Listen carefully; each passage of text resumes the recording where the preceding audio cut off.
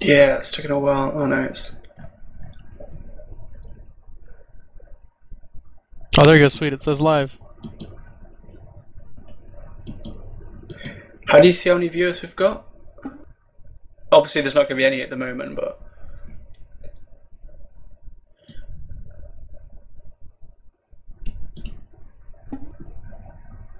Okay, obviously no one there at the moment.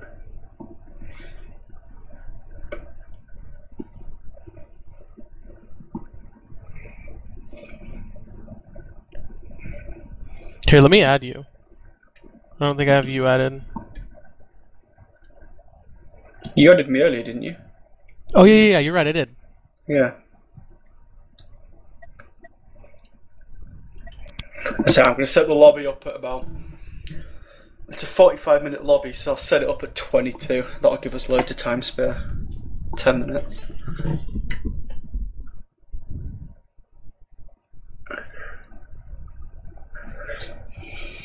Well, the stream is there, but it's like I'm loading the page file, but it's just a black. Oh, there we go. Something went wrong. Error. Yeah. Yeah, it's working fine for me now as well.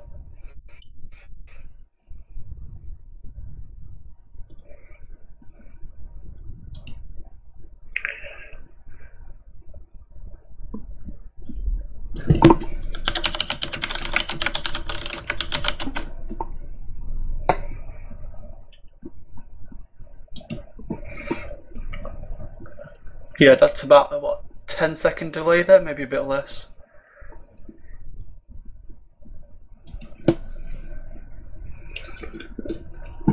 Okay, yeah, that's not too bad. That's about what we had last week.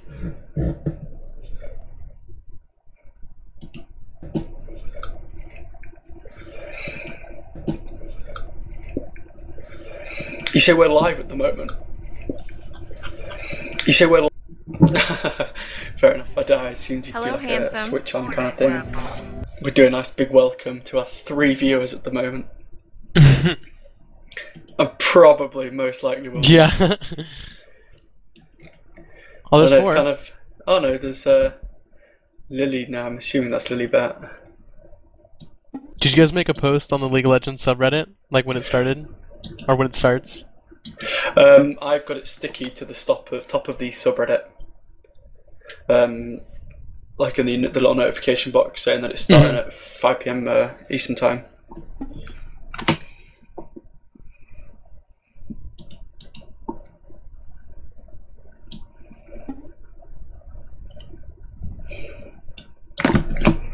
Can you hear us all okay, Lilina?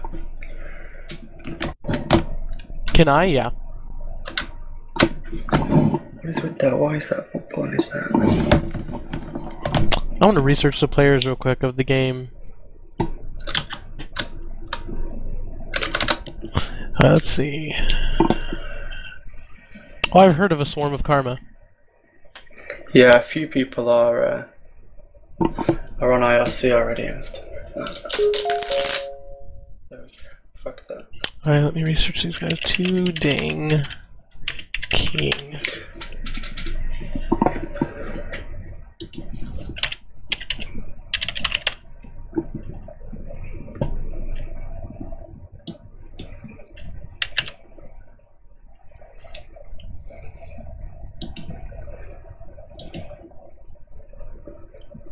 Yeah, that's cool.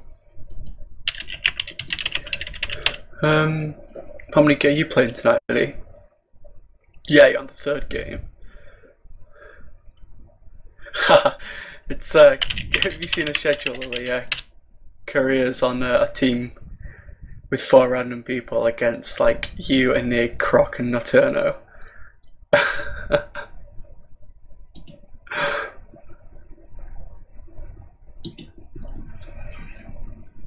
What mumble rooms are we using for the people, by the way?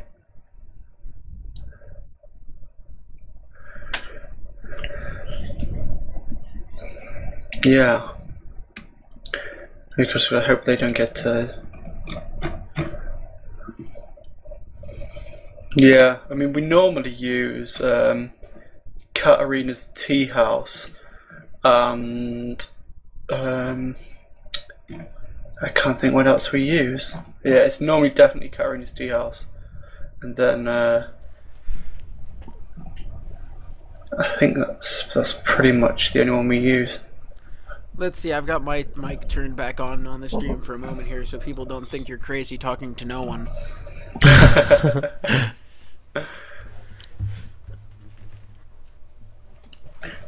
Yeah, we can just choose two normal channels.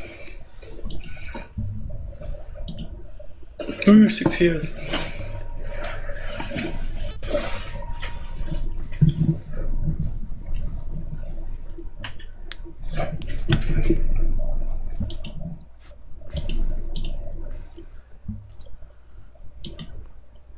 It's a T3 playing the first game. Who is a ateatree? Does anyone know? No. It might just be a random person looking to watch. I don't recognize the name. Yeah. It's not on the playlist, let's see.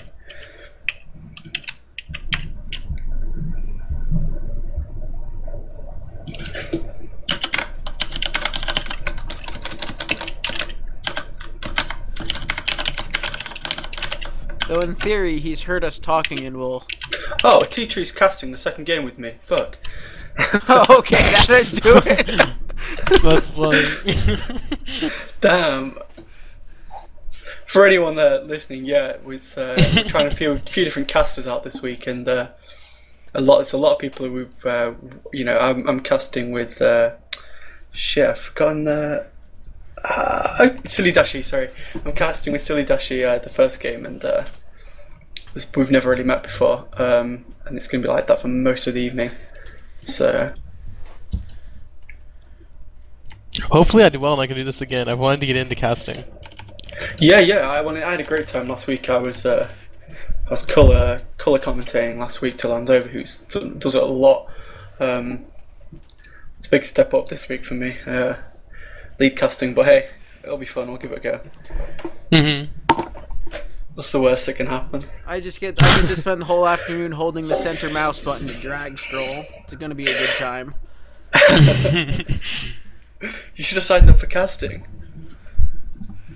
Yeah, I don't know. I'd rather just sit here and play with the camera than have to actually talk about what people are doing and make stupid mistakes. Yeah, let's just hope I don't get champlexia like Landover last week.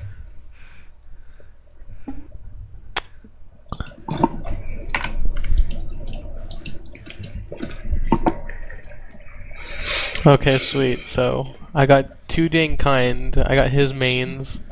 Looks like Lee Sin and Jax. Okay. So next one, Peace Alien.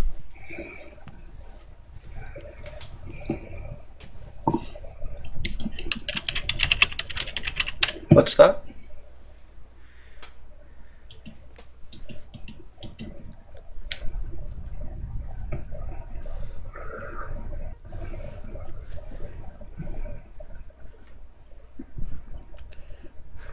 What we have to do is go get people to attack the Twitch chats for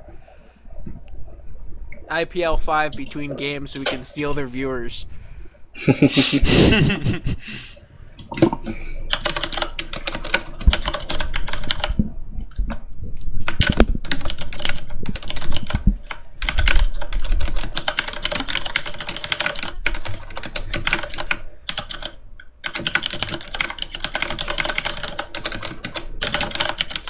I think they'd rather watch us than ads, Lily.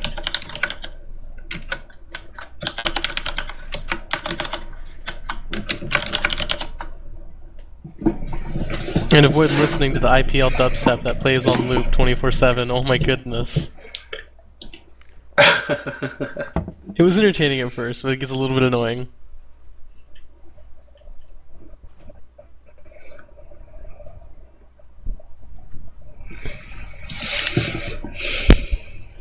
He hasn't done whoever set the spreadsheet up hasn't done like a high priority reserve list.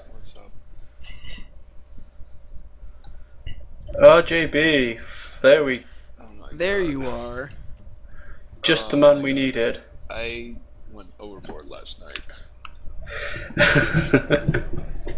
I've been throwing up all day. I feel like shit. Anyway, let's do this. How the hell did you promote this last week? What? How did you promote this last week? Like, get people into the in-game channel and shit. We had the stream running and Lando's just like, hey, yeah, if you're playing, join this channel and we'll invite from there. Cool. Is stream up right now? Yeah, Yeah, stream's stream live. up. Okay, so that went out. Are you broadcasting mobile? Yes. Yes, we're broadcasting your lovely voice right as you speak. In fact, you can even hear me at the moment. Yeah, you guys are going to be muted once we get going, but for now, just so to say, I was talking to myself, it sounded like to everyone else, so they unmuted Mumble. Oh, okay.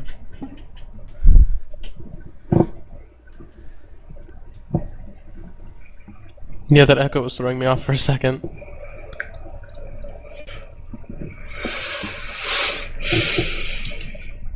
Man, it's on here.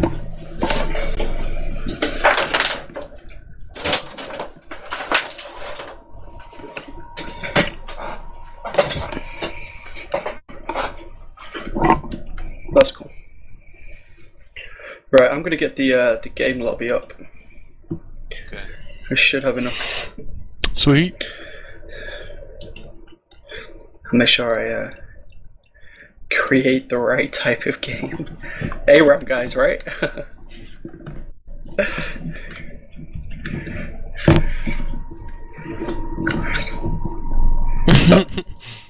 Yeah, we're gonna play a new Twisted Tree. No, we're playing Crystal Scar.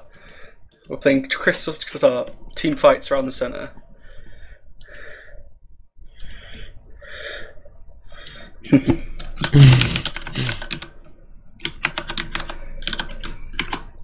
I think of a password. I was about to say. I'm not that stupid. Give me some credit. At least let me cast the first game before you label me.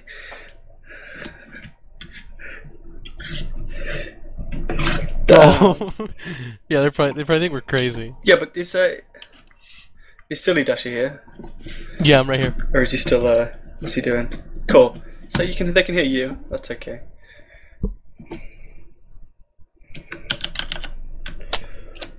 Oh, can you not hear me? I can hear you now. Oh, okay, sweet.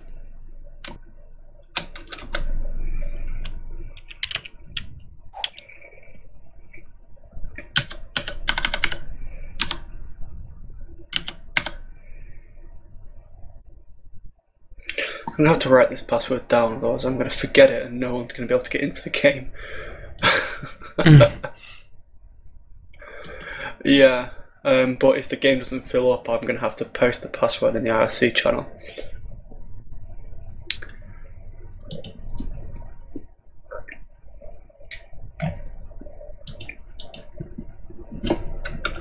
No, don't post the password. No. If we don't get enough people to start the game, I'll do what Landover did last week and do a first come first serve from the IRC channel. I'd actually rather we didn't. That way I can check to make sure. Okay, that's cool. Like ELO wise, they're relatively close because we don't want to dump like a 1600 guy in. Same here. Is that any better? Yeah, way better. Okay. Okay.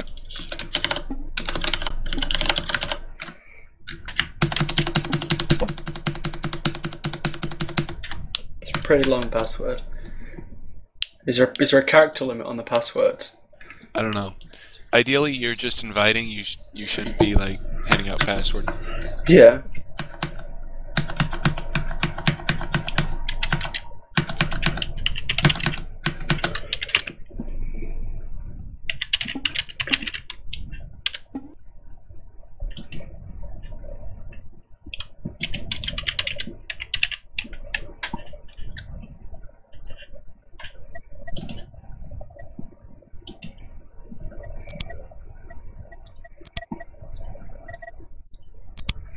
Right, lobby is up.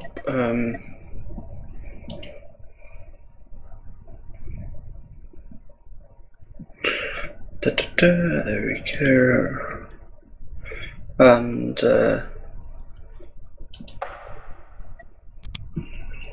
Yep.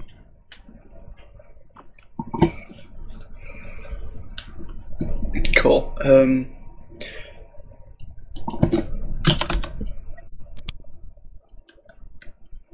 Yes, I have. Yep, it's set to all.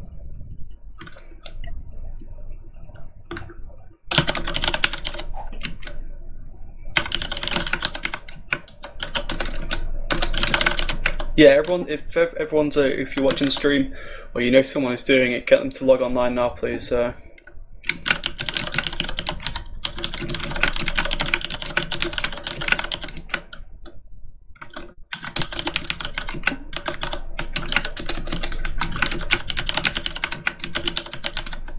I'm gonna go ahead and mute myself.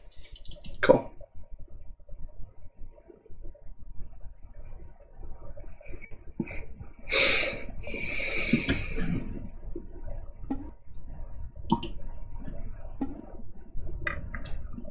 Right, let's get the list up and we'll start inviting people who are on. Peace Alien. Perfect. First person.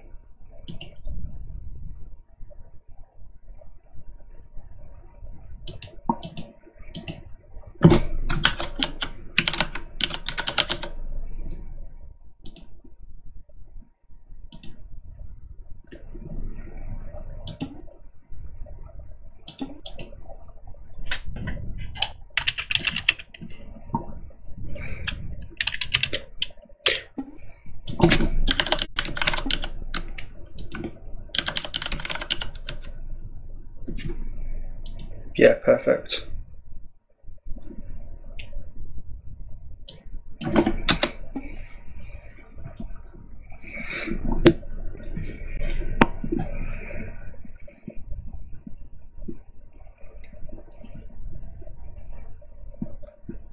This is a higher ELO match. They are roughly in descending ELO order throughout the games. The highest, the average ELO of the players across both teams is 1,720. That will be based off Season 2 ratings, I'm guessing.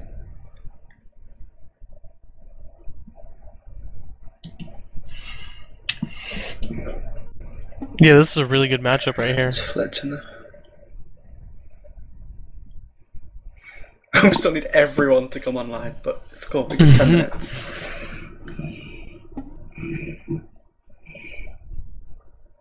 Yeah, there's a few people in the channel, but only one of them is in the first game. The rest are either casters or waiting for later games.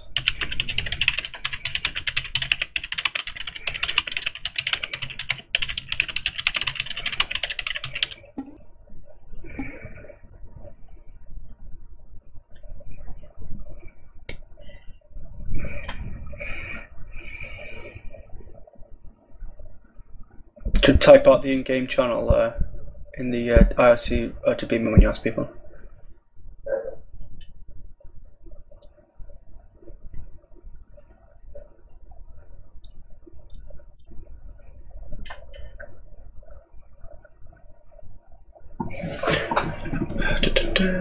Come on.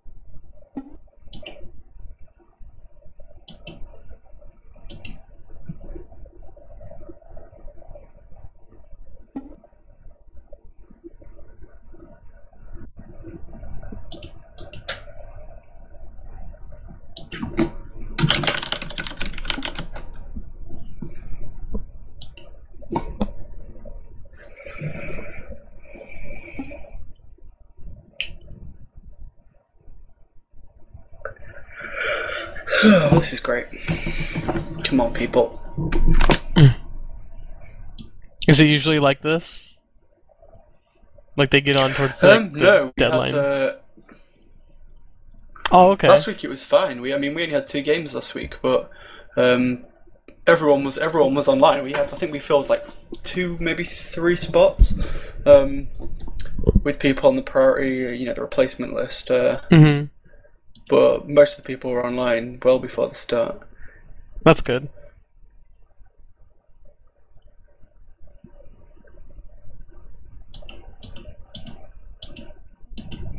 Yeah, I am just going to start sending invites. What the hell is that doing?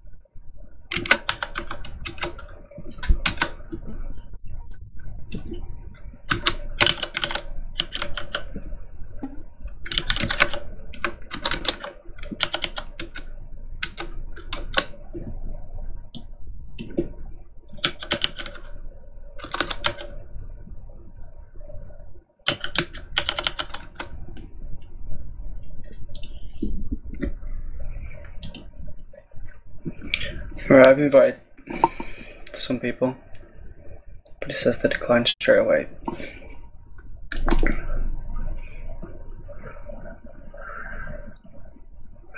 Maybe they're just not online. They were. This is wonderful.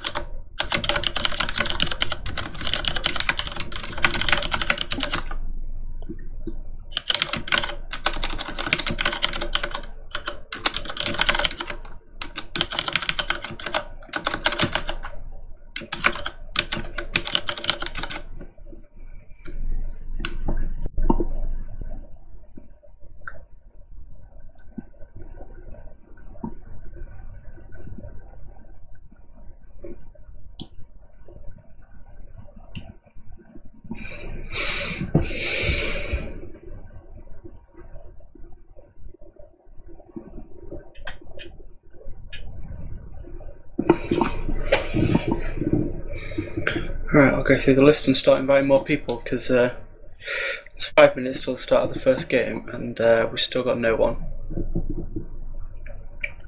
Yeah, one person showed up. DJ Sakura says he's going to be on in 2 minutes, but unless they want to go 1v1, that's not going to work.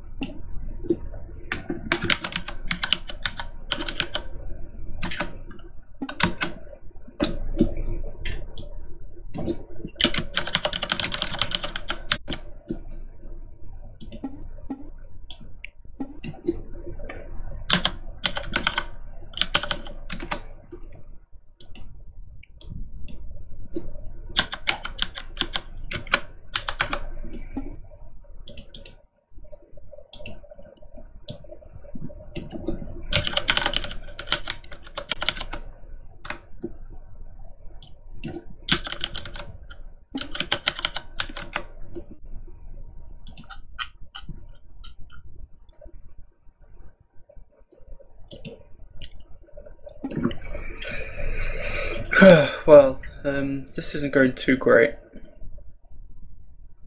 I've just gone through the list and invited some people. We really do need people to start coming online now. If anyone knows anyone and can contact them or tweet them or whatever.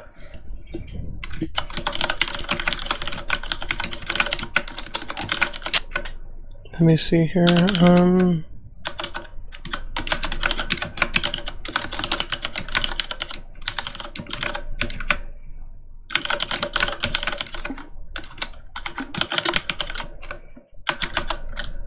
There's no one online for me right now. They're all still at school. It's only 1:58 here. It is a bit of an early start, but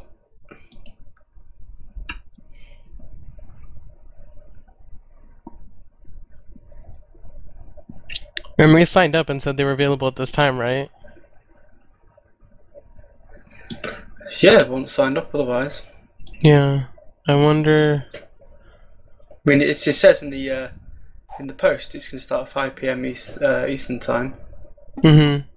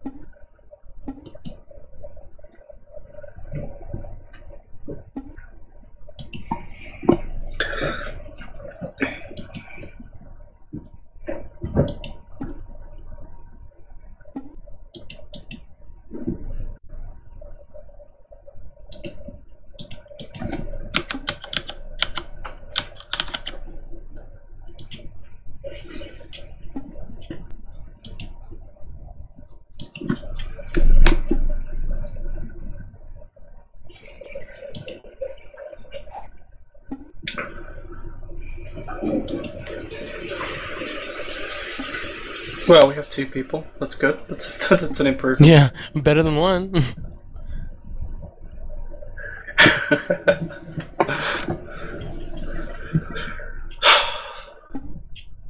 This is fantastic. It says pending for those two, so I mean, they have to be online. Yeah, the rest it wouldn't recognize the names. So I'm guessing they're offline.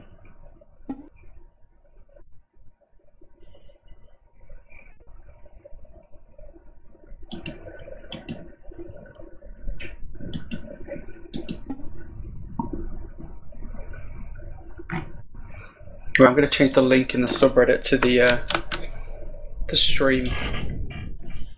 To the link of the stream, so we might get some more viewers, more people.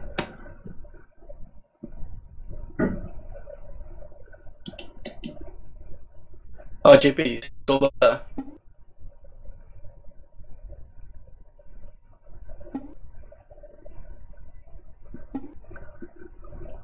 Is RGB still on the channel?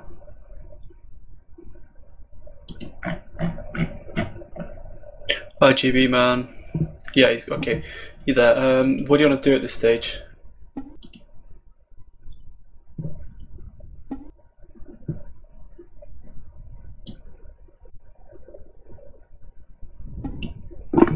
Yeah.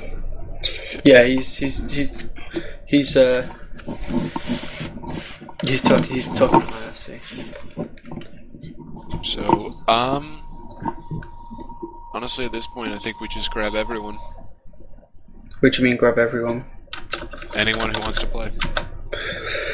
Yeah, I'm just changing the link on the subreddit, and then we can I'll post the password in the channel at this stage. First come, first serve kind of thing.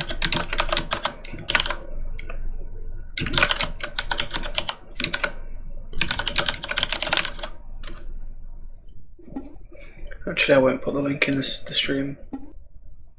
That's so funny. Neither of the captains of the teams are there.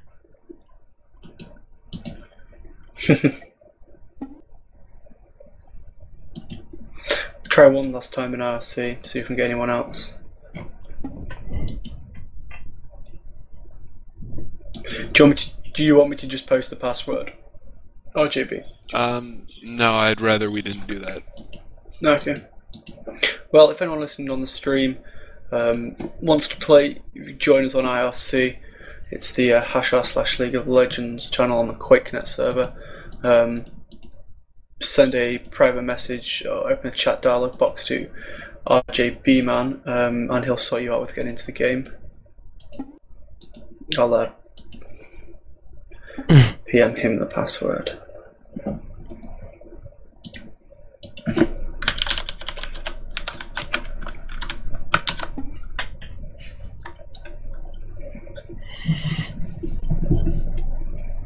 It's a beautiful password.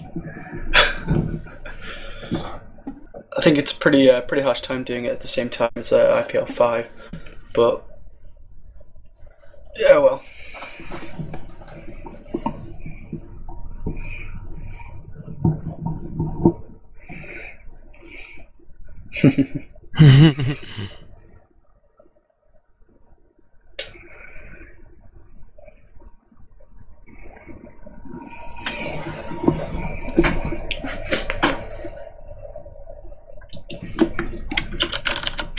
Make sure that the two of them are okay playing against each other, because I don't think we're going to get anyone that high of an ELO.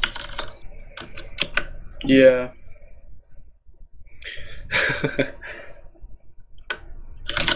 Lovely I password. don't think Lily will mind.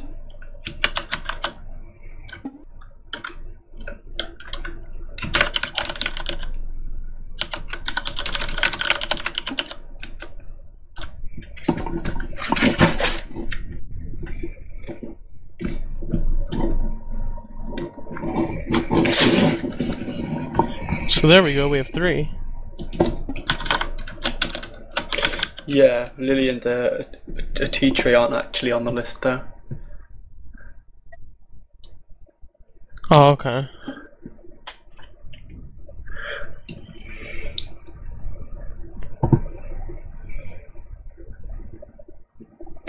Dear CD. Right, well, we kind of pretty much need every role. The official players we've got, DJ Sakura is AD carry and Peace Alien is a mid. So we obviously need a full team, and then on one team we need a support, a jungle and a top on team 1. Ateatree, if ateatree can do that. Yeah, ateatree, so on team 1 we need a jungler and a top laner, RJB man.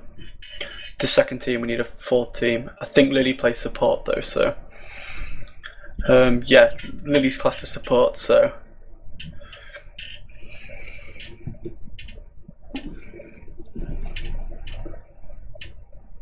Peace Alien, change teams. Oh, you can't hear me, can you?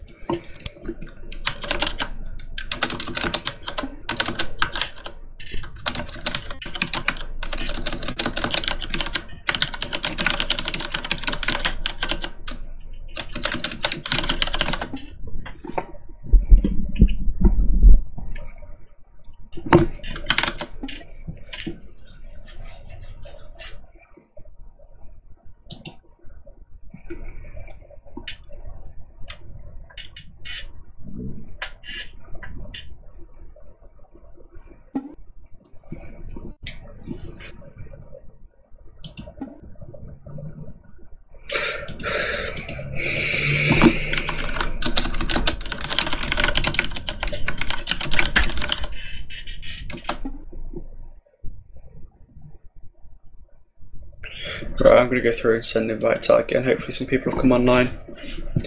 RGB, are you having any luck getting people? Yeah. That's okay. What's that all about? Dr. Chunks.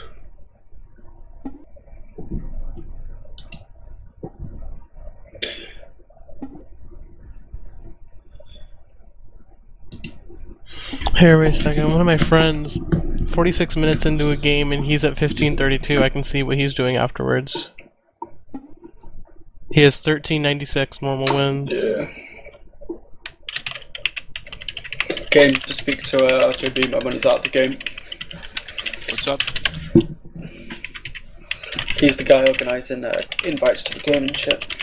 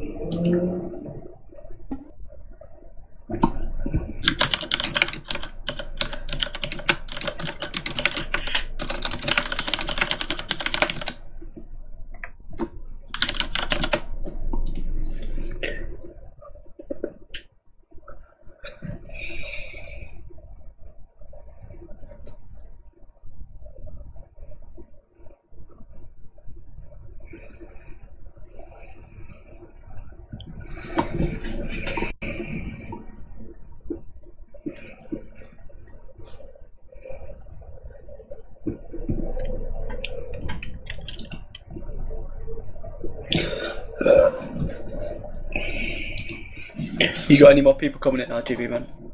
Yeah, Prime Pepsi. Cool. What's he play? Not sure. Should probably find out. Yeah. Top. Cool. You can go top team 1 then. We'll get team 1 sorted first, might as well. So then we just need a support for team 1. I'm going to try and keep spamming this CFX. He's on ILC.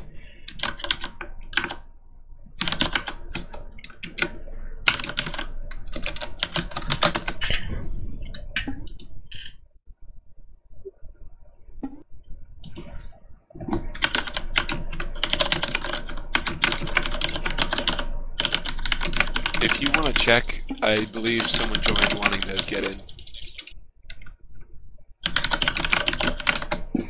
So for anyone watching the stream, sorry for the delay in getting started here. Only 2 people who are meant to be playing have actually turned up, so we're desperately trying to find some remotely balanced teams.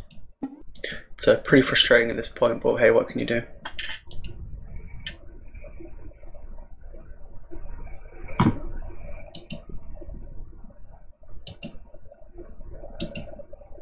We're doing it right.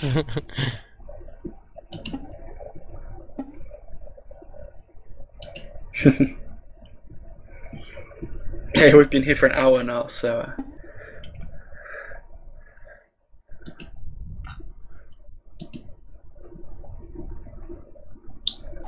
Yep, I've invited him. What does he play? You say he's the top.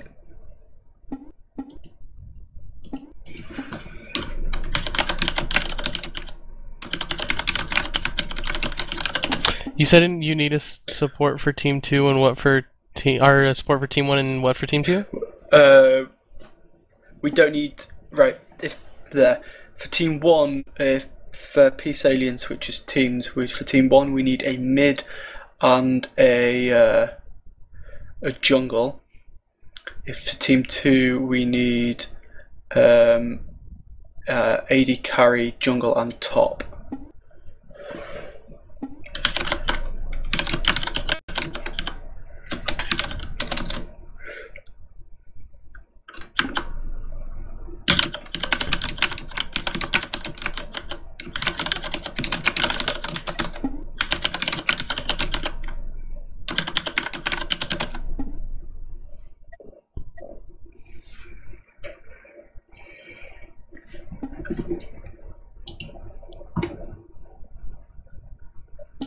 Oh, this Peace Alien's not even paying attention, so wonderful. There we go. Okay.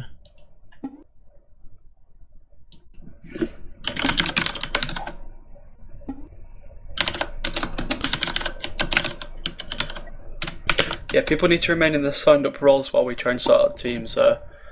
It's going to make things a lot more complicated if people start switching around.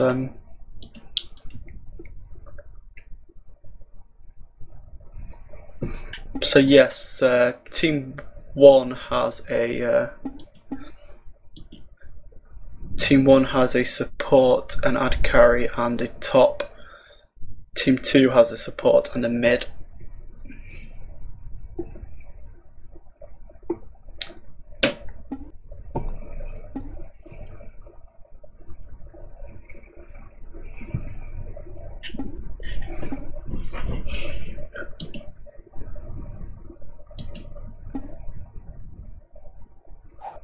You feel it, Ezreal. Are you still checking people's ELO and everything, RJB man? Or do you want me to start inviting random people?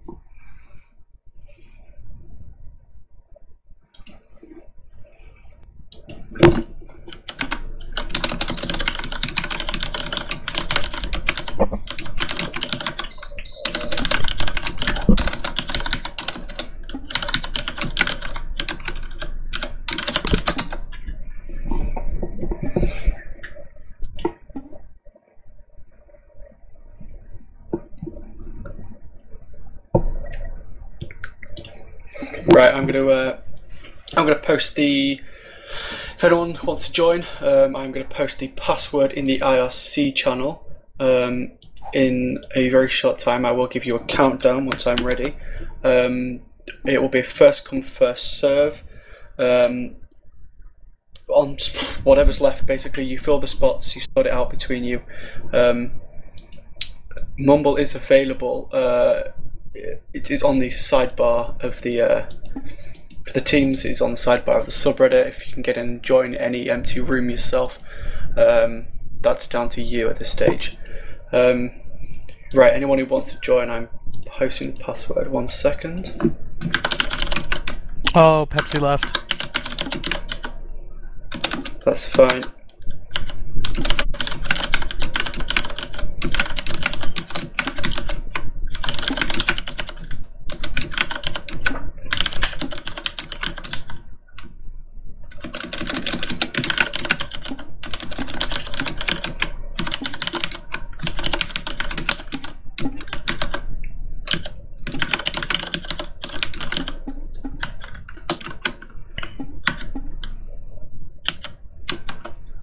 Right, I am posting the password to the game in IRC in 3, 2, 1.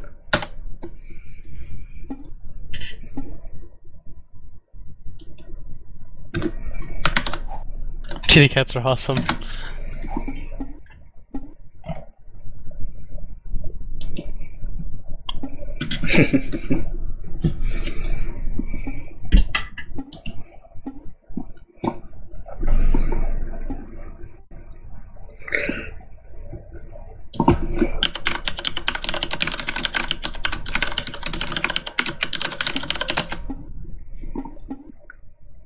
Mid-right feed.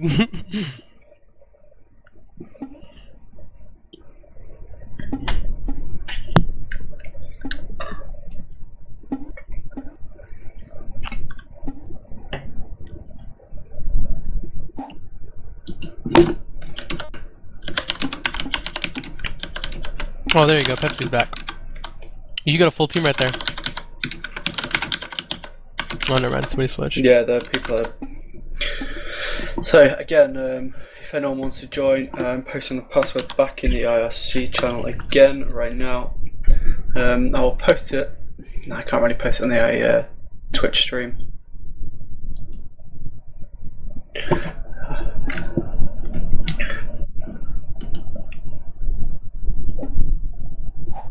We do have 2 spots left.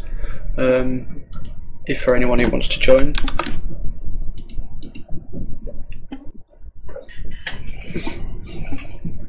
Come on, people, 2 spots left. Rambo 1901 ELO. We have 1 spot left.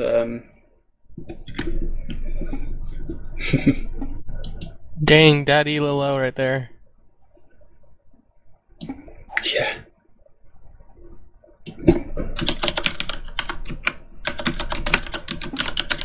There we go. Oh, never mind.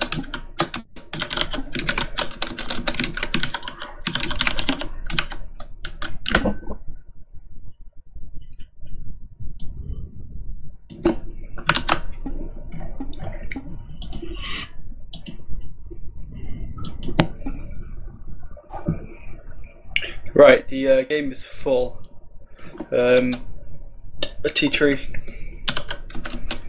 Let's get going. Let's start this. Let's get going. Let's start this thing because this has been delayed way too long. Nope, stop. Someone dodged. Someone left. Brilliant.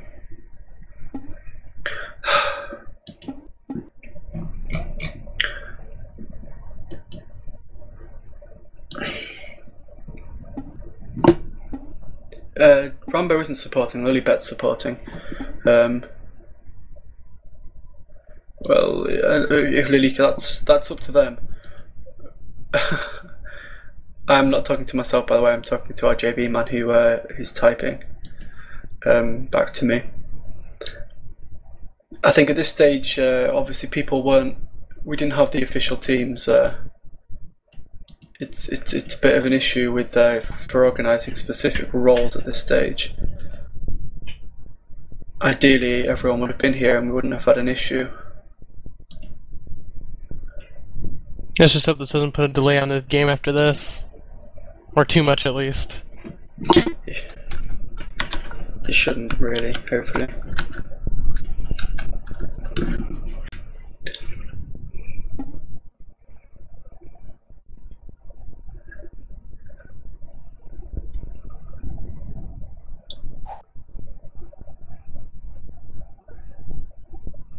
Right, we have a 6th person. We'll count to 20 and then we'll go.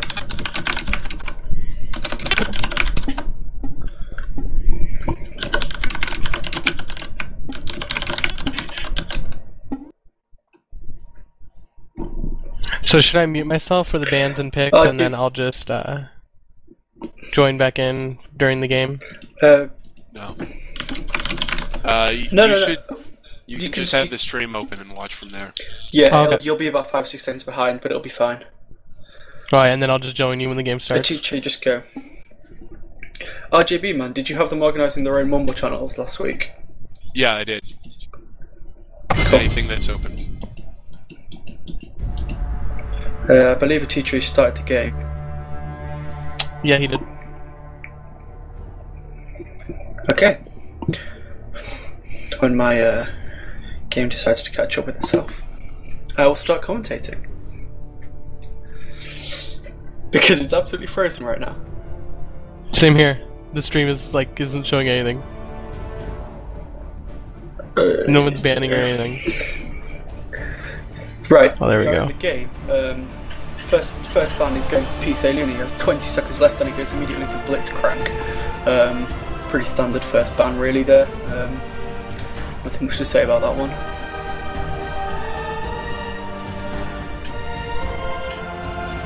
Alistar banned by DJ Sakura. Again, another pretty common ban. Can dominate as a support and as a jungler. Yeah, these are all bans that would just ruin team comps. Separating key players from where they're supposed to be.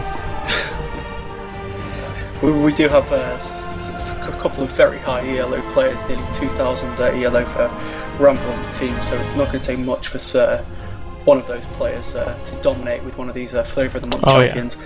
Again, another one of these champions banned straight away with Malphite. Absolutely dominate top lane and jungle. Again, gets a little fed, there's nothing you can stop him. Katarina's interesting. Katarina ban. That is an interesting ban. You don't see her banned too often these days, especially within lower and normal games. Maybe it's a target ban, I'm not quite sure on this one, but she definitely will dominate lane if she can.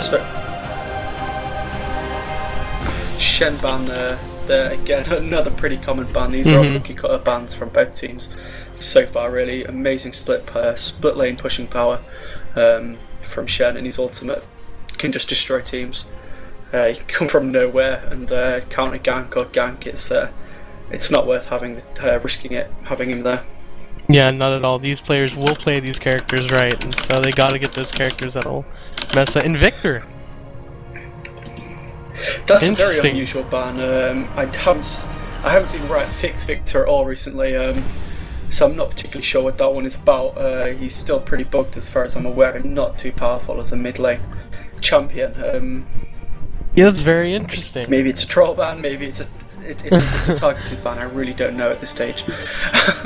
And Peace Alien was talking about being their mid, so you know he may have a champion that Viktor does counter. Same thing with Katarina. These aren't common bans, but he may be picking somebody that these champions do counter. So we have to see what he picks and see if there's reasoning behind these bans. Yep. So first pick is going out to DJ Sakura, who he was lined up to play AD carry. And he picks Graves. Again, a pretty standard first pick for Graves there. A high mobility, high burst champion. Played well, he can destroy a team.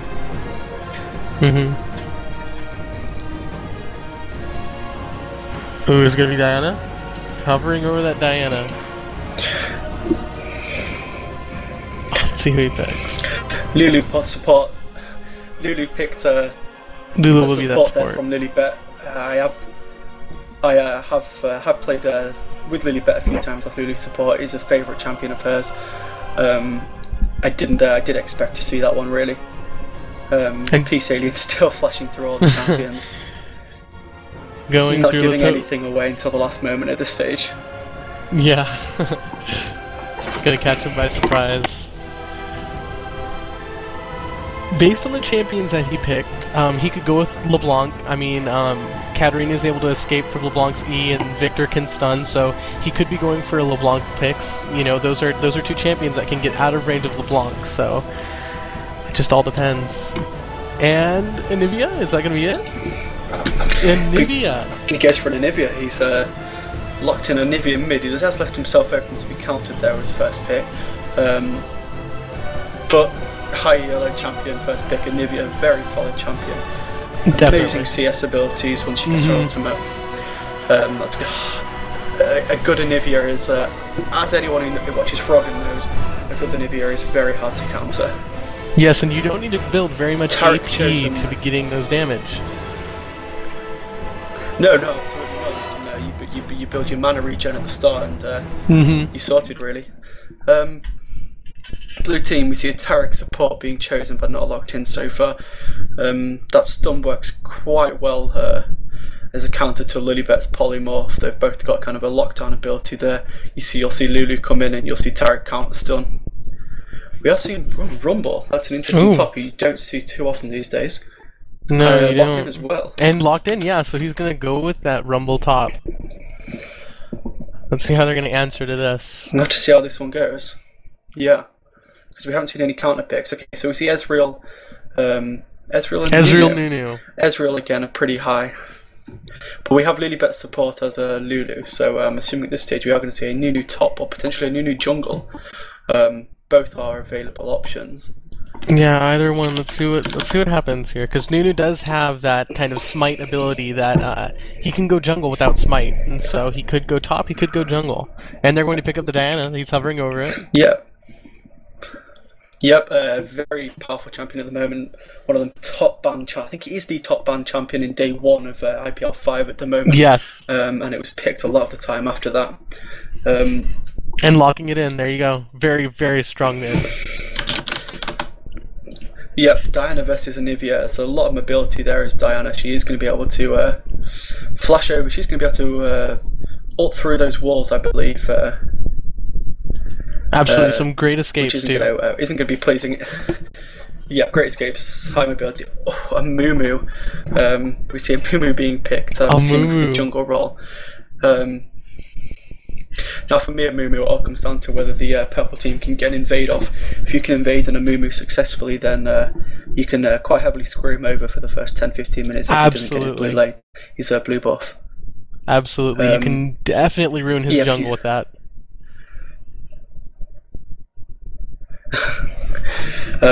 But at this stage, I would say that the blue team have, with Taric, Stun, and Diana and Graves, has the stronger level 1 team.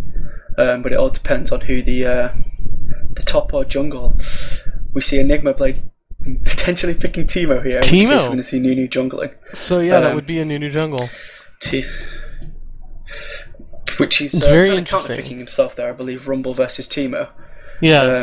He has taken, or he's looking at taking teleport. So we are going to assume that he's going Bruiser Teemo. That's interesting. He's can be very strong in lane. If you build him correctly. I prefer to build him on hit and attack speed, but not much presence in team fights if he doesn't get fed. Yeah, absolutely. And he could go with a level 1 teleport and then stealth in and then maybe take Rumble by surprise. Oh, he's going to go with the Nautilus. So that could be a Nautilus jungle. He has changed to Nautilus jungle. Jungle, okay, there we go. Nunu will be solo top. That's a very interesting team. Very interesting. And Anivia having smite on. Are they going to be running double smite? We are going to see some swaps at this stage. I'm guessing we're going to see some trades maybe. I'd hope so. I'd hope so. Yeah, there we go. We see Nunu jungle. We're seeing Anivia mid. I'm assuming at this stage, which means we're going to see Nautilus versus Rumble top. Oh no, they're swapping back and forth. They're trying to keep us on the edge of our seat. They're definitely not doing anything. They're just gonna keep switching back. We're seeing It's going to be the Nunu top and Nautilus jungle, or Nautilus top and Nunu jungle. At this stage, I would put Nautilus jungle, Nunu top. Absolutely. And it looks like they're going to stick with that? I think. Yes, they will. Yep, they have stuck with that. We're seeing Nautilus jungle. We've got a 3-minute wait now. So level 1. Do we think either team is going to invade? I mean, they've both got pretty decently matched teams at this stage. Taric's done versus Lulu's polymorph. They've got Nunu slow. They've got a lot of CC early stages on both teams. Keep in mind too, especially the purple team. Go on. Keep in mind too, Anivia's passive along with her stun. If they do invade early level, Anivia can get in there, land that stun, risk the death, and then her passive will bring her to that egg. Which means that if she does land that stun, it's going to be a great initiate, and if they do focus her, she's going to get that passive off, and they could potentially get quite a few kills early game with that Anivia invade. Yeah, absolutely. Yeah, absolutely. They do have a lot of crowd control with Nautilus and Nunu and Lulu. Sorry, and especially you're playing against an Amumu. You've got to take the risk there. I think quite often it's so easy to just, if he can't get into your jungle quickly and take your blue as the counter invade, he's going to be behind. He's so blue dependent early game. It can be very hard and very disheartening for a team. Absolutely. So that'll be very interesting. At this stage, we do have 70-80 seconds until we get into the game. About 90 seconds on the stream. I'm going to take a very short break to grab myself a drink of water. And we'll be back before the game starts. I'll go ahead and do the same.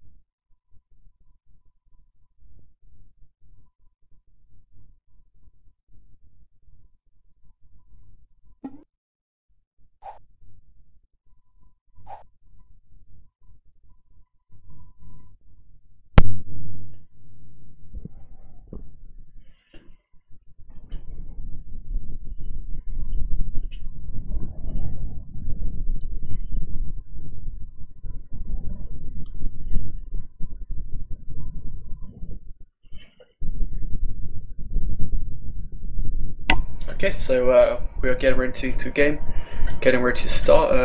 Let's see how this goes.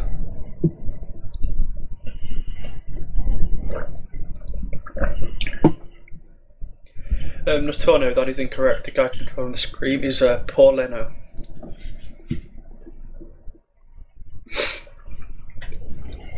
This will be very interesting. I'm liking the Anivia skin.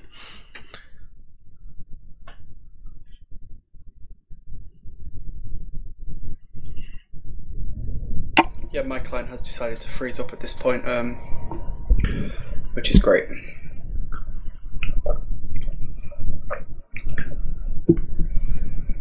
Yeah, I'm not seeing anything load either. So we are seeing Bloodstone Taric on that team versus Dragon Trainer Lulu, Team Spirit, Anivia, Frosted Ezreal. I think that's got to go to the purple team there. One of my favorite Anivia skins. I liked it when it came out. I really wanted it.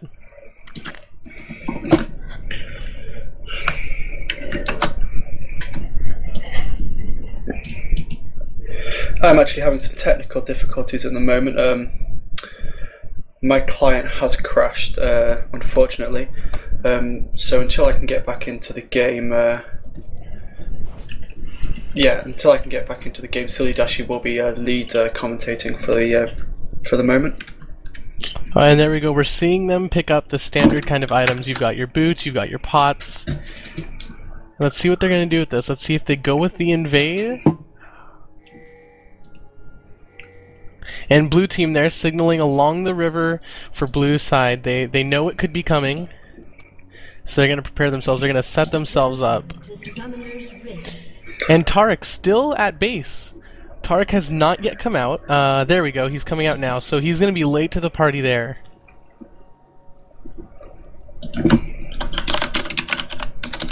And it looks like Nunu is the only one who's going up to that blue. He is the sole member. Okay, he's warding it. There goes down the ward. They are all waiting in river. Nunu is going up top. He is near that top turret. 30 seconds until And it does not look like they're going for the invade.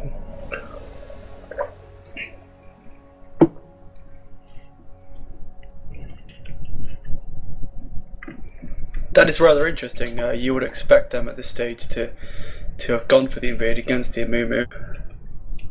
Definitely, but it looks like Nunu is the only one up there. He's acting as a ward himself. Nunu may go in for the feast steal. That could be a possibility, but he's up there by himself, so I'm not thinking that's how it's gonna work. Yeah, I don't think he's gonna go for the steal. He's the only one up there. They're all at their blue. So yeah, no invade. Very interesting. They're gonna give Amumu that blue.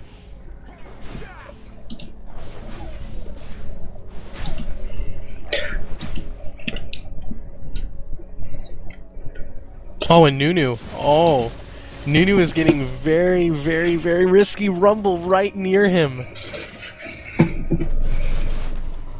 Oh, and Rumble catches sight of Nunu. Nunu is going to be stuck with the Amumu and Rumble on his tail.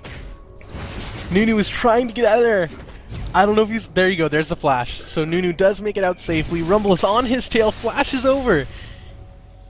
It looks like Rumble may pick up first blood off of Nunu, and... Oh, Nunu consumes. He's going to heal back up. He's going to avoid dying. But Rumble's just going to keep hitting those skill shots. Nunu falling very low. Rumble does not go for the kill. Anivia picking up first blood on Amumu. I didn't even see that. It looks like Anivia is going to get to steal that blue, but Diana's coming to protect that.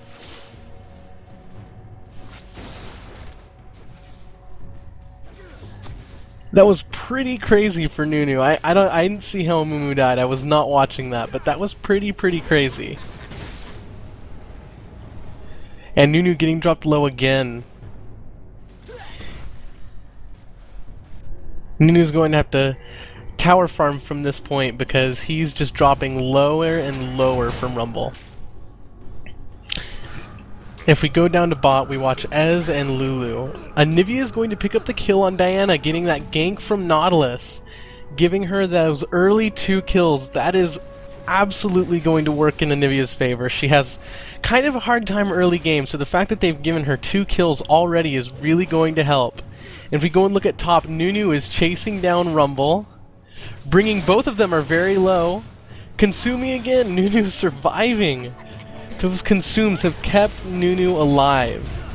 And we are going to see Lulu die at bot as going after Graves, and Ezreal gets the kill, but then gets killed by Graves. So that's going to be a 1-for-1 with Nunu, or with Ezreal and Graves. And Taric's going to pick up that kill on Lulu. So this early game has been very exciting. Anivia going after Diana, being very aggressive, missing her skill shot but hitting her E. Anivia being dropped super low. She's going to get that passive off. Yes, she will get the passive off right near her turret. So there she goes, getting the refresh in health and just a little bit of mana.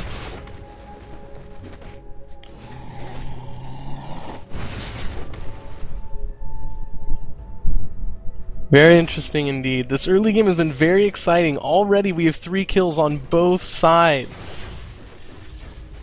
A very intense early game.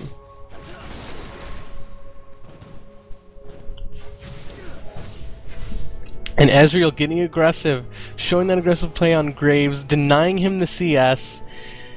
making sure he knows, you know, hey, I'm here, I'm aggressive, and he's making sure that Graves is not going to get that free CS. Anivia being super... Purple team is being very aggressive. We saw Nunu up top consuming and then going after Rumble. You see bot Ezreal and Lulu being very aggressive, and you see Anivia being very aggressive, getting 2 early kills. Anivia dropping Diana super low, the shield saves her. Will that last auto attack get it? Yes! Anivia having 3 kills. Completely dominating early game. And is she going to get a Amumu?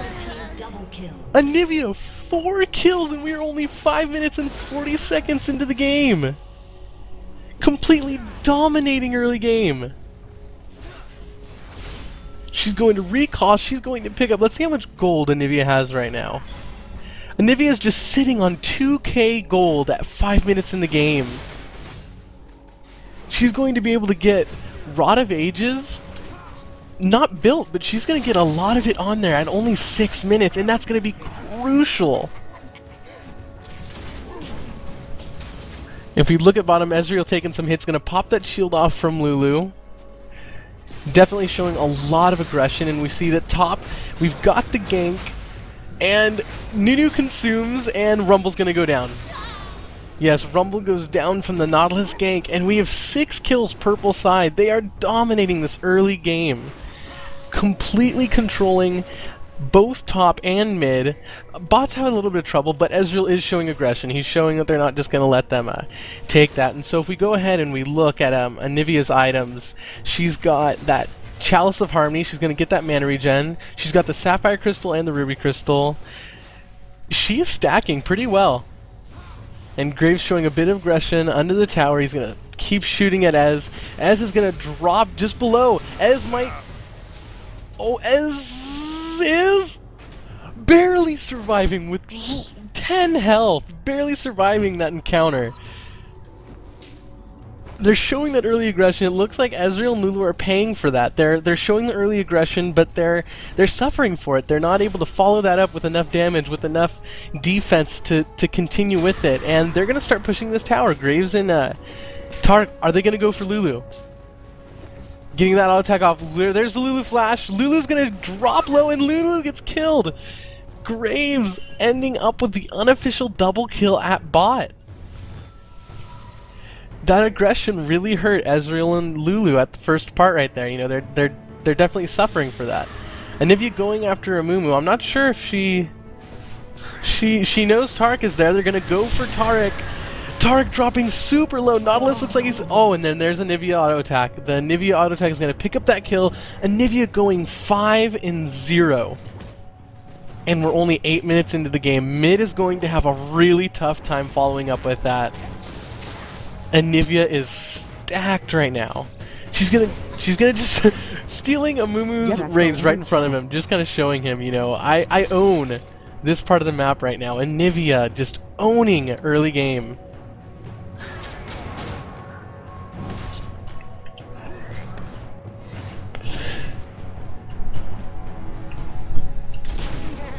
And so there we go up top, Rumble and Nunu. They've been punching it out.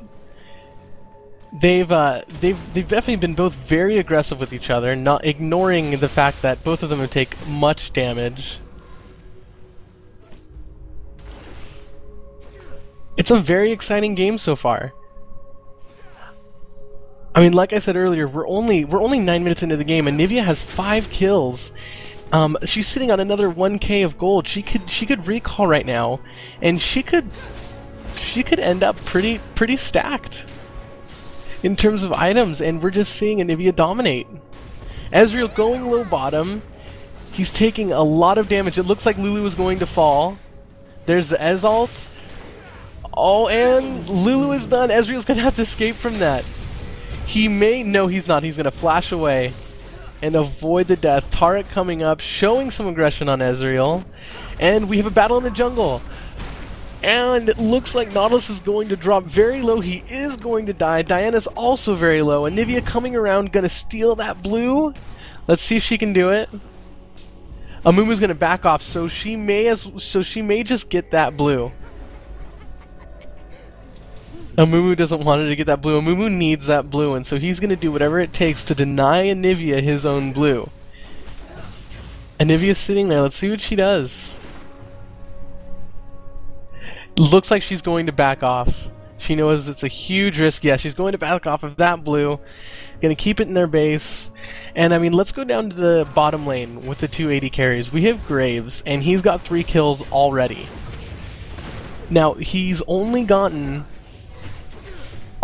he's gotten all of those kills on Lulu. He hasn't gotten any of those kills on Ezreal. Taric picked up that kill on Ezreal. So that means that Graves is ahead, but he's not so far ahead of Ezreal. You know, Ezreal does have a chance to catch up. Ezreal does have 1 kill, and he's keeping up in CS. I mean, he is 10 off, but at this point that isn't going to make so much of a difference. A game, and there you go, Ezreal getting aggressive again. Ezreal showing a lot of aggression, and that did mess them up a little bit early game, but he's going to stick with that, just pure aggression, pushing them back as far as he can. And so we're seeing mid lane, Anivia's going to recall with 1,400 gold. She's stacked. She's going to be able to buy quite a bit of items. Let's see if she's able to pick up that rod. I'm not sure she's going to get it. I don't think she has enough gold at all.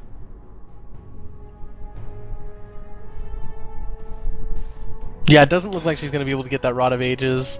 She may build that Catalyst the Protector and the Blasting Wand of that Rod. Kind of chilling out there. So if we take it to mid real quick, we see Diana and Nautilus right there. Nautilus trying to keep Diana from pushing. And so right now, they're kind of all taking a chill pill. They had a very aggressive early game.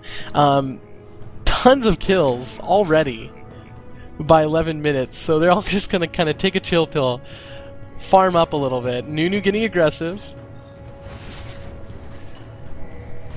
And so what we're seeing is purple getting very, very aggressive against blue team.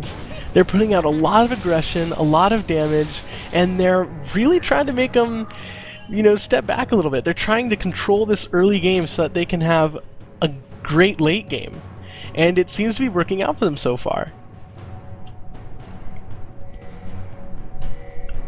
And so there's the Amumu and Graves. It looks like they're going to get to pick up that kill on Amumu. There's the kill on Amumu. There's the Ezreal ult. They're all going for him. It's a 4v3 with a very fed Anivia. They're going to come out of this pretty well. Oh, and Anivia getting focused on by Graves and Taric. Ezreal dropping super low, but that Lulu ult is going to save him. And there goes Diana. Taric goes down as well. And it looks like that's Graves as well. So they're going to take out... Oh, and there's the Lulu death. Okay. So it was a 4-for-1 exchange. Purple team only losing Lulu, while blue lost their support, their AD carry, their jungle, and their AP. Diana is not having a fun laning phase right now. She's 1-3, and her opponent is 6-0. This is not going to be fun for Diana. They're going to take that dragon because they can. They have control of it. Nautilus taking that up, dropping very low. You better be careful now. Oh, and that dragon's going to take him down. Let's see if the burn gets him. No, it does not. So they do get that dragon. Nautilus dropping very, very low. Nunu pushing against that tower, and we're seeing this early game aggression from purple team, and it could win them the game. They've been very, very aggressive. That Anivia got the 4 kills before 5 minutes, or about at 5 minutes, and you've got Nautilus with 3 kills, Ezreal with 2 kills, and the only thing blue has to answer with that is a 4-2 Graves. The rest of them are not doing very well, and this is showing, like we saw in that 4v4 team, our 4v4 fight down there, is they went against that, and they lost 4 people, and purple only lost 1. So this early game aggression is definitely working out for them. Top turret going in favor of purple, but it looks like blue, no, they're not going to get that turret. They're going to back off. And Ezreal showing that aggression again. And the Graves ult going out on Lulu. Looks like they're going to focus Lulu. Lulu is going to drop. The Ez ult is out, but he is not going to follow it up with anything. He knows that it's a lost cause. That'll be the 5th death for Lulu. And Graves has gotten most of those kills. Graves is now 5-2. Graves could be the answer to the purple side's Anivia. This could be the answer to Anivia getting Graves fed. This could potentially, you know, help the rest of the blue team get fed, and they could answer well to Anivia. I just don't know. Anivia's gotten so fed. They showed so much early aggression.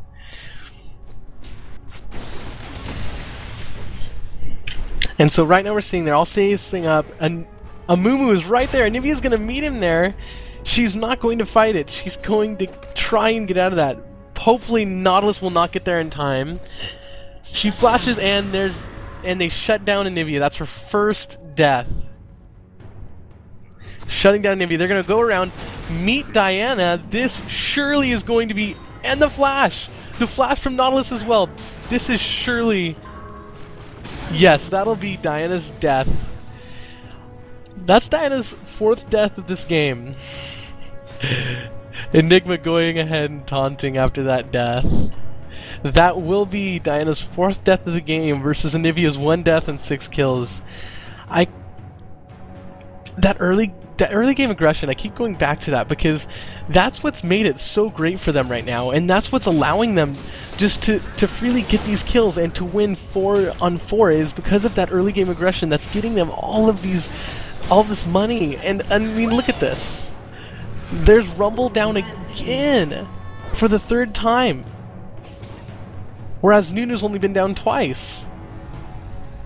So they're showing that early game aggression, and it's really working out for them. Nautilus is signaling to the enemy's blue. Let's see if he can take it. Amumu is right at the wolves. He has no idea. He has absolutely no idea that Nautilus is going for that blue. He has no vision on that. Anivia will take it, and there's the vision. Nautilus may go down. And there's Nunu, there's Anivia, and there's the Nunu ult. Amumu getting super low, a perfect wall, and then Amumu escapes, bandage tossing an enemy minion. A great escape through the Anivia wall. That was a really, really smart move on Amumu's part, but he's going to get taken down. Nunu's going to show that aggression onto Amumu. Anivia needs to get out of there. And Nunu has nobody to... There you go, there you go. There's the minions. He's going to get to consume on them, and they're going to take down Rumble. Rumble is just reviving and then getting killed, reviving and then getting killed. And there's Diana. Anivia is owning the other side. Anivia can do whatever she wants. She can go ahead and roam. She can go ahead and steal their buffs. She's 8-1. This game is going so well in their favor, and this is still technically early game. We're getting into the mid game, but they're going to take that turret. 2 turrets down on top, and that early game aggression has been going very, very well for them. Can you see blue team coming back at this stage? I'm not sure, you know, I mean, the early game aggression from Anivia and bot lane, it's really put a lot of pressure on them, and Diana does a lot of damage. They need Diana to help them come back, and Diana just isn't at a place where she can do that yet, so I see them having to drag this out a while to make a comeback. They're going to have to drag this out and wait as long as they can. Absolutely, I mean, we are seeing Graves 6-2-1 here. He's doing pretty well. He is slightly behind on CS against Ezreal, but it's negligible at this stage. We are seeing Nautilus potentially ganking red here, going 2v1, trying for the steal. And he does. And there's the Ezreal does he get the steal? No, it doesn't look like he's going to get the steal. Amumu gets the red buff, and it does look like Nautilus is going to die at this stage. No, yes, Nautilus is going to Nautilus die. at that stage. Very risky move on Nautilus. Yep, absolutely. We are seeing 2 medium health Amumu and Taric there with the full health blue buff to Anivia coming in behind the Graves. And with is her that going to be ult, Graves? just managed to dash out. Graves barely escaping that. No, Graves manages to escape. That was very close. Graves being dropped super low. They're not going to have Graves there. We are seeing Nunu chase down Rumble top lane at River here. Rumble is very low, and Nunu has managed to get the slow off. And he's going to Nunu get gets the the kill. Rumble's having a hard time against Nunu. He's reviving, he's getting out there, he'll CS a little bit, and then Nunu kills him. Rumble's gonna have a very hard time late game as well. So is Diana, so is Amumu. I don't know how this is gonna work out for Blue. I don't know how they're gonna come back from this. I think the only option at this stage is for them to make it a 40-50 minute game and to farm Yes. like hell. To farm to the point where Anivia's early game lead is negligible, but at this stage it's whether they can do it or not. We are seeing Nautilus and Nunu attempting a very early Baron fight here. Nunu with his consume does have a lot of sustain, and it does look like they are going to get it at this stage unless something drastic happens. Meanwhile, we are seeing both teams. Anivia about to go down at bottom lane. Ooh, Anivia going down very much. Does she have her passive? Let me check real quick. She does have her passive, and she will not get taken down. Taric's going to back off. And so let's check on that Baron. They're bringing Baron down pretty low. They could get this Baron. They do have the smite and then the consume, and they're going to get that Baron. Just Nautilus and Nunu. This is going to be huge because not only is Anivia fed, but now she's Baron. So this is we did see Anivia go down there with oh, that was we saw Lulu steal the kill there. At this stage, nothing majorly about that. It's more gold for her, but yeah. Anivia has lost her passive, but they do have Baron buff. This is I don't want to jump to conclusions. I have seen teams come back from this, but after 20 minutes they are 7 kills and 3 turrets down at this stage, and only 10,000 gold behind. Yeah, there's 4 there. It's going to be quite a fight, quite a struggle for them to come back.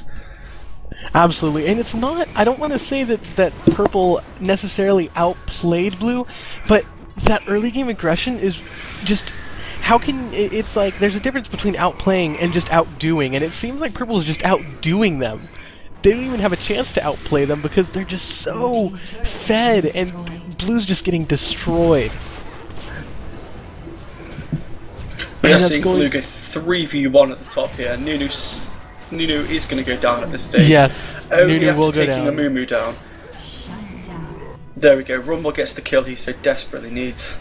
And it looks like they're game going to push this probably inhibitor would turret. be more use with Diana. Yeah, we are seeing them 3v2 at the bottom lane there, and they do have a lot of poke with Ezreal there. Absolutely, and the Nautilus wave clear is also going to help a lot, smiting a minion. Purple team does not know Diana is there by the looks of it. It's just, yes, if they push, have they no can come vision from behind, quickly take down Ezreal or Lulu. That does look like it's what is going to happen. And Lulu looks like she's going to end up going Lulu down. goes She's down going pretty to go quickly down. to Diana. And this is going to be Ezreal's death as so well. does, Nautilus getting Graves. out of there. Of Ezreal. Yep, great defense there. Great gank from behind by Diana. Saved that tower outright. Only a tiny bit of health gone there. We are seeing absolutely. Fully go back. Purple team's turret has been destroyed. And As there's Purple get their first, as Blue team get their first tower down. Second tower. Yeah, Sorry. second tower. That'll help them with a little bit of gold. As we can see, they were 10k down before, and now they're 9k down. So this is very interesting. Yeah, they've pulled it back a little bit. At this stage, they're doing what they need to do. They're defending their base tower, which is very important. They can't let any inhibitors go down at this stage, and they are farming. They got 5 kills behind instead of the 8, 7k gold behind instead of the 10, 3 car towers behind instead of the 4. They're getting there slowly. It just depends on how long they can hold out with Anivia at the stage she is at. Yeah, definitely. And Nivia's ult will help a little bit with the late stage. And as we're looking, we're looking at Graves, if he can get his ult off, along with Amumu's ult, that's a free ult on Graves. He's going to hit everybody. Anybody trapped by Amumu's ult, Graves will hit. Diana just stomped all over Anivia there in mid. She did not have her passive, and again, that was a kill for Diana. Much needed there. She's now 5-5-3. Absolutely. She's still 3,000 gold behind her lane counterpart Anivia. But at this stage, like we say, every little helps from them. And they are going to go for Dragon. Quickly take down a Baron. Dragon. Purple team. Oh, they're looking like they're going to come in for the. They do have vision. They have that pink right look there. like they're going to be able to get the steal. No, they will not get the steal. The Ezreal coming in too late. And they're gonna get the dragon and the Nautilus. And it looks like they're going to be able to push bottom lane as well. This is that was a pretty good play there. Now they're only 3 kills behind, but we are seeing Nunu push top lane. There is no one there to stop him until Rumble gets there. Yes, there's Rumble right there. He's gonna go and try and interrupt that. And Nunu just completely ignoring him and hitting the tower there. Yeah, he does. There aren't any minions near him right now, so he can't use that consume yet. Here come the minions, so he's gonna get his consume right there. He is not going to back off. He's gonna go and consume a minion, get that health back, but he's not gonna be able to answer to the Rumble. He's gonna have to get out of there quickly. Is he? He's going to launch all. Nunu could pick this kill. He does! Completely turning it around! Rumble had him low for so long that he just keeps getting that consume off. That's what it was. We are seeing a big engage at the bottom, both Taric and Graves dashing forward there for the fight. They could push this tower after goes down here, they may be able to push the tower pretty well. We see the ult come back from Ezreal. Yep, there's the ult from Lulu. To no avail. Graves takes Lulu down. We and Nautilus comes in, Ezreal but goes it's too down late. to Taric. They are tanking the tower. They do need to get out. Amumu is very low. Again, 2 great kills there. They are now only 2 kills and 6,000 gold behind. They are pushing this back nice. But they're answering this very Nunu well. has got the outer tower down. Nunu has got the tower down top lane at blue base. Rumble, Diana down at this stage by the looks of it. Yes, Diana's going to go down, comes but in so for is the Nunu. kill at the last moment. So is Nunu, and Anivia having to get out of there very quickly. That Nunu is doing very, very well. You don't see top lane Nunu do well that often, but it is possible. It does show you that you can break the strict meta that we are seeing at the moment, and you can do something different. And he's done very well. I mean, obviously it's worked out for them. Backing off. Anivia will not push that any further. Yeah, definitely. Nothing she can do. It's not worth. I think the Purple team have realised that they can't carry on at the pace they were going. They do have the advantage still, but it's not as bad as it was. Oh, are they going to hop on Graves? Yes, they will. If you're pushing Graves, they're not realising that Amumu and Taric is behind them. Yes, there's Amumu. We do see. Nautilus being super aggressive, but this could be bad for Nautilus. And Anivia. Anivia sticking around way too long. The shield from... Oh, she does have a passive. The egg does go down, but... And she's going to go down. The Lulu ult is Anivia goes down to Amumu. Lulu goes down to Rumble. It does look like Nautilus is going to go down. He goes down to Graves, who claws his way back up to 936. He's only just behind Anivia at this stage. Could this be... He's a 4,000 gold behind. This is insane. Ah yes, for the first time in the game now. Blue team now have a 1-kill lead, and they are pushing mid tower. They have map control. They can go for Baron if they want to. They're still they are still behind on gold, but they could go for Baron. Yeah. Dragon isn't up, but I didn't think it would be done. But they've just showed it. They've just showed that they just came back. They're in the fight now. Yeah, absolutely. It's the straight back in. We are seeing Ezreal coming behind them, but they have pushed the tower. They do not have the total towers down the same, but it's still 6 for purple team, 4 for blue. Yes, but they've brought it right back there. They've taken the tower down. They're immediately applying pressure, and they back off straight away as soon as the team comes back up. Absolutely. Teaming up and just a great effort on blue team. Very impressive. And there's the Baron. Potentially baiting a Baron fight here. They are getting down pretty quickly. Blue team are pretty split up at this point. And there's Diana, there's Taric. They do know they're vision. going for Baron. They now... Let's see what happens. Anivia dropping super low. Anivia goes down to Amumu straight away. Absolutely. There's the Amumu ult. There's Lulu down. And Lulu. There's Nautilus down. Nautilus. There's Ezreal down. And there is an ace! That was a 0 for 5 exchange by blue team there, and it looks like they're going to go straight back and get the Baron buff. This was it's been a perfect turnaround. They've come from a load of kills down, they're 6 kills up and Baron buff. Now they can push mid pretty heavily at this point, and get some towers, get some gold. This is exactly what they needed to do, and they're doing it perfectly.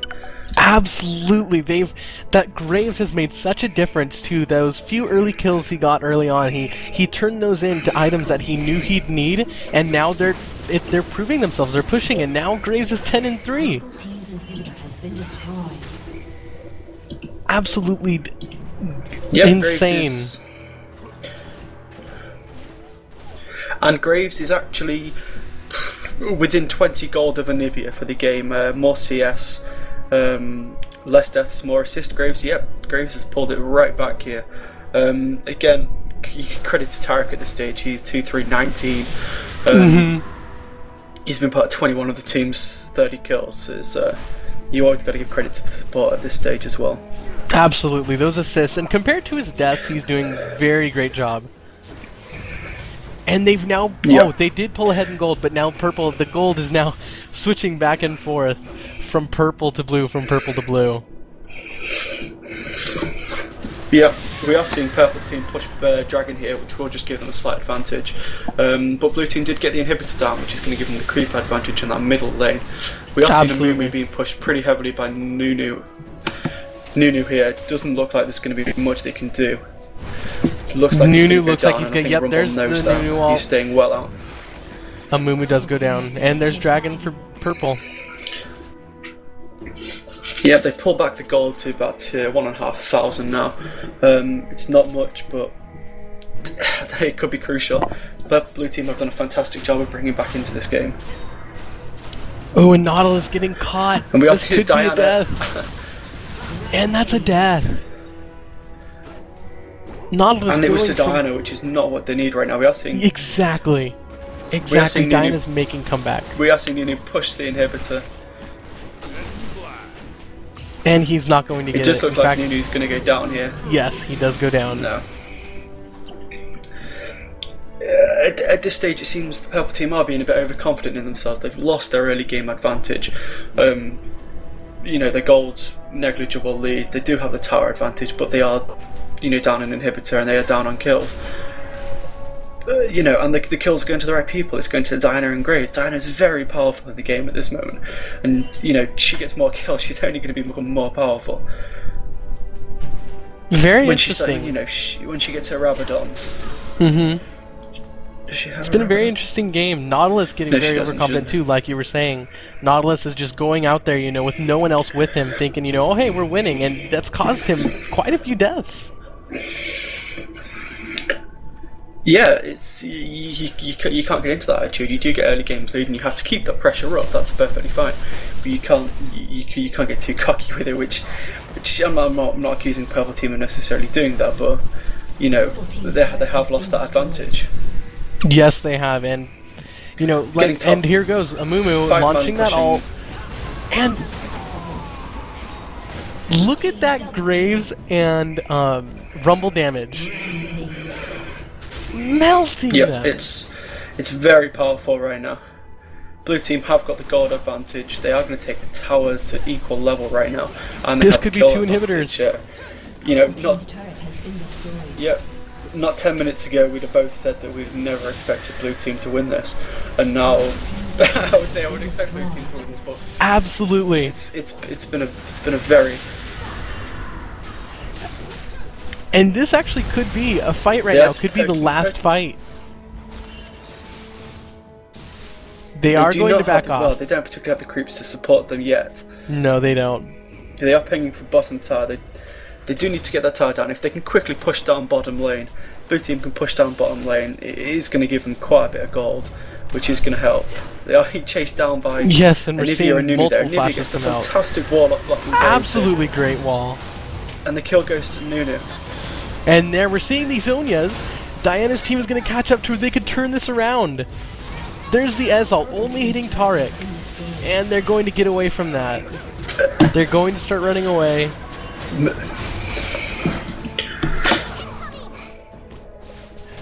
Diana bringing Nautilus super low. Diana will kill. That is the power of Diana. Diana gets the kill. Nunu gets the kill on Diana. That is the power of Diana. Kills going to Nunu, which isn't necessarily what they want. Ezreal, yeah, they did not doing need that. too great at this stage. He's 255. Ezreal not doing too great. He's 255. He is 3,000 gold got behind Graves and 20 CS. If Purple Team want to defend this, they need something for Ezreal here. He needs a couple of kills to get back into this game. And we could see exactly what Blue just did, is Ezreal, now Purple will extend it and then come back from now losing. So we could see that as well. I mean, Blue just proved that. Yeah, anything's possible at this stage in the game. They are pretty, Blue Team do definitely have the advantage at this stage. Ezreal, I say, really does need bringing into this game. 255, not much gold, 2 Bloodthirsters at this stage, and still boots 1. So he definitely needs some gold. He definitely needs bringing back into this as soon as they can. Otherwise, one more Baron fight and Blue Team are going to be able to just push them. They've pushed up both middle and top. Just mid inhibitor has respawned at this stage, leaving only top down. They do need to get that back down if they can, but they do not have the creeps to support them, and obviously everyone's live at this stage. Yes, so they can't make a split push. They can't, try and sneak into that inhibitor. So they will need a good fight in their favor to get that inhibitor back and push for the win. Yeah, and they've got the perfect thing to do. We've seen the power of Amumu stun, Taric stun, and then Graves burst. There's not much you can do against that, and if they can get that on the right people at the right start to start the team fight, it's devastating. We are potentially going to see a big team fight at mid here. Yes, we could, and that would be deadly for Purple. Nunu okay, there we go. There Purple team. Yep, we see Diana with the initiate straight onto Lulu. And there's the Graves ult. Purple team pulling away. Wasting away the support in Graves Ezreal. Rumble gets the double kill on. Yep, AD carry and support both down. They pick that this could be game. Straight down. Nunu nowhere to be seen, still farming top lane. At this stage it is 5v2 until Nunu gets back into the fight. They are pinging away though. Nautilus chasing down, but he's not going to get them. They may take down this bottom turret. Yes, they're going to take this bottom turret. Purple team's turret has been destroyed. Yeah, bottom turret for the extra gold. They're just pushing them ahead. And Rumble's so powerful now, pushing Nunu down like nothing. Amumu ult onto the tower, takes down Nautilus, takes down Anivia. This is game. This should be game. The entire team is dead at this stage. We are, yeah, it's only Lulu and Ezreal alive at this stage. So they can just dive it. They're going to take the right we're Nexus seeing a lot of turret down. GGs coming out in chat here. Yes. What Left a goes great down. game. And that is GG. That's GG. What a good game. Right at the end there. Absolutely fantastic game. What I saw of it. That was pretty insane. I didn't think Blue could do it, but they did. No, that was an absolutely fantastic comeback. Player of the game, who would you say? I'd have to say, honestly, even though they lost, that Anivia at the beginning. She had perfect placement, she landed all of her skills, and she had perfect support from the jungler, and she was able to get tons of kills out of there. So I'd have to say Anivia for her early game. It was absolutely perfect. It's a very close call. We saw two significant phases in the game there. We saw very dominant purple team very early in the game, and at that stage I would have agreed with you. I would have probably said it was Anivia. She's doing very well. But coming back to it, I think I'm going to have to say Rumble.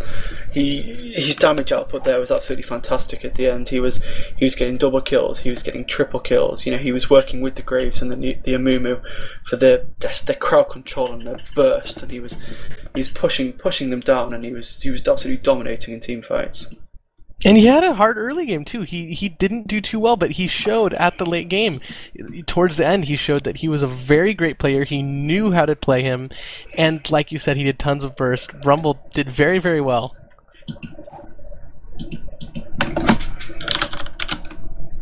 Yeah, we did.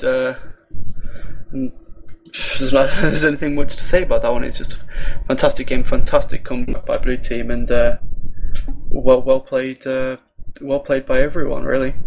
Absolutely, a great support, a great Rumble, a great Graves, a great Diana, and a great Amumu. That was a really good team. Pulled back the comeback. That was pretty insane. Yep. Well played to everyone who took part, and we'll get going on the next game.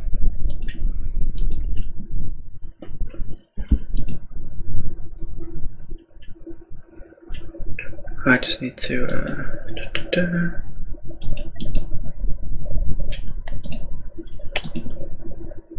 Alright, so thank you for having me casting. That was absolutely awesome. I loved casting. It was a lot of fun, a really good game. I had a lot of fun. ateatree entered channel.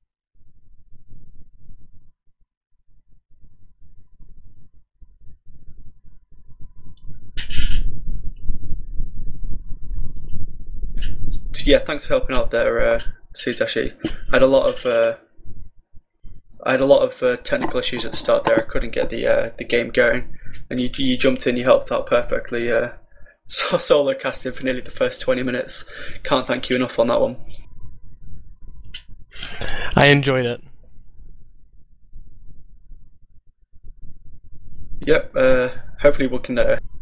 If you sign up again for next week, hopefully we can get you back next week along with everyone else. We best get started on the next game. Alright, I'll see you guys. Thanks. Cheers.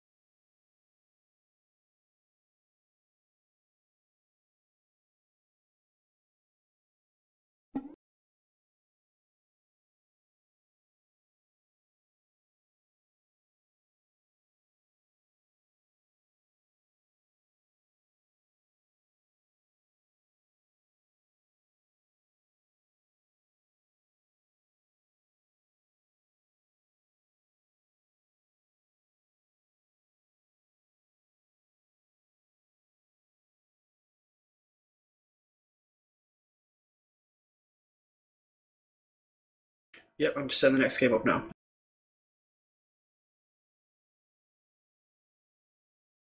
Right on then. So I am ateatree.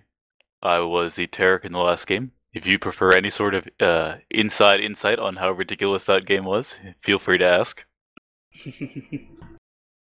Well, I just want to say credit to the support. I play support mainly myself, and you know, quite often supports don't get the credit they deserve. But you did a fantastic job there. You know, you 20 something assists. 3-3 and 25, I believe.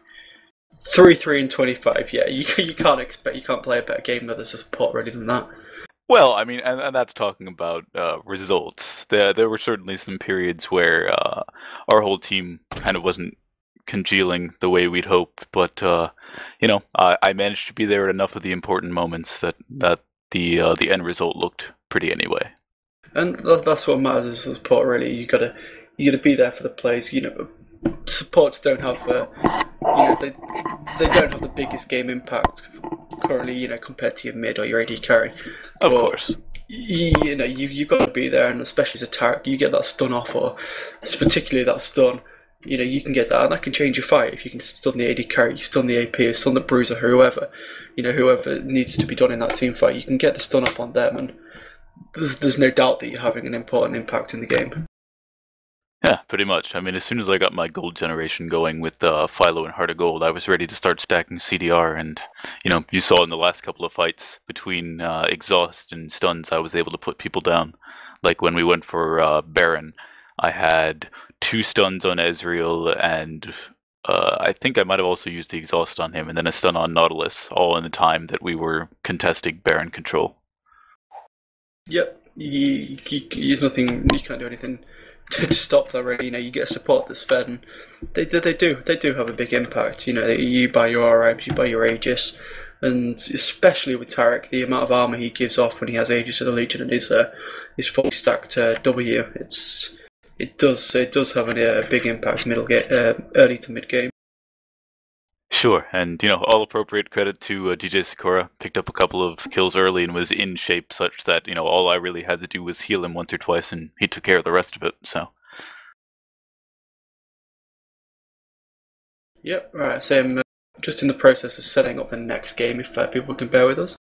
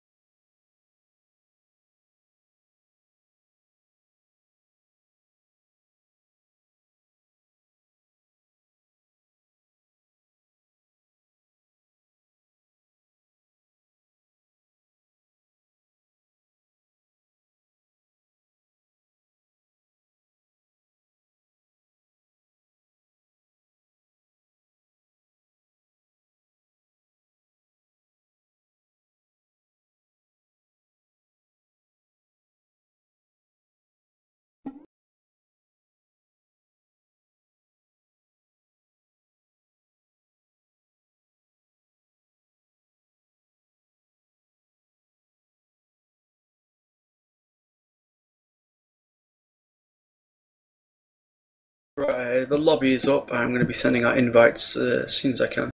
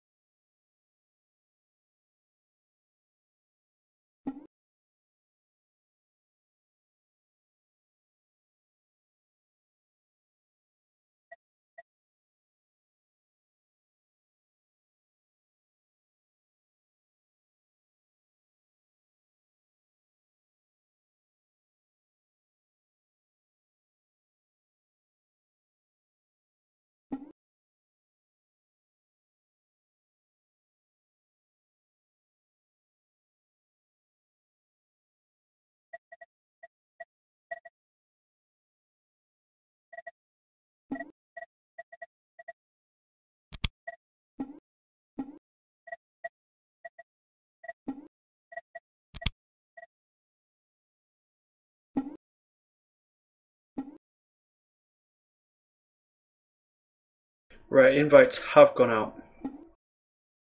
If people can get in the game, that would be fantastic.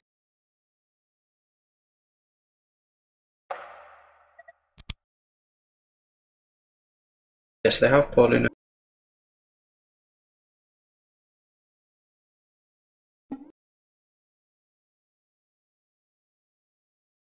If people could organise themselves to the teams outlined in the SV5's official schedule. Paulina guns, yep, there we go.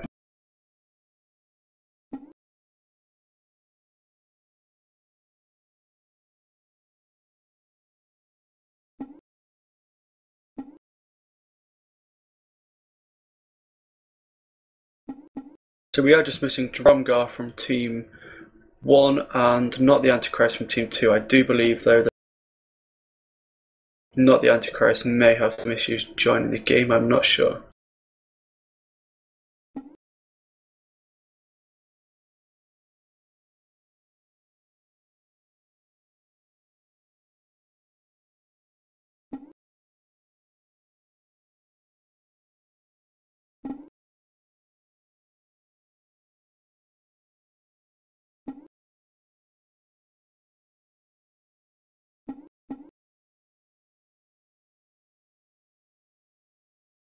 We have seen a full complete Team 2 here. The average ELO for both teams is it's 1,440 across both teams. The average ELO worked out by RJB man there.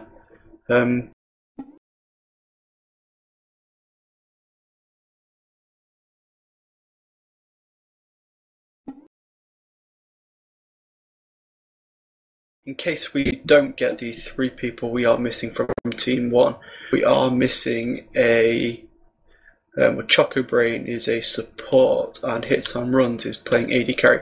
So we are missing top, mid and jungle. If you're listening, you can get on IRC if we don't fill the spots and and the reserve list players aren't available. Those 3 places will go out to the public.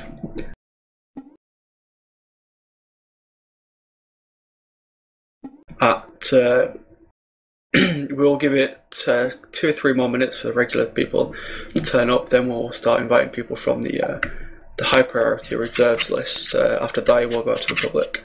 It's 40 minutes, 40 seconds of the game left. We will wait until 37 minutes. We'll give them another 3.5 minutes to get here. This is 10 minutes after they predicted start time, so there's not much reason for people to be late.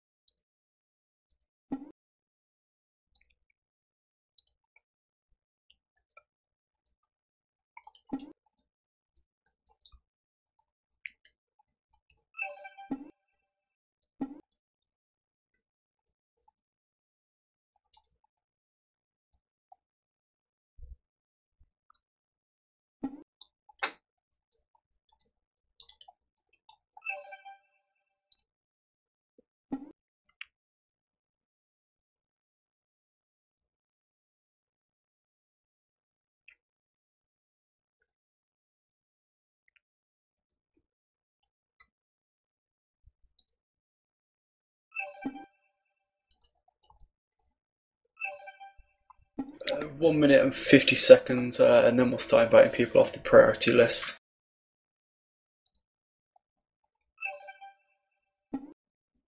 Alright, looks like we've got, what is that, 8 of 10 here? 7 of 10, I'm still in the lobby. Ah. Yeah, we're missing 3 from the first team.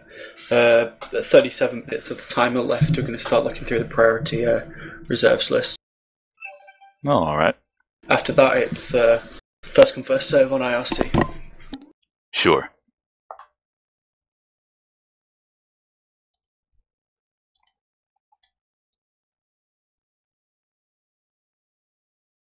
It's a lot better than the last game. Having to open up to the public, 7 out of 10 people. It's a massive improvement. Oh yeah. No, I mean I'm not saying anything bad about it, but we'll do what we have to, and I don't expect I'll be playing in this game, so. Leave me to commentate alone. Right. No, yeah, last game I had a lot of technical troubles. I don't know what was wrong. The game doesn't like to launch for me when Mumble is running for some reason, so I'm going to have to leave Mumble, I think, to launch the game. It's kind of it's pretty frustrating. I've got a brand new computer sat here ready to build, but that's my project for tomorrow rather than tonight. It's How significant of an upgrade is it? Well, currently I'm using a laptop. It's a Core 2 Duo laptop from a couple of years ago, and I'm using a very... that'll do it. Yeah. You upgrading to any parts preferred by our sponsors? Anyone you want to give shoutouts to? Well, no one in particular. I would like to say thank you to everyone in the IRC channel who gave me a lot of technical advice while I was purchasing parts on what individual components to build, what monitor to buy, what keyboard to buy, that kind of thing. Nice. So yeah, thanks to everyone there. Good stuff. Yeah, and there's a little better than the feeling of having a new computer up and running for the first time. Although, odds are you're gonna have to work through those little. The first time I got my current tower set up, turns out it was only recognizing 2 sticks of RAM at a time. It was one of those Asus boards with a memory switch that tries to reconfigure things based on what your current configuration of RAM is, and it took a little while. Just quickly changing the topic, the timer has passed. We are going to start looking for the priority substitutes for the game. If those priority substitutes could join the Reddit 5v5 channel, because we do need specific role, and who gets into the game will be filled by who can play what role. Yeah, I mean that kind of worked last time when we were in our team chat doing picks and bans. I just got to the point where I'm like, all right, everyone list off your role, and 2 or 3 people said support, and then we had a mid and a top. So we kind of went from there. And Keshian was kind enough to take jungle for me because that's a role I really do not feel comfortable filling at all. Knowing where to be when, I'm not up on all that yet, and especially the idea of counter jungling or being aggressive when you have that advantage as a jungle is far beyond me. I very much prefer mid, where it's just you and the other guy and any jungler who's rude enough to butt in. I'll stick to support, personally. That's pretty much anything I play these days. Fair enough. Yeah, and again, credit to the rest of my team and to Dr. Jaraxo, or not that Jaraxo was you. Oh my goodness, I'm completely forgetting his name. How very rude of me, DJ Sakura, for on a couple of occasions suggesting that I ward in a specific place, or just generally making me look better.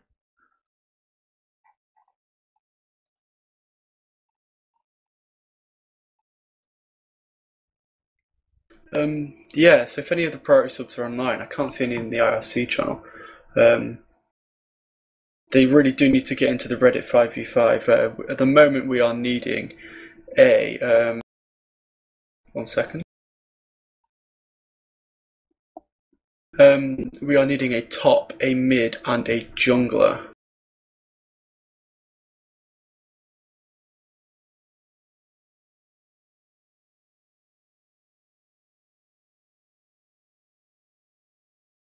I'm going to start just inviting random people very shortly.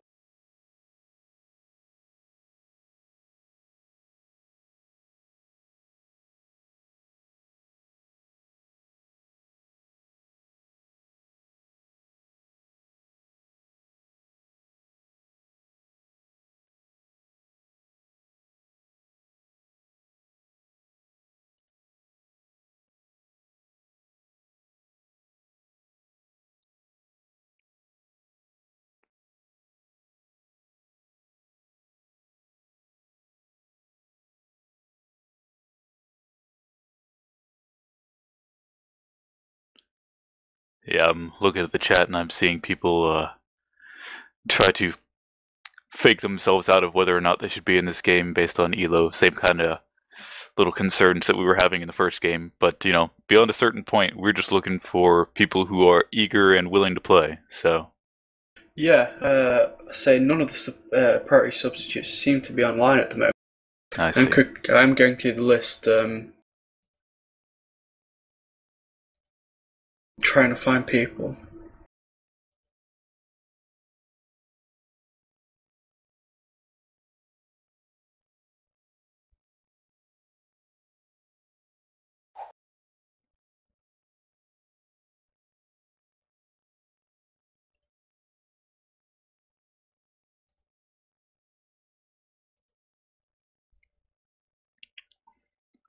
As far as your discussion about computer parts goes, you know, I mean, I know the feeling right now. I'm actually in the process of RMAing parts. It's so I'm playing and streaming here on a system that's considerably older than what I'm used to, but do what you have to make do.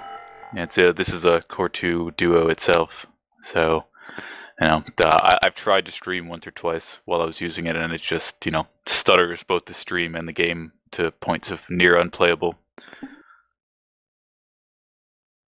Yeah, I mean, I'm going to be going from a 5-year-old Core 2 Duo laptop to I'm getting, you know, an i5 processor, GTX 660 Ti graphics card, DDR3 RAM. You know, it's going to be like, sure. You know, it's going to be like going from a moped to a Ferrari for me. You know.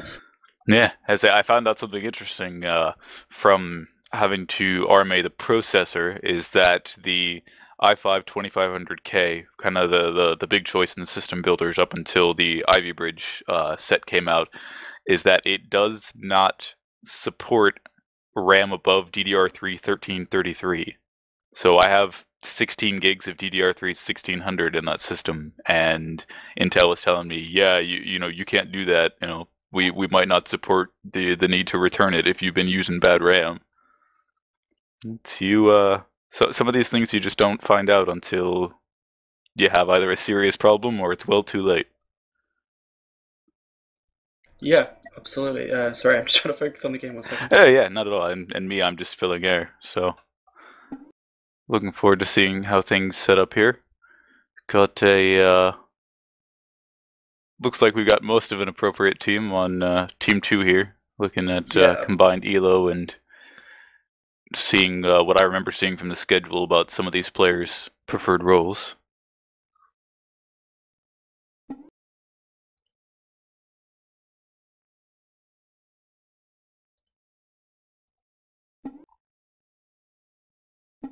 Yeah, we're legendary Shen is one of the official substitutes.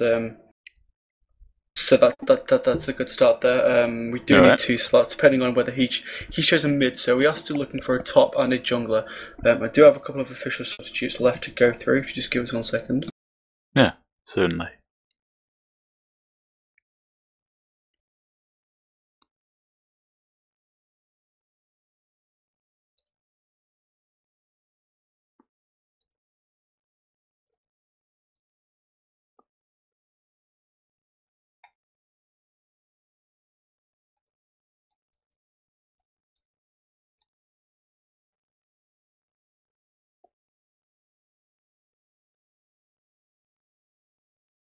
Right, that's the last of the these substitutes. Josh Snipes has immediately declined.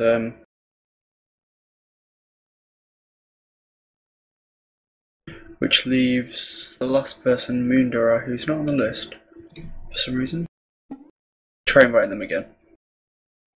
Alright, I'm seeing that we do have Nozna online. If no previous invites have been sent out to them, they are available in the Reddit room. So let's see if we can bring them in. Yep, let's get them in. I will invite them.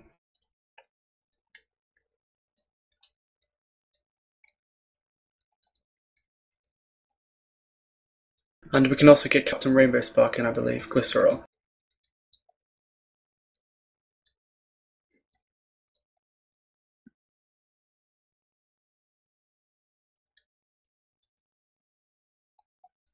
Is it Nozna or Nonza? It was Nozna. Yeah, Nozna. That's good. Nozna. Yep. Alright, invite that pending. leaves one last space. I would say, as of a few minutes ago, he said he's on the priority list. He feels comfortable playing mid or top. So top sounds like where he ought to be slotted, if I'm not mistaken. Good. Which just leaves, I believe we can get... Right, just let me type in this.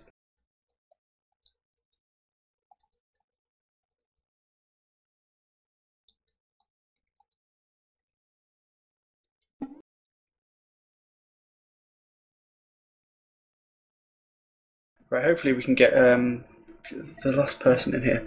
We need, if someone can invite Glycerol. He's 1 second. Wait. Isn't this the Glycerol, first annual Glycerol Cup? Does it seem like Dirty Pool if he gets to play in his own event? He is on the priority subs list. He's Captain Rainbow Spark. Alright, fair enough.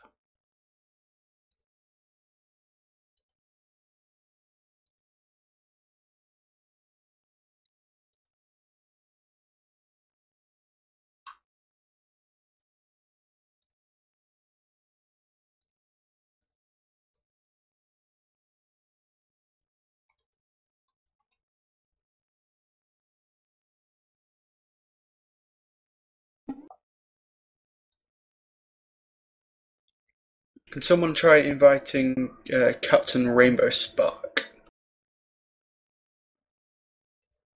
I don't think he's here.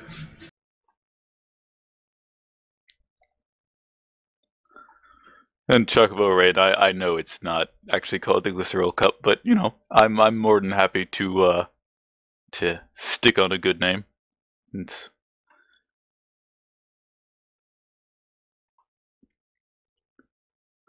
So I've procured a carbonated beverage from a brand name which I won't be revealing on the stream, and I'm about ready to get started casting when we have a game to play.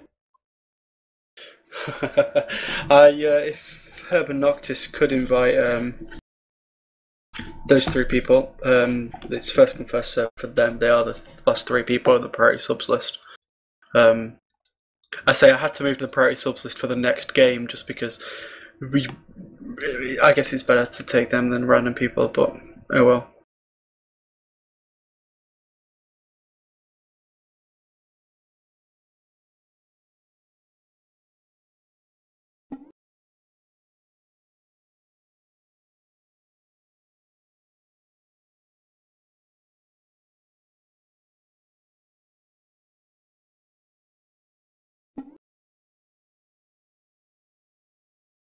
Glycerol can't join us, so don't invite him. Don't invite Captain Rainbow Spark.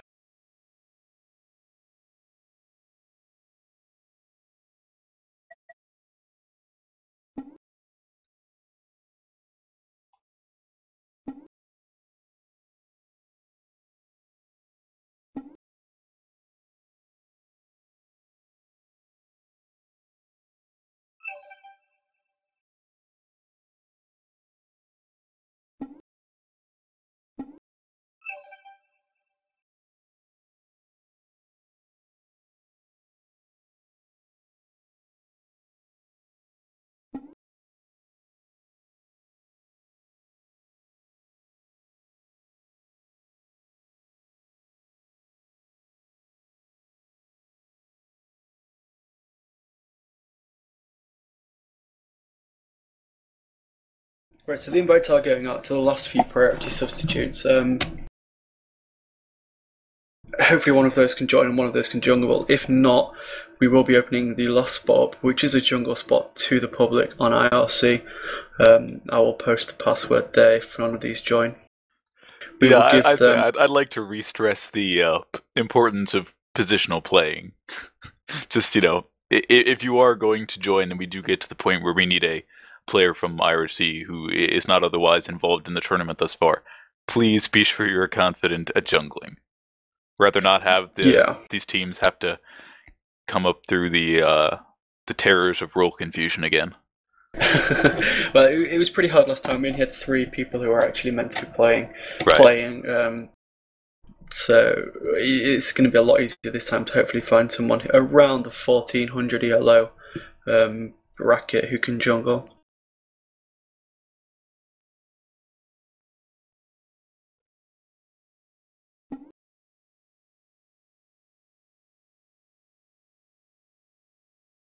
Right, we'll give them 35 seconds, and then I'm going to get set up, post the password in the IRC channel.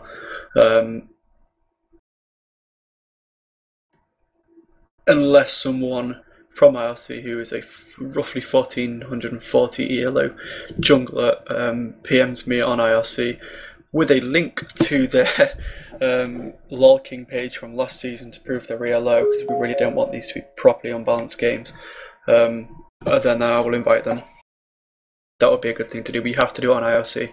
This is an IRC tournament. Wait, this is a tournament? Well, it's IRC organised. Right. I was gonna say, I didn't sign up to. Well, I did sign up to play, but I wasn't scheduled to play even once. So if you're telling me by virtue of winning that I have to play again, that might be just too much to be asked for.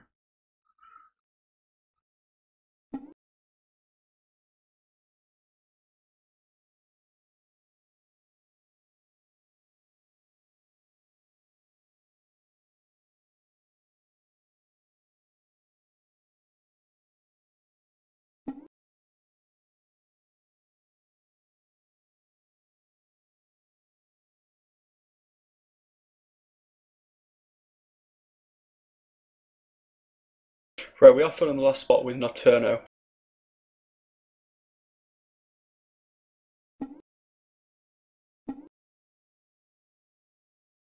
To balance out the teams. He's a 1200 ELO jungler, but they do have an 1800 and 1600, so he's going to balance out the teams there. If we can get Nocturno into the lobby, we will be ready to go. I don't know how I feel about the idea of averaging elos to make a balanced matchup, but it seemed to work in the last game, so I'm willing to give it another shot.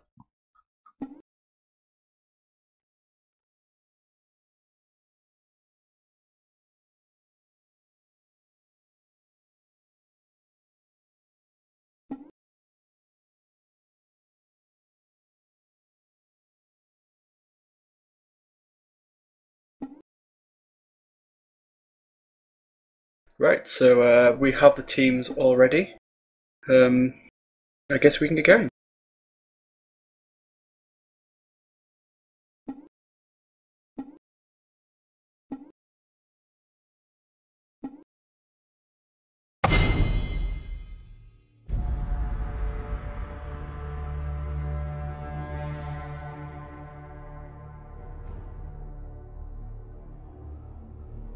And we're off, ladies and gentlemen.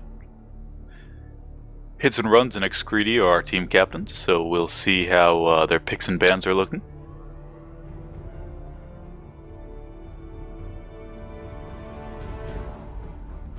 Not seeing any bans so far. I don't know if my client's just booked out. Oh no, there we go.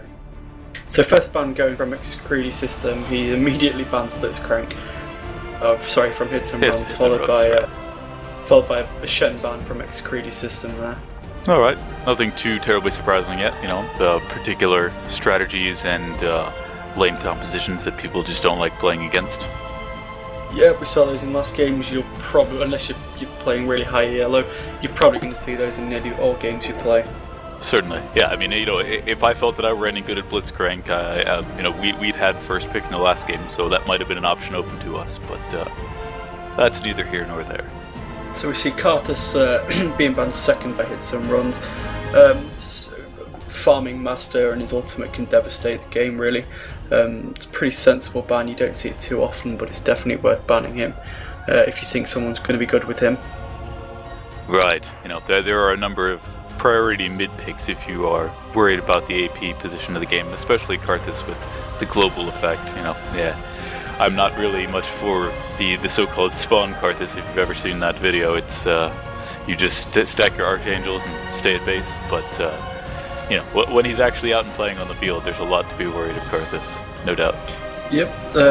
So that's followed up by a Malphite ban by Excredi system. Again, same as the last game. Extremely powerful jungler, extremely powerful top lane bruiser there. Very powerful. Well worth the ban. Followed up by Nidalee and Katarina, both final bans. I think we definitely saw Katarina banned last game. I'm not sure about Nidalee. Yeah, it was the I'll say the other team because it wasn't my team, but they had banned several mids, and Katarina was among them. Yeah, so we're seeing Nidalee banned as well.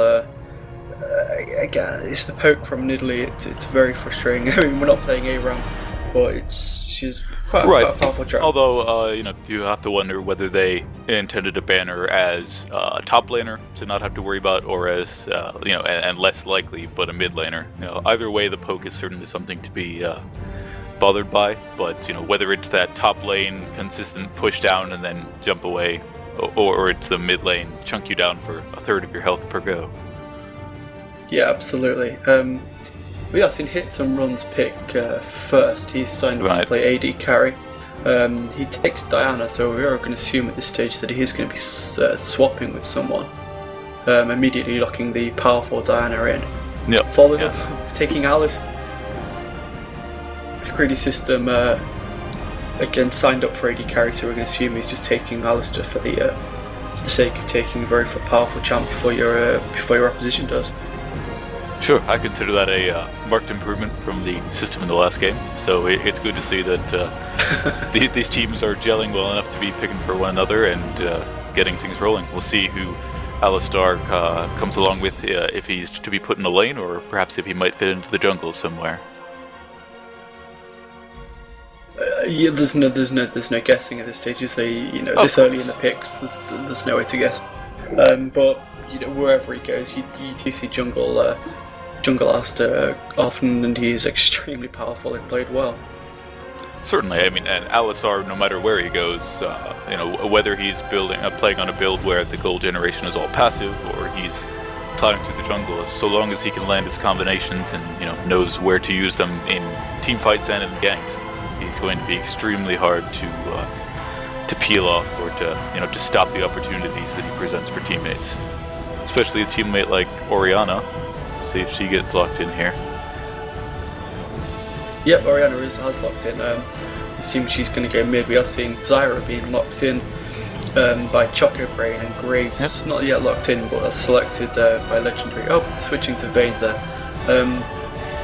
At this stage, I'm not sure where Zyra and Diana are going to go. It could be Diana jungle, Zyra mid. I'm guessing it's going to be Diana mid, Zyra support. I would agree with that as well. Yeah, the Zyra utility and snares set up for Vayne, Silverbolt, and Condemn rather well. Yeah, they got great synergy, those two, and they've got a lot of. Vayne's a hyper carry. She can't be too aggressive early game. If she can get to the late game, she's going to stomp everyone. The extra poke that you get from Zyra's plants is going to work very well there for them. Sure. The problem that I've always personally had playing Zyra support is that with those plants, you have to make sure they're placed far enough away from minions, or that your AD carries enough on top of things that the plants aren't taking minions away from your carry. Yeah, that's always if your AD carry is good enough, they're gonna be able to get the last hit in, but it is quite a risk having the plants there. So we see Lee Sin and Ezreal picked by purple team there. Again, we're going to assume Ezreal's going AD carry. Lee Sin could be going jungle, could be going top. It depends where Alistar's going. I don't suppose we're going to know until the last pick. We haven't seen anyone with Smite yet, but we are expecting some trading. Yeah. See who else shows up here. I'm having a few latency issues, so I'm not quite seeing the stream, or they're not seeing the picks quite at the instant that you are. So. Yeah, blue team are they've got 5 seconds left to lock in. We've seen so far Shyvana jungle and Irelia top gets locked in. All right. It's quite a good team composition there. I want to see what this Herb and Noctis picks for the last pick, so we can finally work out where each champion's going. Udyr, Swain, he's rotating through a lot of powerful junglers here. And, well, he's just rotating through everything, trying to confuse people. Sure, that's not terribly surprising. It looks like we probably haven't seen a jungler from that team yet, and then we'll see the Ezreal and Alistar. But, see if he decides to pick someone who plays well against the composition of the blue team here. He's hovering over Olaf. That is going to work well with his ultimate to kind of, to counter Zyra's ultimate. Is going to work pretty well, and for the both of them.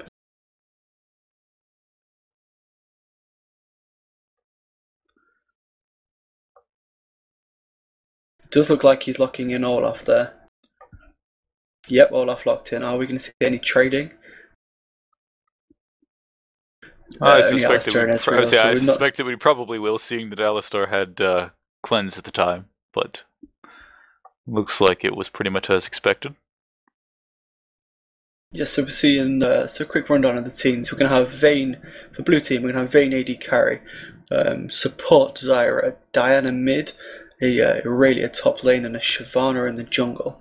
Purple team, we're going to have a Ezreal AD carry, Orianna mid, Lee Sin top by the looks of it, Alistar support, and an Olaf in the jungle. And both carries taking cleanse here. You know, it seems like they want to play a little more carefully and make sure that nobody gets caught out at inopportune moments by either the Zyra snare or the Alistar knockup.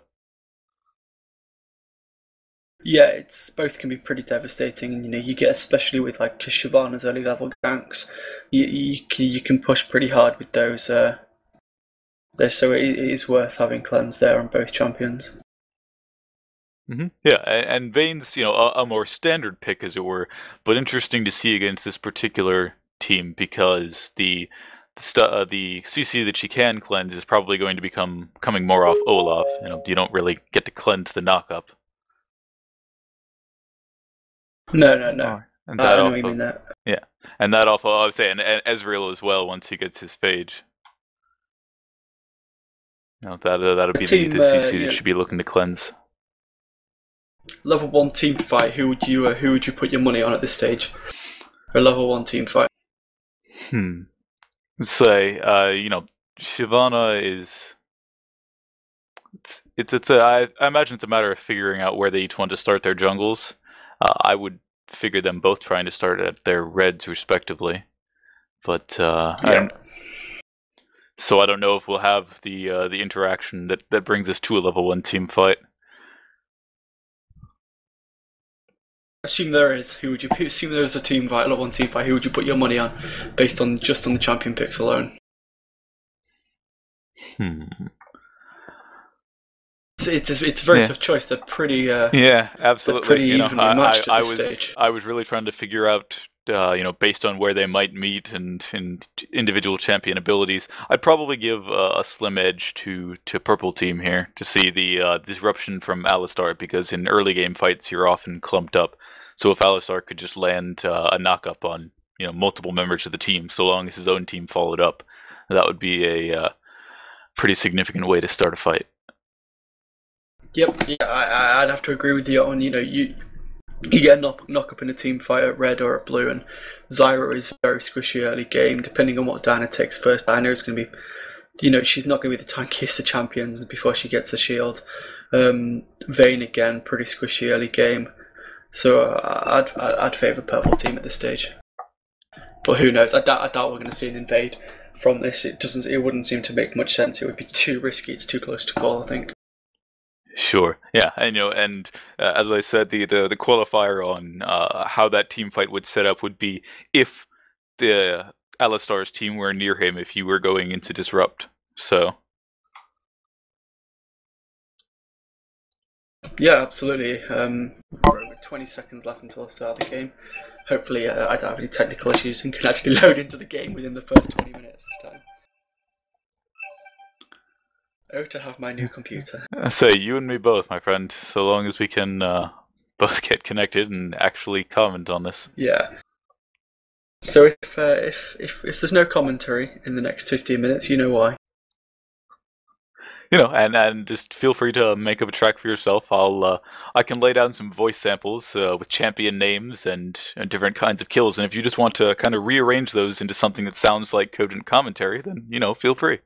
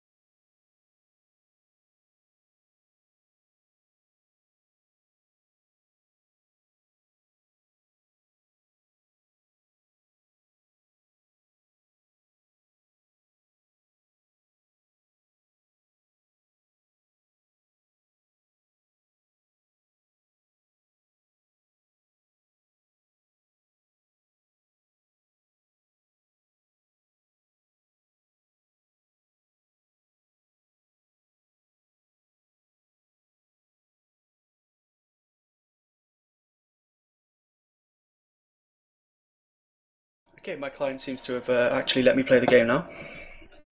Excellent. I'm just about waiting to see if people finish loading here, and then I should be able to get in as well. Although I do see that in the skins battle here, we have a slight edge to blue team. Yeah, Dragonslayer Vayne, but Golden Alistar is a very nice skin. It's a close one. But Frostblade Irelia is a very nice skin also. It's, I think the sheer numbers 3v2 just gives the edge to blue team. Sure, right. I mean, that was my expectation on that. Just typically it's the number rather than the quality per se. At any port in a storm, so long as you're wearing some kind of skin, this is a clear indicator of being better than the other team. I'm always a quality over quantity person. It could be 4v2 and they could have, it could be Pharaoh and Amumu and Corporate and Mundo versus 5 skins, and I'd give it to the Amumu and the Mundo. Fair enough. Fair enough. You wouldn't say anything for Sad Robot Amumu, or? I do like Sad. I do own all the Amumu skins that are available on the store currently, but I do have a soft spot for Pharaoh Amumu because it's the one that I don't own and I wish I had. Yeah, so I very much miss the short period of time when Sad Robot Amumu's lap was global. Yep, as I said on the stream last week, that was the sole reason I bought that skin. Aha, that would do it. Walking around, spamming laugh, freaking people out. I will admit I did that. Alright, so we're watching both teams set up, and not entirely as unexpected. Shyvana looking towards her Wraiths and then over to red. And it looks like purple team is setting up to at least defend the blue here. And then Olaf looking at his Wraiths as well. I'm just having a little technical issue here, but I am in the game, so...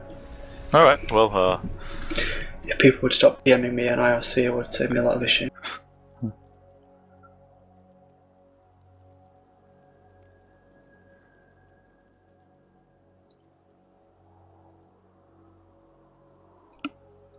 In all things. Alright, so we're seeing almost a mirror here as far as champion location and all that information here. And Shyvana about to get started on her Wraiths as soon as they show up, and looks like Olaf will have Prime Pepsi on Lee Sin and the ammo on Orianna, giving him a similar kind of assistance. It's always a little tricky here, and kind of shows you the level of the players you're working with when you have these early camps, because some players just tend to stay too close as minions are being cleared, and even the little bit of experience they take off of that, be it a 5th or a 6th of a level, can open opportunities for either someone to counter jungle, to come in if they're a level ahead of somebody else, or can make it so that junglers' clear times are significantly slower the second time around because they're not at the level they expect to be. We're seeing Olaf coming up towards top, perhaps looking at an early gank opportunity.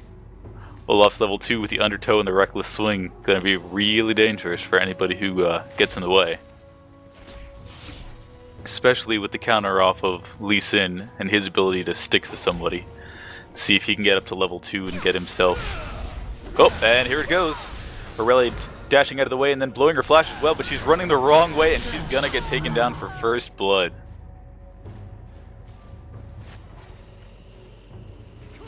Let's take a look around to other areas of the map to see what we can see going on here.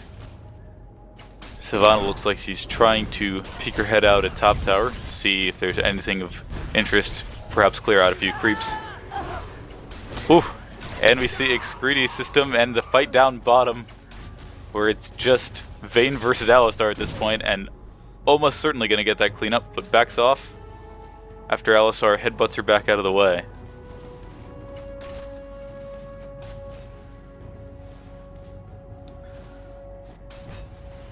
Looking for more action going on here as Vayne left alone to farm up versus Alistar, who's probably going to try to keep waves alive and just keep her from doing what's possible.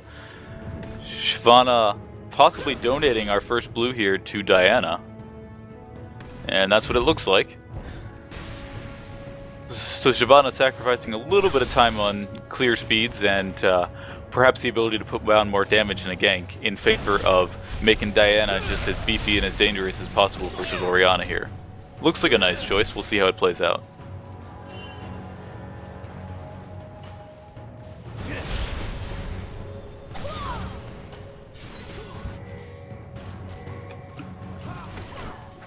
And it looks like Olaf has taken this opportunity to provide the same benefit over to Orianna. Now, Olaf might regret this, especially since he runs off of resources. But we'll see if Orianna is able to gain the same kind of advantage against Diana. Although Diana is, I'd say they're pretty even. I was looking at the creep score to make certain. And we've got Shyvana moving in top to provide the same kind of counter ganking we were seeing early against Lee Sin. Lee Sin doesn't have anyone else to jump to just yet, but he's just going to be able to walk away.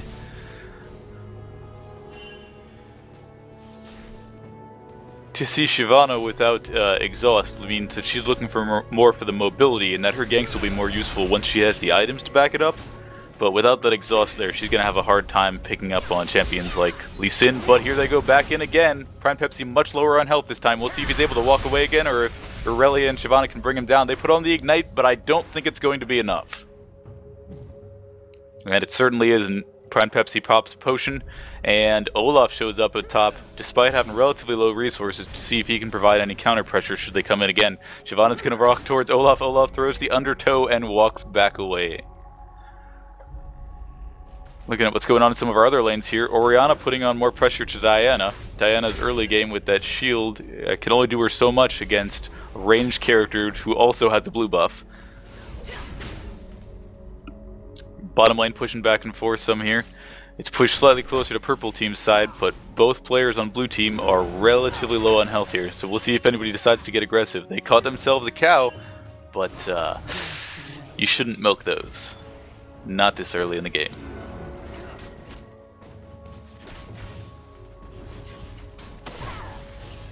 I will be with you very shortly. I did experience some minor technical issues, but they are mostly sorted out pretty early on. Sorry about this, folks. Not at all. If you're interested, we had Irelia getting first blooded by Lee Sin and Olaf. Had a dash and a flash burned, but just didn't manage to make her way back to her tower in time. And then we had a little bit of aggression coming out of bottom lane, where Vayne was able to pick up a kill on Ezreal, and then Ezreal also picked up a kill on Zyra. Taking a look at our creep scores so far, it is not surprising to know that Orianna seeing a significant advantage over Diana here. And we've got more aggression going on at bottom here, as Ezreal is several steps out beyond, but he's going to shift in towards Vayne. Vayne going to try to get her. Oof.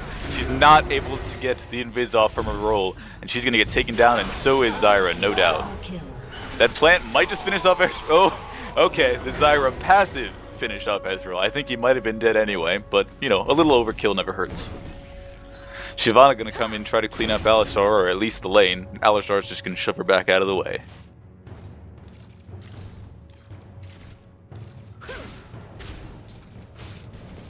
We've got Lee Sin and Irelia playing a relatively even game up here, except for the fact that Lee Sin has that kill advantage. So take a quick look at their gold, and he's got a 300 gold lead on her, and he's also got an Olaf up top in his lane. So see if they want to pursue any further aggression, or see if they can let Irelia push out any.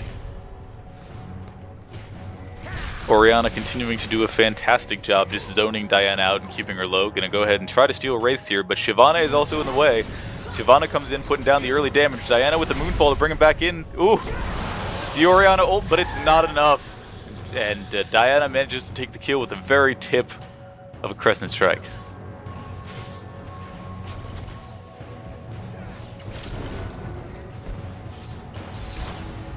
Oh, we also have Olaf showing himself in the lane up at top.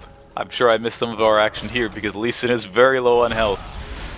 But they're just playing a little bit of footsies. The Shyvana comes up behind. People trying to get people to back off, but Shyvana may be able to rush in and get that kill on Lee Sin. We'll see exactly what happens here. She puts down the E, but Lee Sin kicks her away and survives with a sliver of health. Now it's Irelia and Shyvana trying to aggress on to Olaf, see if Shyvana doesn't get taken down. An excellent flash out from one bush to the other. And they're just going to both have to back off here. A few summoners blown, a few hearts racing, no doubt, but an exciting engage to watch. Excellent play by both teams there. Neither of them, they both knew exactly what they're doing, how much health they had. No one taking unnecessary risks. Maybe it would have been, they could have got a kill, but it would have gone 1 for 1. They would have, or 2 for 2. Someone would have died. It would have exchanged straight back. Certainly. When you had the early, it was Shyvana chasing after the Lee Sin. She might have been able to aggress onto him and finish him under the tower. But that kick used from him, and her not having her ultimate up, having used it just earlier to try to finish off Orianna. And then the back out, she managed to get the flash from one bush over to the other. It was, just the way that should have been played as far as making sure she could escape from Olaf. Yep, Shyvana hands blue off to Diana again. That should give her, a little bit more presence. Yep. Although Orianna continues to be aggressive in counter jungling, making sure to take all those wraiths. And see if Olaf does the same thing as he did last time and passes the blue off to Orianna.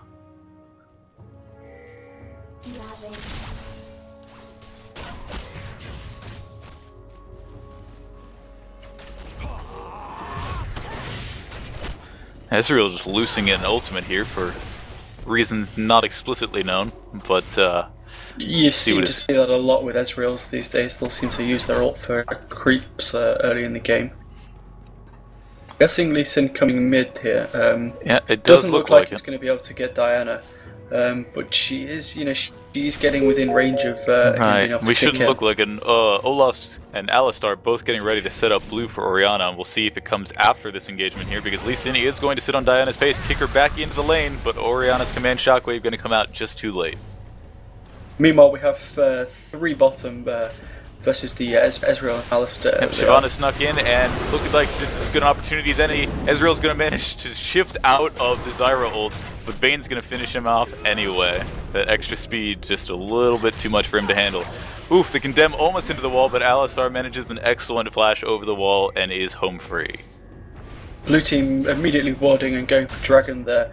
They do not have vision higher than that either.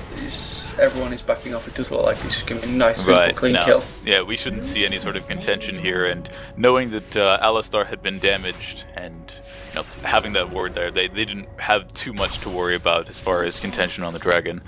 Purple team does get a ward out, but it's a bit too late for that. We'll see if it pays them any dividends in the future. Both teams pretty evenly matched at this point, 4 kills each, no towers down. Blue team does have a 500 gold advantage at this stage, but it's nothing that, that would have got them just from doing a Dragon right there. It's nothing that's, at this stage, is going to sway the game either way. Certainly. We're seeing a fair amount of aggression out of each lane, although it seems like the most conclusive fights so far have happened in bottom lane with a total of 5 kills onto the carries and 4 deaths between them. We are seeing Lee Sin put a lot of pressure on Irelia top lane here. Let's say Lee Sin has been using Olaf a lot to try to glean that early advantage. They were able to get first blood pretty convincingly, so I'm not surprised that he continues to push aggression, but nothing too much happening there in this instant. Yeah, he knows he doesn't quite have the damage to dive right in front of the tower and get out alive yet. Right, yeah, but he's not far. I say he's going to give some pokes, and so we're seeing Shyvana and Diana approach, and they have a ward in that bush. Just misses with the Crescent Strike, tries to pull in with the Moonfall, but Lee Sin using his kick again, but Irelia going to finish it off. Yeah, he that could have been avoided pretty easily with a simple ward there. That was great reactions by both Diana and Shyvana there to come up just as Irelia needed it, because a little longer than that and she'd have gone down. Right, and Diana doing a good job to pull Lee Sin's Dragon kick off, so Irelia could Blade Surge in and stick to his face until he was dead. This leaves Irelia to just push the tower here, while Lee Sin's dead. Shyvana's trying to take Olaf's red buff. She's not going to finish in time. He's going to find her there. Let's see what happens. Looks like Olaf. They might smite battle over this. Shyvana's burnout manages to take the red buff over Olaf. He is not going to like that. Diana might come up to help with Olaf here. Looks like that's what's going to happen. They're probably going to finish him off, even with that. Oh, no, she tries to use the Moonfall. Shyvana ults in. At the wrong time. Oh, Orianna ult might keep people out of the way. Shyvana's gonna run as hard as she can, but now she's the one left out in between 3 champions. We've seen Irelia come this way as well, but there's not gonna be much of anyone for her to Blade Surge to, and everyone's gonna back off.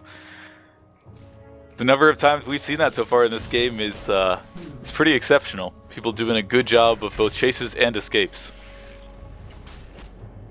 Yeah, you're not seeing anyone making the tunnel visioning, as you know, as the phrase is, just trying to get a kill. Shyvana nearly did it, and nearly got a kill, but at the last moment there, she just managed to do the sensible thing, realise that it wasn't going to be in the best for the team, and just pull out just in time. Certainly. Seeing Orianna pulling back around the corner, placing another ward in Blue's jungle. They do know she's there, but she's going to finish off those. Oh, every ward Wraith except the big one. Diana manages to react to that one herself. We haven't seen too much from Olaf this game. He is a couple of levels behind. He hasn't managed to. Right, he was involved in the first blood on Irelia at top, but has been pretty quiet since then. Haven't seen him in bottom lane at all. Sorry, Alistar getting knocked up. Plants and Vayne going to finish Alistar off almost certainly. There's the one more that'll proc the silver bolts, and that's all for Alistar.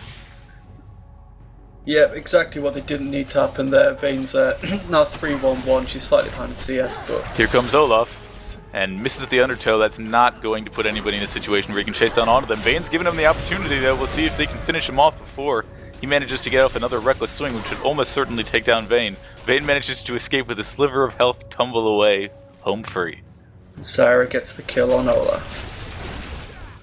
Yeah, it's not going to hurt necessarily. You know, you like to see Zyra being, you know, even if it's the more utility, with Vayne already being 3-1, it's, you know, 6-1, half dozen in the other, as far as to whom that gold went. Yeah, you know, Zyra's been able to go back and buy a heart of gold and some more pots and some wards. It's the odd kill to the support now and again isn't a bad thing.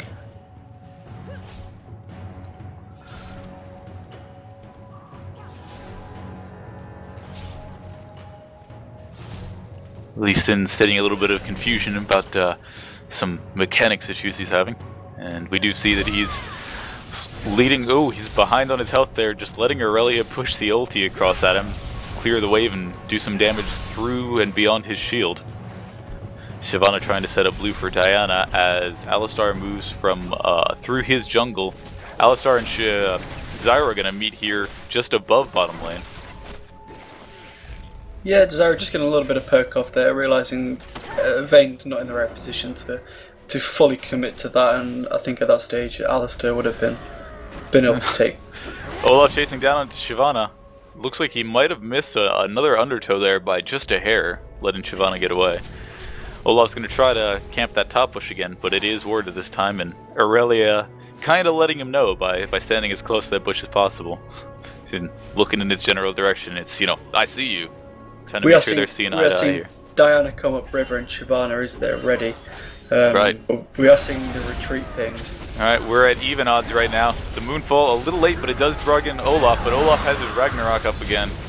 Gonna try to run out, see if they put enough damage on him, and the Blade Surge is what gets him. Blade Surges again onto Lee Sin, gets the slowdown, see if Shyvana can catch up to do anything, but Shyvana is gonna get slowed by Lee Sin. See if they can take the time and the damage here to push onto the turret, and yep, down at bottom. Lane. Yep, meanwhile bottom lane, Vayne and Zyra push quite successfully. Vayne getting a double kill on Alistar and Ezreal. And Zyra just pulling managing just to enough turret escape from aggro off, the tower. that was nice. Yeah, great escape there. Vayne now 5-2. Just what you don't want a Vayne to be, you know, the Vayne the hyper carry is. Right, I would say, we see their farm isn't very different, but those 5 kills making a total gold difference just over 1,000 gold, and that's going to be pretty terrifying from here on out. We see she's already got a Bloodthirster. How stacked is it? It's, almost halfway there. Yeah, and it looks like they might get tower at this stage. Yep, the bottom tower's gone.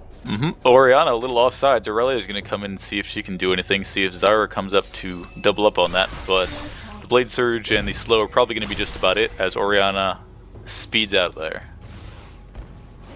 Yep, Blue's mid tower there is diveable. You know, Olaf, Alistar, Lee Sin probably could get in there quickly and take that. It is pretty low, but we are seeing them all mass around Dragon here. Right. say we see Blue's entire team and several members of Purple. Blue getting very aggressive, but with good reason they're going to take Orianna down before she can even shockwave. Vayne picking up the kill there. This is exactly what Blue team need, feeding their AD carry. Yeah, a little surprise on that one. Her Bloodthirster now 3/4 stacked. She's probably capable of condemning someone into a tower, but we see there's a lot of support from Purple team starting to show up now. Blue team trying to force Dragon there, trying to get the kill quickly before Purple team manage to arrive. Right, they've got even odds here, but they're going to have to let the Dragon leash back up and heal. And now Shyvana very low. See if she can provide any sort of support, or if she's just going to back out, which is what we're seeing. But so does Purple team, so not too much happening just now. We'll see if Blue team tries to re-aggress onto Dragon, which is what they're doing. They're gonna try and get Dragon because I think they need to get Dragon. They know middle tower is going to go down, and they need that gold back as soon as they can. Purple team not getting aggressive, or not getting, objective hungry. Ezreal tries to use his ult, but it is a few seconds too late.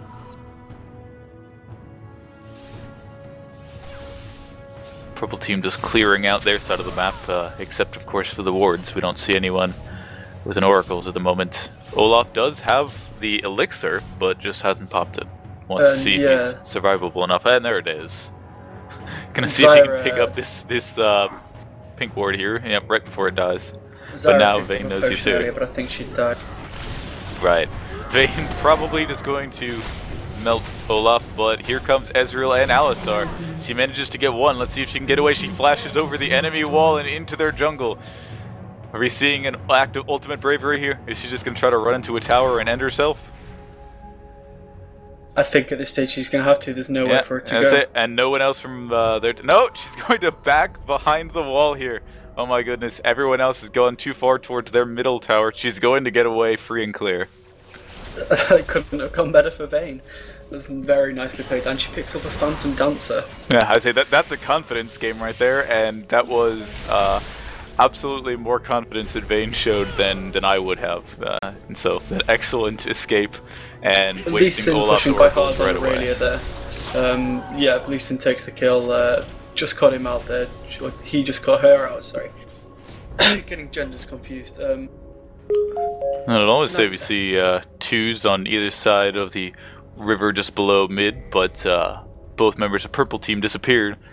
So we do have 3 on 1.5 up at mid if Blue team were seeing a reason to aggress. They're going to go ahead around behind, place a ward to replace the one that just fell, and sweep for further objectives. Leeson gonna try to answer that, the fact that nobody on Blue team is near him by taking a tower. We'll see how that goes. Diana is reacting. We have had a request towards Paulino to switch to items instead of gold for the caster, for the audience. That would be great, thank you. I've seen a lot of action at both teams kind of centering around Purple's blue buff there. Vayne manages to take the blue buff outside of Ezreal's ult. Ezreal's ult almost makes it in time, but just a little bit too early. And Vayne gonna chase down Olaf again. Between Vayne and Shyvana. Oh! The Alistar CC manages to stop Shyvana mid-flight, but they may not stop some deaths here. They're gonna exhaust onto Vayne and try to run for their turret as fast as they humanly can. Zyra's knockup's going to... Oh! Zyra's knockup between the cleanse and the flash. Ezreal just barely escapes it. That was fantastic play by both teams there. Zyra's knock up from the other side of the wall, and the cleanse just at the right time, just to save both of their skins. Yeah, Zyra's CC was placed excellently, and then Ezreal just responded to it right in the nick of time. We've got some action going on mid here, and Irelia and Diana are just going to destroy Orianna on her tower. Irelia being naturally pretty tanky and having the CC reducing passive, and then Diana with her shield. They're going to get to the point where, especially if it's the 2v1, they have little fear of diving a tower. Absolutely, and the blue team have got an advantage at this stage. That 6,000 gold, 8 kills, and a tower up. But after the last game, we know full well that means nothing at this stage in the game. So just keep watching. I know. All I know is that last game, that it was all bottom lane. That last game was just it was brilliant, but yeah. I do look forward to watching the replay very much. But we see, you know, Ezreal has picked up his Trinity Force now, but he's going against a Bloodthirster, a fully stacked Bloodthirster, and a Phantom Dancer from Vayne there. So, gonna see Olaf get condemned to the wall again. Oh, just doesn't manage to take the last shot. Gonna switch over to Ezreal to try to put damage down. Vayne's getting slammed. Zyra's getting slammed by AoE damage as well. Orianna comes into the fight. Lee Sin might take Vayne down, but she survives with a sliver of health, and the only person to go down so far is Olaf to Diana here, who is sitting in the middle of 3 people and looking for more kills. Doesn't manage to get anything else off. Whew. The ball manages to save Alistar from an untimely death at the hands of a Crescent Strike, and Diana falls just a bit too early. So that's a 1-for-1 there. Surprising of all things that might have happened. Yeah, a lot of action for very little result there. A lot of people Irelia dives in, Blaze surges, picks up a kill, and then spends the rest of her ulti just because she can. So now they've got another opportunity to get aggressive and take down this mid tower, which is absolutely what they're going to do. Yeah, we see minions pushing top. They may go up there and focus that, but that looks like it's where Vayne and Aurelia are heading. It looks like they're pushing mid still. Right, and I would say, having seen Lee Sin and others just back off, they do have little reason to believe that anyone else besides Alistar is going to try to defend this. And Vayne manages to take purple team's red before Olaf can shift back into position. Oh look, Olaf's there and no buff. Yep. He's got to be annoyed at this point. Seen the Ezreal ult again, not particularly doing anything. And again for probably the 4th or 5th time this game. Right, we haven't seen a whole lot out of either jungler really, but you know, Shyvana has just been kind of going up, showing around, and by virtue of the fact that especially in the bottom lane, her team has a significant advantage. She's, you know, got the 2 assists and no deaths versus the 2 assists and 4 deaths for Olaf. All right, we're seeing people line up for Dragon here. Purple team on the inside, but the significantly stronger blue team knocking on the door here. Shyvana's going to be first in. Orianna and Alistar pulling onto her. Everyone diving down onto Shyvana and exhausting Diana in the meantime to make sure they can take her down. The Zyra knockup is going to hit absolutely everybody. Command Shockwave takes 2, but Irelia is already way in the back lines, and everyone else has far too much damage. That is a 1-for-4 with only Shyvana going down for the blue team. It was a little too much of an early engage there for blue team. They probably could have gone 4-for-0 or 5-for-0 if Irelia and Diana had actually been there at the start of the fight. And sure. There's the 5th. There's the 5th. That's the ace and the dragon pretty much right at the same time. Irelia has now got a Trinity Force and a Guardian Angel. She's going to be doing a lot of damage and being, you know, a lot of sustain there, especially in team fights. Yeah, I'd say different champion and really an increased damage from what you might see from what we've been seeing in tournaments lately is that incredibly tanky Rengar build, which I've had the displeasure of playing against a few times in the last few days, where, you know, they stack 4,000 health and they take the Spirit Visage for increased roar, and then everything else is just CDR to make sure they can recover 20 to 25% of that 4,000 health every few seconds. Yeah, but, you know, Irelia's tankiness comes from a different place, but she's going to be similarly difficult to put down, especially with this purple team really hurting for damage. It's a 10,000 gold differential now, and 13 kills and 2 towers. And Zyra picking up with Zeke's Herald just to see if he can rub some salt in the wound, give Vayne and Diana extra attack speed.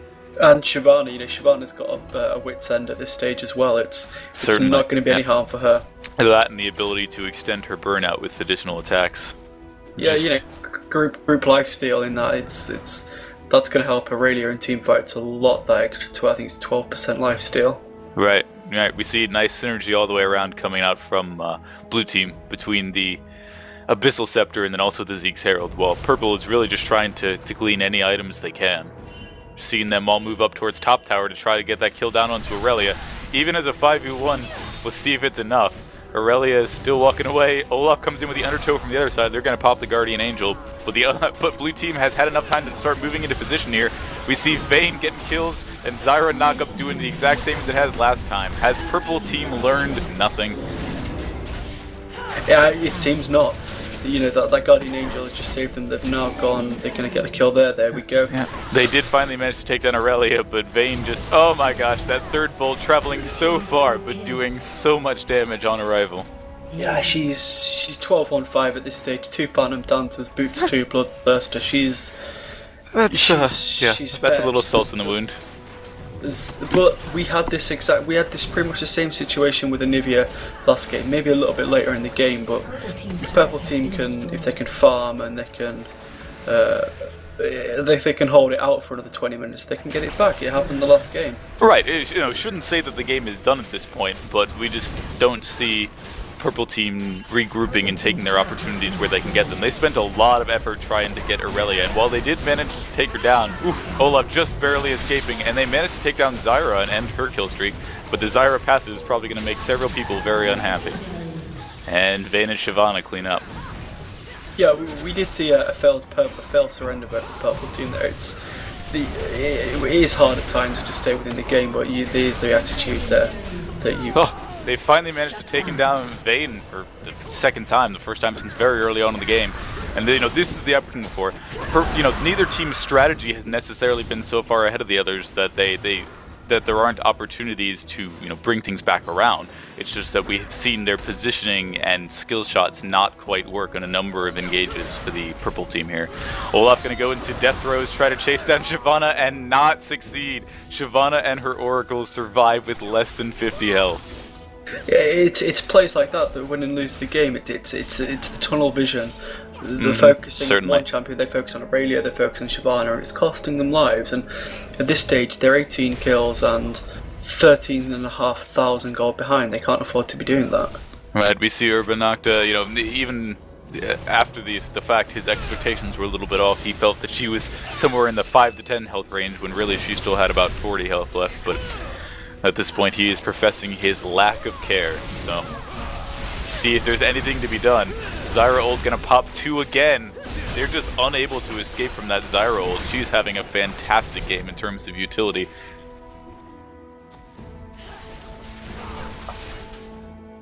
Yeah, she's doing pretty well. 5-3, 15 assists. Right. Not as high as we saw last game, but blue team here trying to set up a Baron. Right, but I mean, her CDR has already reached 40%, and her ult is landing strongly pretty much every time. Yeah, it's not what you've got. It's what you do. It's what you do with what you have got. And this Zyra's proving that you don't need a lot to play very well. Yep, and an uncontested Baron here, as there's really very little that purple team can do. Speaking of uncontested Barons, I know how that can go from last game as experience, but we'll see if purple team can do much of anything. They are grouped up this time. We'll see if they can avoid AoE CC and then pick their opportunities to take down anybody on blue team that they can. Irelia's Guardian Angel is still down, at least for a few more seconds here. Yeah, I think blue team, they realise that that's an important thing. That they're standing back a bit. They're not putting too much pressure on. Vayne is farming there. She's doing very well. She's got 3 Phantom Dancers. She's going Dunk Master Vayne at the looks of it. Yeah, no, I say she does not feel. She does not seem worried about dying at all, and the possibility, admittedly, is rather slim. But that attack speed is going to be straight up terrifying. Yeah, she's 2.4 attack speed. When she stood around Zyra with that Zeke set, or she is going to be hard capped at 2.5 attacks a second there. Yep, there it is. And the red buff and the Bloodthirster and the additional lifesteal from the Doran's Blade, that's just there aren't words. There aren't words, I'm sorry. And they know it, but like we saw in the last game, that overconfidence can be the demise. Yep, Zyra managed to snare everybody while the turret was destroyed, and now it's just gonna. It looks like another rout for purple team. Ezreal does manage to flash, dash, cleanse his way out of the snare there, but it's not gonna be enough. Lee Sin's Guardian Angel comes back up, and he's immediately put down. We're seeing GGs come out everywhere, and this may just be a straight push in to finish the game. Yeah, it looks like there's nothing much that can stop them. Olaf trying to do his best. No, Olaf gonna let himself go down to Vayne yet again, and Vayne, the alpha and the omega of this game, at 17-2 and still having 7 assists on top of that. Absolutely fantastic. That's why you don't feed a Vayne. It's Irelia getting a little saucy and letting herself go down to the tower just so, you know, somebody can have the kill there. Not like she was using that Guardian Angel anyway, right? That's GG. That's the game. Played by both teams. Certainly, you know, we still saw some good plays come out of Ezreal and Lee Sin. Purple team did have the advantage early. They got 2 of the first 3 and I think 3 of the first 5 kills, but just weren't able to keep things going from there. Orianna had lots of pressure onto Diana in the early game, but just wasn't able to follow it up enough. And when other people started shifting in and through that mid lane, it became Diana's in that regard. That and people showing up bottom lane. And a couple of failed or improper ganks from Purple Team just set Vayne up to completely steamroll. Yeah, absolutely. Player of the game? You'd be hard pressed not to say it was hits and runs on Vayne. Between that exciting and completely ridiculous escape from Ezreal and Alistar, where he just hid in between their towers and disappeared, and the end stats showing him at 24 versus 2 if you're going to look at KDA. So that's 12.0 KDA in this game. That's absolutely astounding play coming out from him. Really think he's looking great. I mean, my personal commendations would probably have to go to Zyra, doing so well with the utility on her ult and just keeping people locked down. Yeah. But big commendations to the rest of the team for being able to follow up well with that work as well. I mean, we were seeing people snared, and rather than diving onto them, her team finished up the tower before continuing to aggress.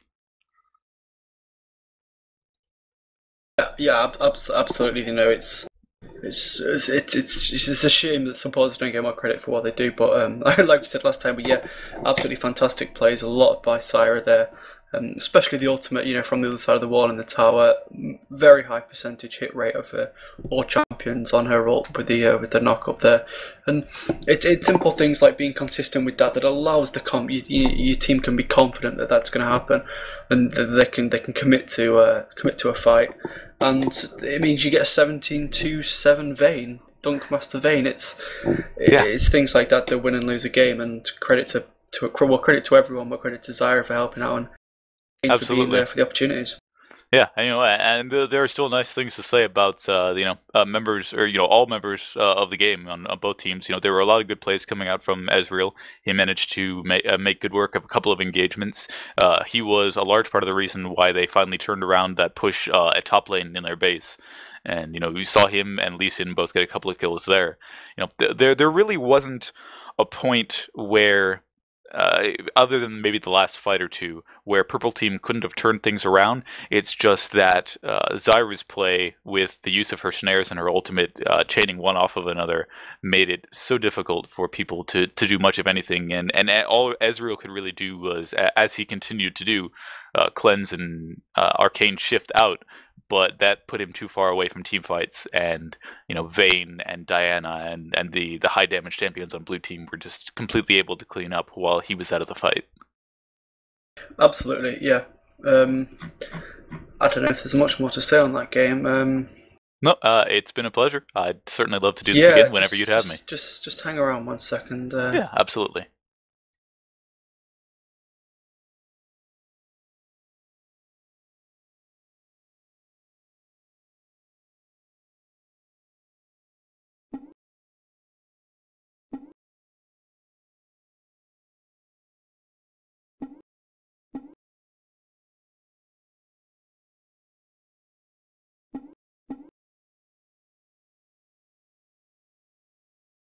Okay, so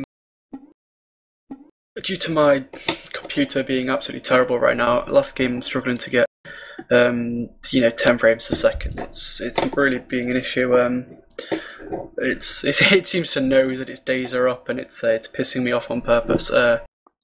So I was going to be casting this next game with Chaos Inferno, but I am actually going to be stepping out Ateatree here did I thought you did a fantastic job casting that last game. He's going to be casting with Chaos Infernal.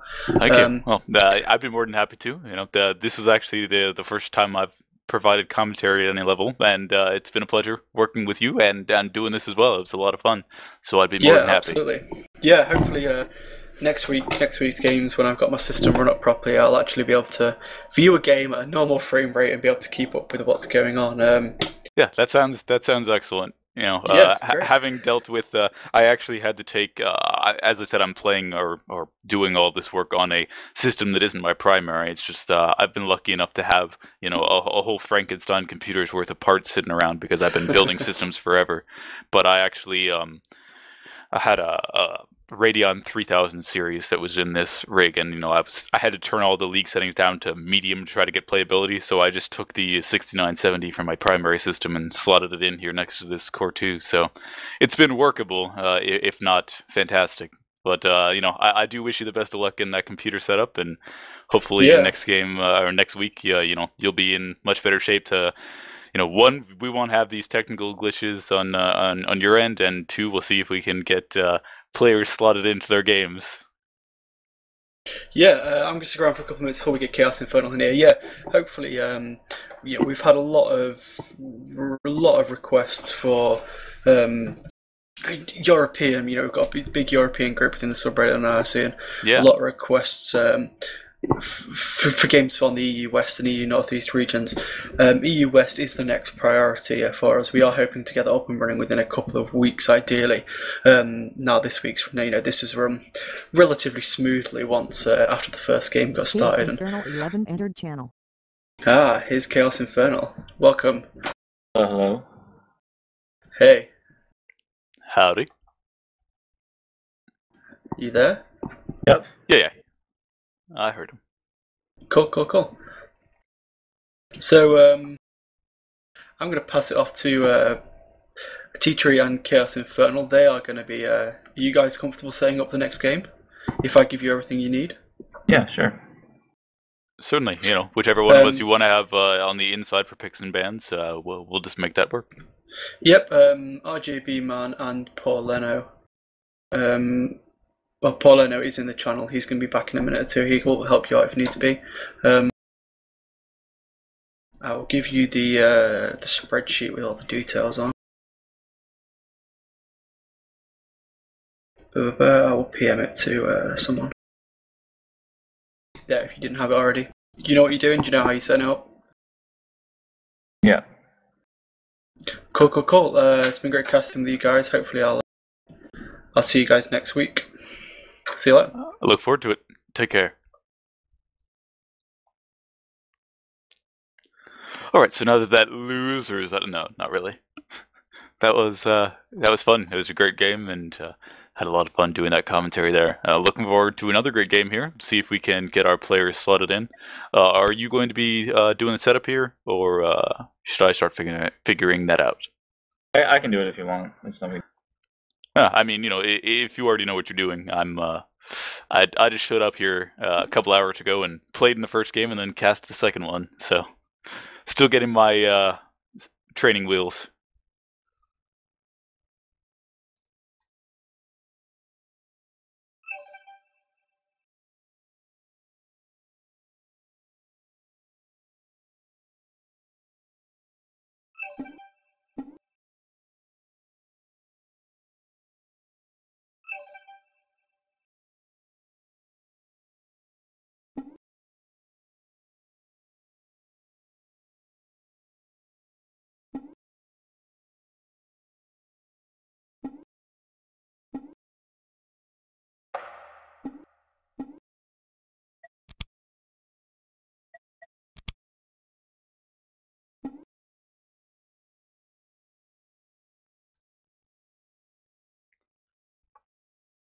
Yeah, for some interstitial chat here, Chocobo Rain brings up a good point in our Twitch TV chat. It's, people will get mad, and it may be you some days, most days, but really the important thing is, and it helps to have replays like this, which is why people at high levels will often suggest either streaming or recording yourself as you play, but being able to try to figure out what you did wrong, and to the extent that you are able to see things in your game, trying to figure out what you could have done better. Watching streams is good, and I've learned a lot of things about mechanics from having watched players at high level streams, but there are some things that you can really only pick up from watching your own games and watching the site that you had at any or didn't have at any given time to see how that can improve your play and your positioning and then your overall thought process.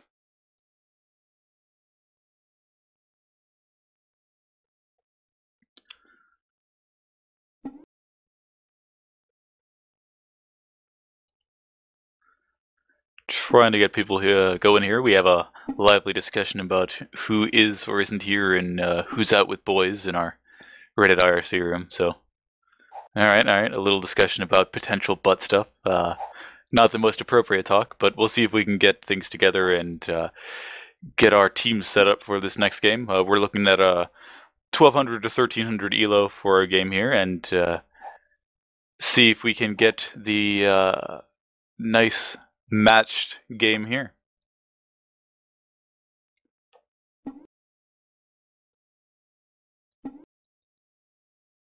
Oh, okay.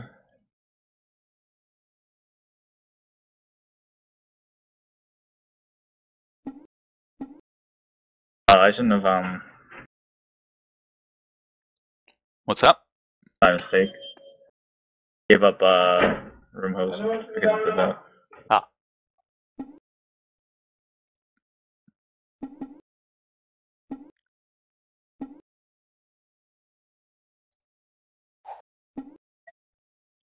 All right, we've got Croc Boy here and ready to slot into Team 2's top.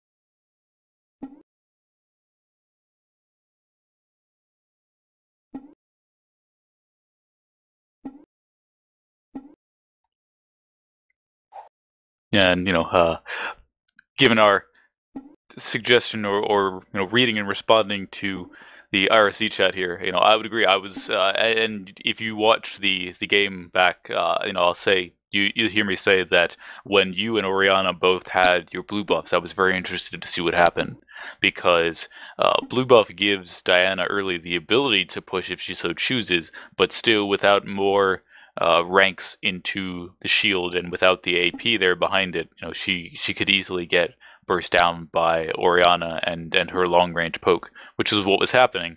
But she just wasn't able to finish you off, and then you started getting other lanes rolling ahead and more support from people coming and ganking into your lane, and that's what set up a lot of the later game for you. And once a Diana is able to get her items and gets going, yeah, it gets pretty ugly for everybody else involved.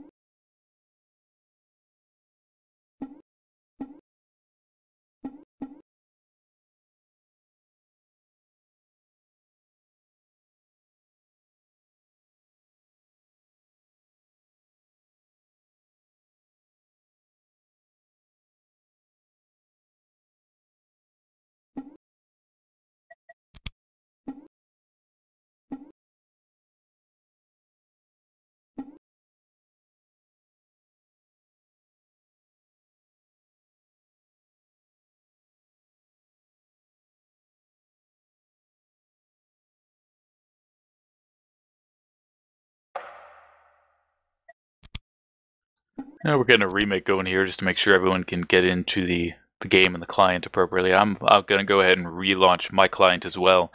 I was missing champion portraits and a few other things like that, so I was a little bit behind on my cast. You were suppressed. You were moved to AFK by the server.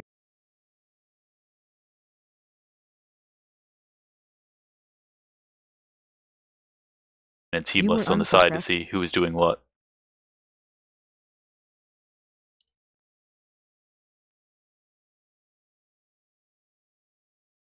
Ah, okay.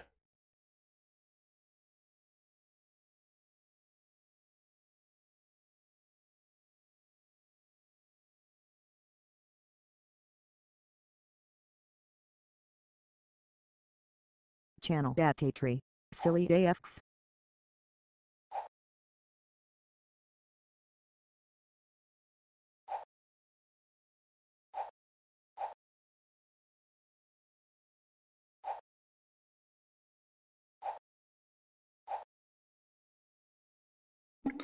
I can't say with certainty hits and runs when the VOD of the next game will be up. I think we try to put them up right away, is my understanding. It looks like we've already got some of what may be from the first game here, and we'll see. So I would just give it a refresh on our page here in just a little bit and see when we are able to get that VOD up.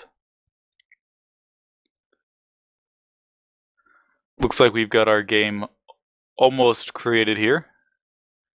Just slotting in the last few people. We've got our spectators up and ready. See if which team each of our players show up on. I know Crocboy was listed as a player for Team 2, but I'm going to leave the logistics up to everybody else, and I'm going to go ahead and reset my client to fix a couple of graphical glitches I was having in the last game. So I will be right back with you. So y'all can hear me for the moment, but view on demands won't be up until I actually stop and restart the stream, just because Twitch is silly about the way it does that. I mean, if enough of you want me to, I can just stop it and restart it really quick, but just let me know. I figured that was the case. Channel ateatree. Didn't know if you were already doing that.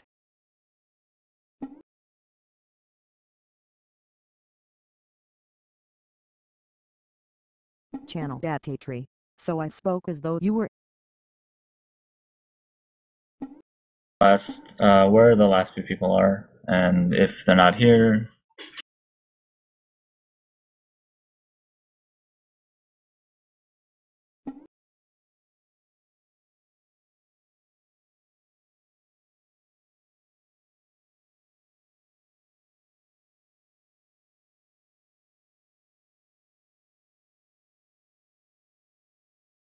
Looks like Team 2 is going to be on blue.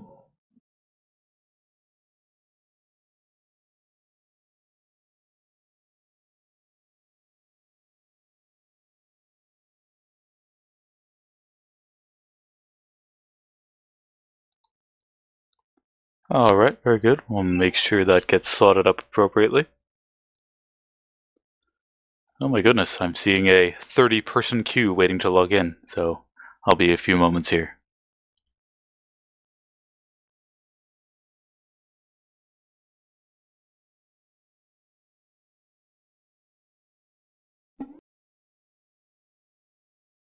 channel ateatree. Said 20 seconds.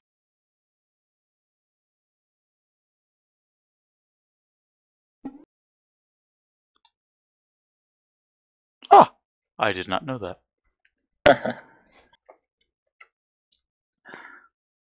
Right, naturally. I'm speaking to myself on behalf of Forlano, who is somehow psychically communicating to me. So I'm just trying to get an understanding of how this sets up here and see if I can get back into all of our appropriate chat rooms here. I am back in the client, though, so that took care of itself.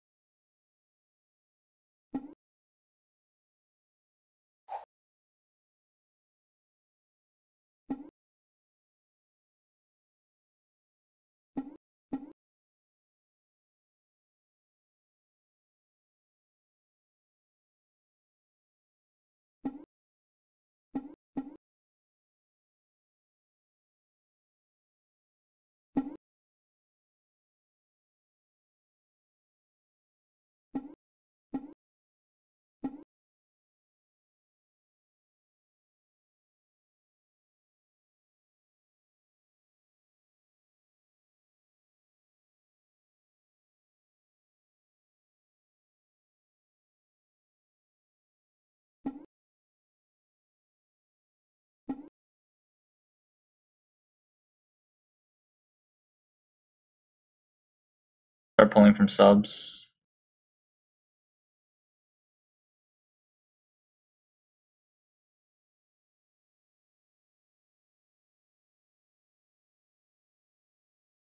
I'm gonna pull from at least first.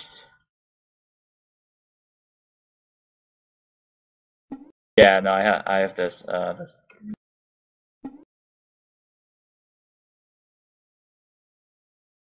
Talking to the wind. Now you guys know. Everyone is watching. No. It's that poor Leno has a very unusual form of telekinesis, and he did explain to us previously how it works, but we're still getting used to the idea of, having to respond back physically to someone who can communicate psionically. So, it takes a little bit of getting used to. But it looks like we're getting things just about set up here. Make sure everyone's on their appropriate teams.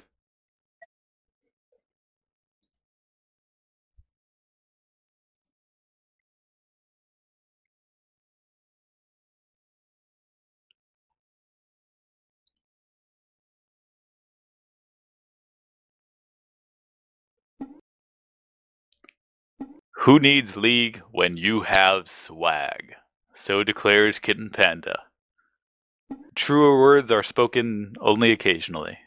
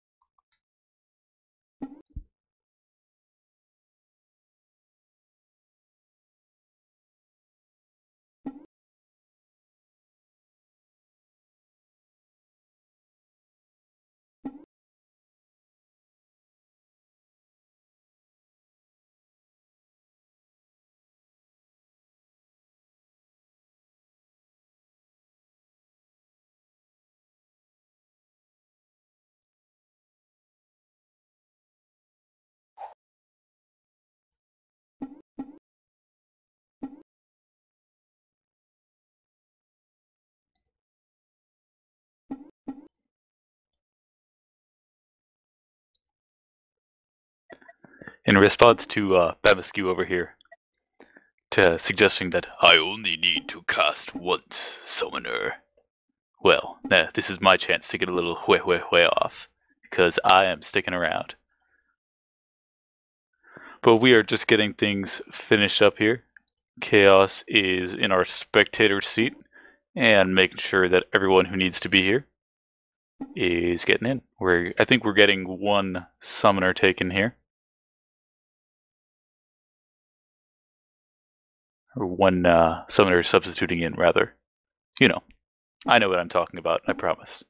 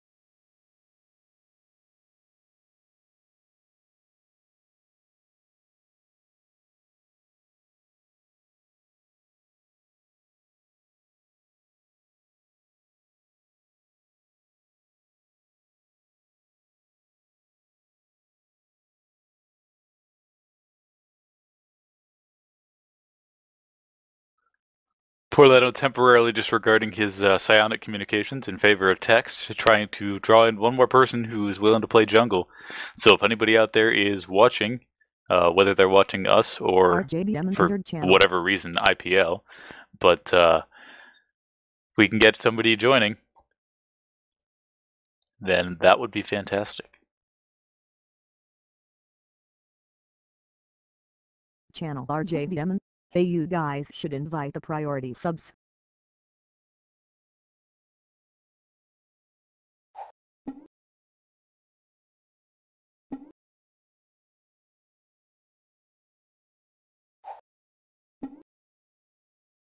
Channel RJDM.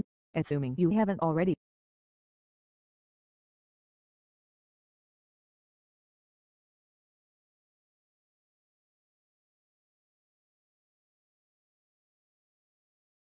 Yeah, I haven't asked everybody. I didn't invite because I'm no longer in. I no longer can.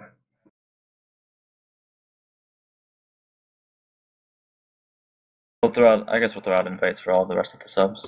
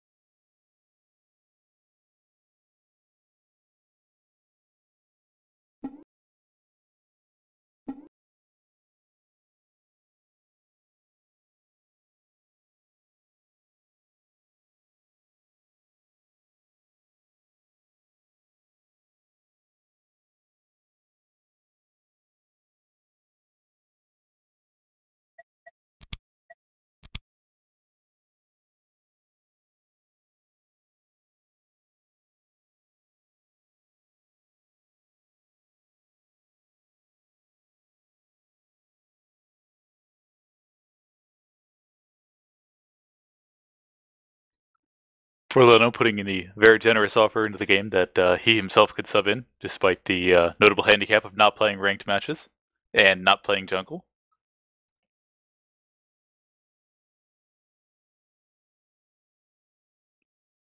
Bamascu trying to invite some sort of rivalry, but I'd like to believe that we as casters are encouraged to be above that sort of thing.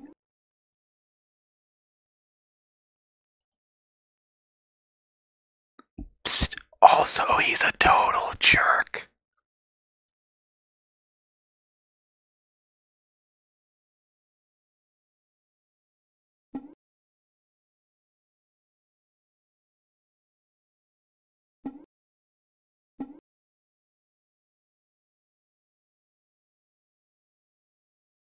Alright, looks like we are seeing Freud login. Cursor for squares.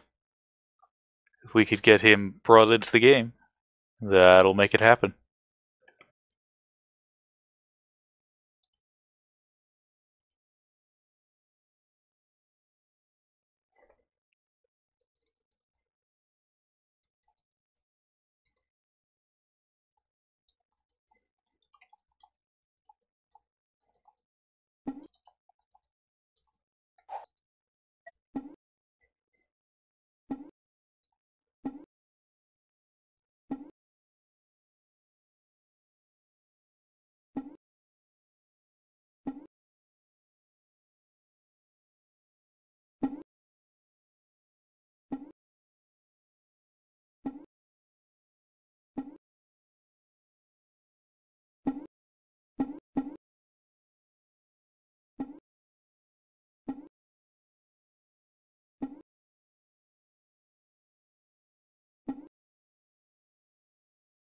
Yep, I am ready whenever everyone else is ready.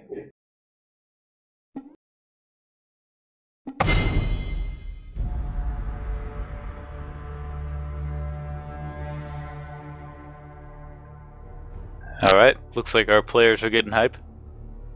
Tsunami roundly discarding the idea of even teams. Has no desire to have an even matchup, just wants to destroy some scrubs. And we are into our picks and bans. Give a guy for trying to try hard. What's that? Give a guy who wants to try hard. Ah, sure. Sometimes. Alright. Let's see who are... we have our first ban out on Blitzcrank. Same as it's been all day. Not surprising though. Definitely don't want to see that support danger coming down on people. Bans, Malphite and Shen. Pretty standard stuff. Yep, one right Darius after the other, and see the Darius. And then a Janna ban coming out next. Finished off with an Alistar ban. We're seeing a lot of people starting to fear support here. You know, I'm not gonna say that I feel that I had any part in that, but it could just be Noturno as our team captain here, wanting to make sure that you know, the CC that they put out is as minimalized as possible. Now we're gonna take a look at our picks here. And we've got a lock-in on Rengar here as a first pick. Everybody likes that tanky-ass tank Rengar build. We'll see if that's what they play to here. Yeah, the thing about Rengar is he's so strong because he, like a couple of other champions, doesn't really need to itemize for damage to do damage. Right, we've got Racked and Kitten Panda. We've got a Amumu potentially showing up here, and he is locked in. I apologize if we're a little bit behind here. We're just trying to pull things together. We do see an Amumu locked in as a first pick and waiting for Kitten Panda to pick something as well. Amumu is a strong jungling pick pursuant to how the enemy team responds to his early game. Yeah, the thing about Amumu is that if he gets past his first clear okay, he does perfectly fine. His ganks are pretty good. But if you shut him down early, if you take his blue, or if you invade, he can have a really hard time trying to catch up. Absolutely. It was the same kind of concern that we had in our game, because we had an Amumu jungling, and he did get taken down for quite a while. We're seeing a Soraka locked in. Alright, it's a fine choice to support, though we'll see who the AD carry is. And our other team here, we've got a Caitlyn potentially showing up. To see if, you know, it looks like everybody's just picking mostly in terms of who they like to play for themselves, or at least not fooling around with playing with a lot of different configurations here. We'll see if Caitlyn and Sona are both picked in, it looks like. Alright, Caitlyn and Sona, that sounds like an excellent choice. A lot of early game harass. Yeah, the question is going to be for the bot lane if the Sona Kate combo can sort of poke out the other bot lane before Soraka gets to that point where it becomes really hard to Right, right. And who would you predict to see as the AD carry for Purple Team then? I mean, I would suspect potentially someone like Ezreal. Yeah, I would think somebody like Ezreal or Corki, somebody that uses mana very well. And high mobility as well. Yeah, high mobility, yeah. So, I mean, we'll see. I mean, I love Ezreal as a champion. I think he's pretty much an all-purpose AD carry, so... But, alright, we're seeing Irelia get selected in, but not locked yet. We'll see if it's potentially the Rengar in top lane against Irelia in top lane. You know, that'd be a pretty ugly matchup to see. And Irelia changes over to Jax. Just trying to come up with a comfortable top laner, preferably for them somebody who lines up well with what we're seeing in terms of their CC so far, the Amumu. Amumu Jax sounds like a good combination to me. Ezreal pick. Last couple seconds, see if it locks. I think it will. Pretty much what we expected in that regard, the Ezreal Soraka lane. Back to Irelia last second and lock. So. Alright. Alright, so we've got Irelia slotted up, and we've got a bottom lane and a jungler. We'll see who our blue team picks. They've got a Lee Sin picked up here, and we'll see if he does top lane, similar to the way he was played in the last game, or if he switches over to jungle and puts Rengar in the top lane. I mean, that would personally be what I'd be expecting, but we'll see how that shakes out here. Yeah, it depends on who decides to play who and who's more comfortable with the matchup. Yeah, and the thing is, like, both champions can go either way, and they're perfectly fine. So absolutely, and it's just an idea of whoever decides to be decides to go up against the Irelia. I mean, we saw Lee Sin generally do well against Irelia in the last game. He just didn't quite have the presence that he would have liked in other lanes or throughout the rest of the game. Oh, we're seeing a Karma potentially come out. Let's see if it's locked in. It's locked. It's locked. Run out of time. We're seeing a Karma in our mid lane here. That is going to be fun. Interesting to me because Karma, I mean, as a champion, people think she's, weak or whatever, but her laning phase is actually very strong, and a lot of people don't expect that. And purple team here just rolling through a number of different mid choices, stopping on Lux for a time, stopping on Zyra for a time. Let's see what happens here. Yeah, I like Karma when combined with your Sona and your other highly mobile champs like Rengar here. Like seeing Rengar that tether on people. Yeah, exactly, and especially since Karma can then drop her shield on top of like the Rengar or the Lee Sin if they dive in. And it looks like we are seeing Zyra as our choice. Yeah, that's going to do it. Yeah, those are the picks and bans and everything. Every champion's all set. Yep, we're getting things traded around. We see Amumu, Courage for Squares playing Amumu as our jungler here, as he did state he would be the jungler before, so that's not a big surprise. And it looks like Rengar may stay as the jungler here for our blue team. Yep. Now it'll be interesting to see how sort of the game plays out early on.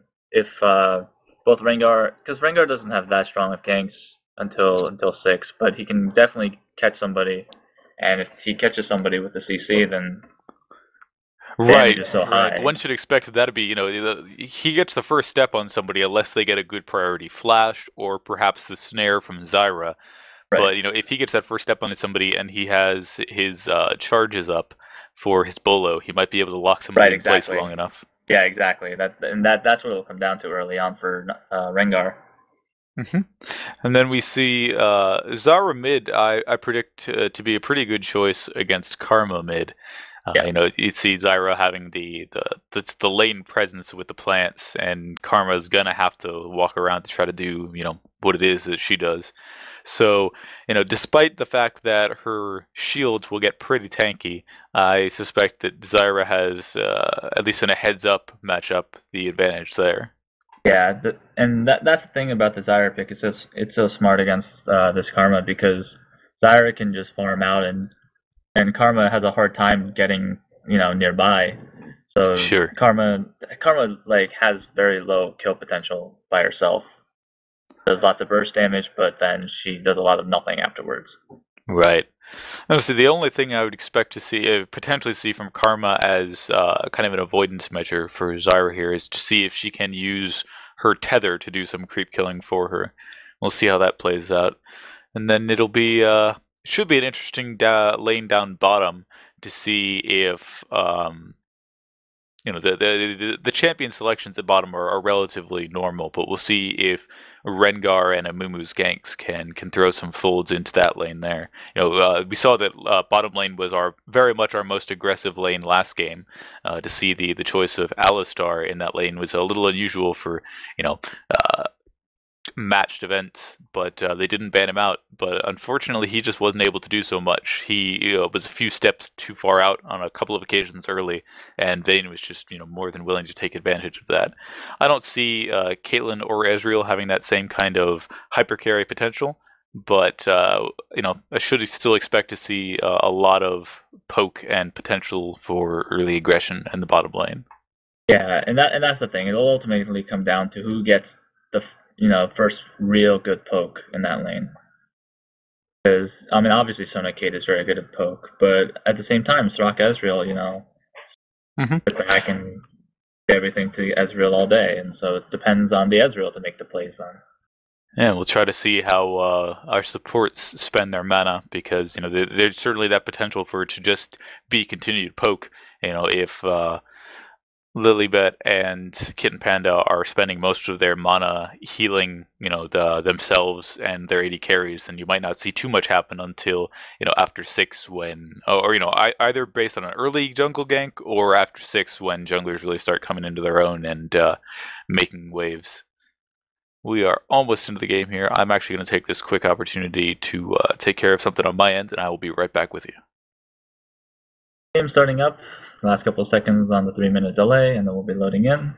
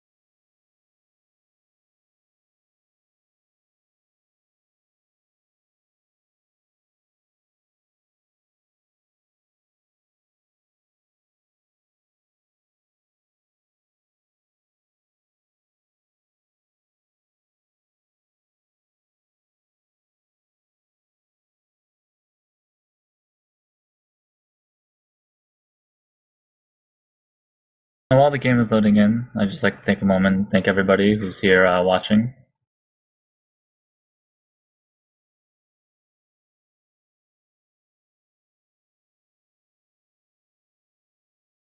The game, along with the rest of them, will be worth the time. Stay low. Alright, I'm back here, and just, have we had any discussion of our, first and most important metric yet? Which is, of course, our skin count and quality. Honestly, I think it's only slightly favored on blue team. I mean, obviously in numbers, they're 2 skins. Sure. But neither of the 2 skins are particularly fantastic. I like Yukin Sona, although it's not the flavor of the month for Sona. People prefer to see their arcade Sona these days. Oh, and we've got a pause out real quick from Enigma Blade on Caitlyn. And apparently one of our players on that team exploded on himself.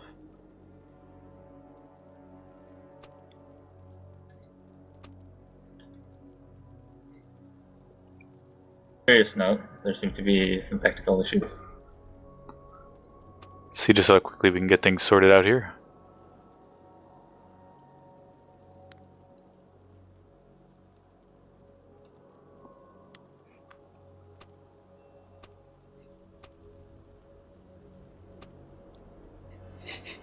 A lot of erstwhile discussion of strategies and counters, despite the fact that neither team has left the fountain.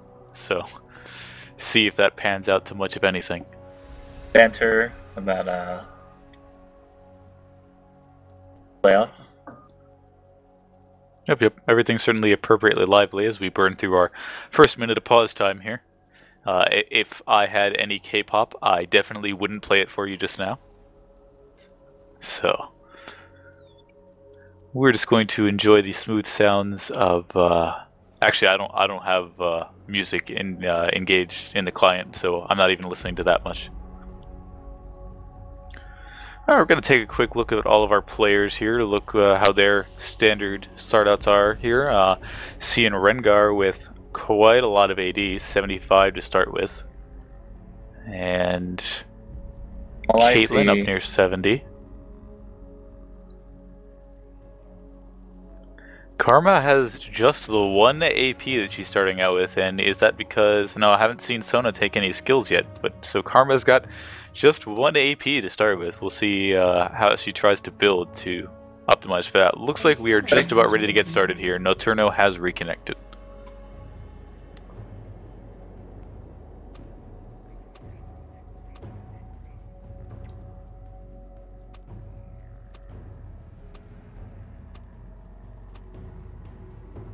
a second, I was like looking at purple team. I'm like, oh, their MR values are so high, and then I like realized that this is Soraka. And Right. I'm like, yeah, like there's some like. But okay, so game is unpaused. Everyone's buying their items. Soraka just loading up on wards so far. There we go. There's our standard, the Fairy Charm and the rest of it.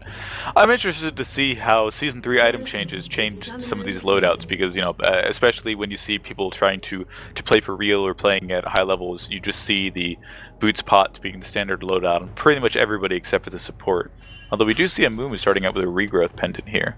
See if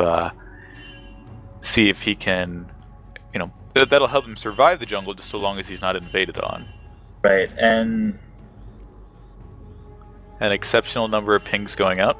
Rengar looking to start at his red, although I suppose his teammates are encouraging him to disappear just so long to make sure that purple team doesn't gain any unnecessary vision. Overall, it's just pretty standard, defending their own jungles. Right. You know, I don't predict to see invades on either side because, you know, especially with the ways they're clumped up right now, I suspect that whoever invaded and made the aggressive moves would probably get jumped onto. Yeah. The thing is that like neither of these two teams are, you know, very particularly good level 1 teams. Like far too risky if, you know, there's a whole team waiting to brush somewhere. Mumu getting started on his wolves, got 3 people helping him out with that. See if he pushes through quickly enough. He is losing an awful lot of health. He should hopefully be on shortly, but there is still a game before you bar up.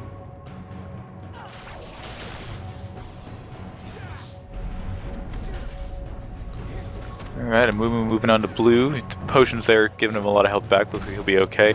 Rengar is just ingressing onto red buff here. He's also taking a lot of damage. He's just finished off red buff and reached level 2 at about half health. Lee Sin and Irelia doing walking out a weird way. Their standard trades here. Amumu coming back around to see if he can put up a level 2. Yeah. So he's looking for a gank here, but I don't know if he's going to be able to get it. Especially without boots. Yeah, I'm inclined to agree. Karma is moving close enough that he might be able to give it a try, but he's going to have to walk a couple, and he does walk out, throws the bandage toss right across his own creep, nothing doing. Karma blows the shield across his jungle. Yeah, it gave Zyra an opportunity to put a little bit of damage across Karma, but ultimately it's just going to, you know... While Nocturno in bot lane, already sighted by a ward, so nothing doing. I don't know if... Right, they probably didn't see that ward go down at the time it came in, and Rengar is going to back off as well. Say, purple team is playing quite safe, just having Ezreal poke with his Q for the extent of their minion collection, and he's doing a fine job of that. And see how he keeps up with Caitlyn over the course of the next few moments here. Lee Sin pushed up pretty far towards Irelia's tower here. And now he is going to back way off and come back in. The Amumu is having to force recall, unable to clear his red. Oh, some action going on at mid as Zyra puts down another snare and some plants on top of Karma. They are both rather low, but don't see much of anything in terms of more definitive action happening between those two yet. Rengar making his clears, and yep, as you suggested, or as you said, Amumu had to back off. Looks like he has not taken his red just yet. It's not like the end of the world either, though, because he did manage to pick up his Philosopher's Stone. Time that he lost in the EXP, if he gets a gank off after his red buff, might be okay. Speaking of ganks, we see Rengar moving into position. See if Karma can bait Zyra to move forward a little bit. Rengar's early game buffs, and especially buffs towards mid, aren't the strongest in the world since he doesn't have his invisibility to aggress in. Looks like he's trying. Oh, he just showed himself for a second, and Zyra did see him. She's gone. Gonna move back towards top, take a quick look. Don't see too much going on.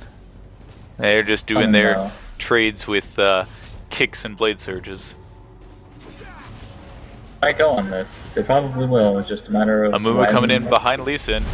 Lee Sin walking right to him. That's going to be the bandage toss, but Lee Sin will probably safeguard away if he has that available to him, and he does. Rengar moving up towards top himself. He's quite low on health, though, to see if he can manage to do anything in the enemy jungle here. Or rather, his own jungle, sorry.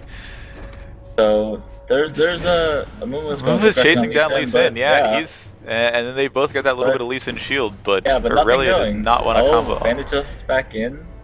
Lee Sin's probably going to move back in towards him. We're going to see the resonating strike. No, he tries to put down the E. Nothing doing, though, there. And Rengar is going to have to flash over the wall. And then flashes again. Karma pulls first blood on Zyra, and then just manages to escape from the Zyra passive there.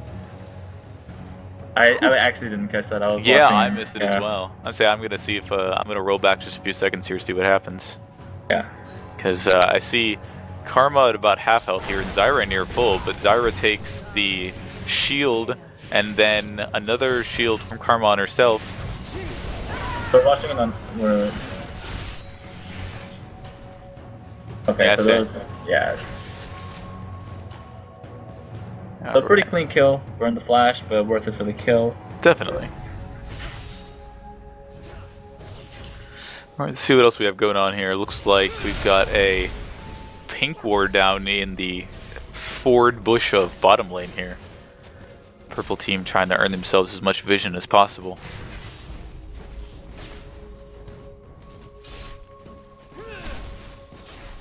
Right now, I mean, if you consider that the only goal difference is, you know, pretty much the first blood that came from mid. Everyone's farming out sort of evenly, except for, you know, mid lane where there's obviously that disparity now. Alright, a little surprising to see it. I would have... Oh, Rengar disappears. He takes himself down. That's unfortunate. And now we've got 3 in the bottom lane. Yeah, I say Rengar's seen himself trying to make things happen at very low health before he managed to escape that kill from Amumu by flashing, but he couldn't escape the terrors of the jungle. I don't know if Amumu will be able to get a successful gank here. He's gonna walk in, bush is clear. Alright, he probably has the opportunity to switch from one bush to the other. He's gonna take it here. Oh, and he walks right into a Kate trap that he did not see coming. Yeah. Meanwhile, Tsunami continuing to prove at least myself wrong in suspecting that he might have a weaker early game than Zyra. Zyra simply not making things happen yet. You know, her let's see what her cooldown's at. It's just at the 8%, so it's just those ranks in no, it's the one rank in the Rampant and Growth, and then the rest of her CDR from Masteries.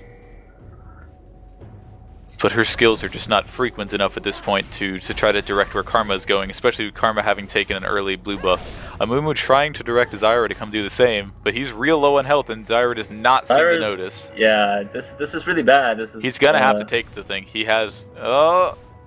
he's gonna drag it as close as he can for Zyra. And there it is. Way too close. But manages to pass it off successfully. Karma gonna punish Zyra for even thinking to come back into the lane. Zyra trying to put on the harass, but Karma has that shield on. Really not going to see much there. We got 3 in and around bottom lane for blue team.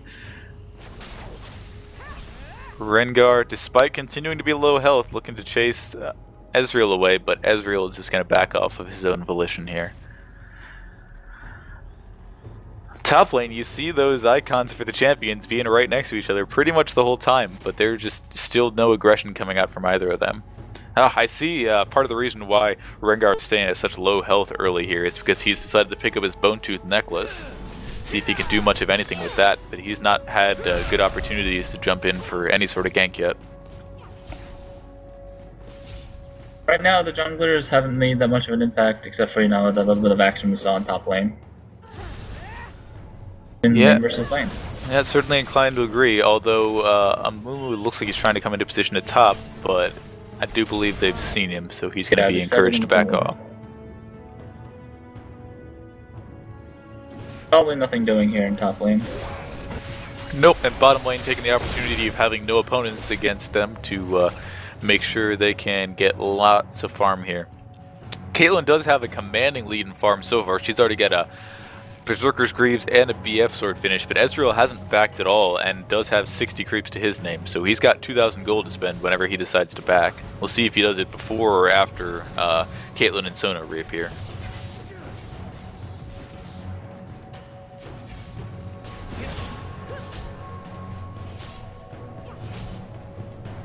What's interesting is that the way that this is looking right now, blue team is getting slight advantages in gold. You can see they're about 600 up now. Certainly. Karma, you know, continuing to be aggressive, and it continues to pay dividends. She just managed to sneak in and take Wraiths without Amumu or Zyra noticing. Yeah, mid lane is where most of the gold disparity is coming from. And unless there's some help there in the near future, it might, you know, be one of those lanes that snowballs out of control. Yeah, at 10 minutes, we're seeing a full 1,000 gold lead for Karma. You know, people just perhaps not knowing how to deal with it, and Zyra's reactions are a little slower than I think they need to be to try to do some of that formative work. Rengar looking to come up behind Irelia, but Irelia's at real high health here, and we'll see if this is really worth anything for blue team to try to have Rengar jump in. He's second guessing himself and backs off.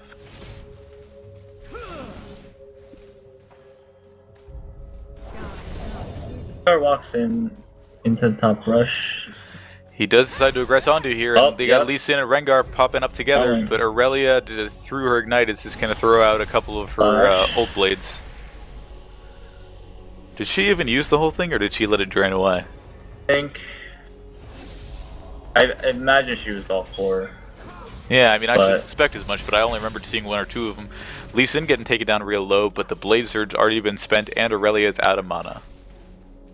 But it's good for him. He forces Lee Sin back, gives him free farm, and hopefully this is a good way to get that solid advantage in top. Oh, he's not sticking around. Yeah, he's not taken off yet, and we do see Amumu kind of rolling around there, having nothing to do else to, and we see another pause come out.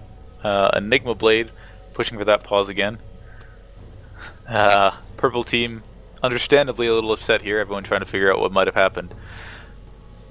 Not sure if Naturno disappeared again or something similar. Karma rather proud of herself, and not without reason, having basically doubled Zyra's farm. Oh, and there goes Caitlyn here. Enigma Blade has disappeared. Currently trying to figure out.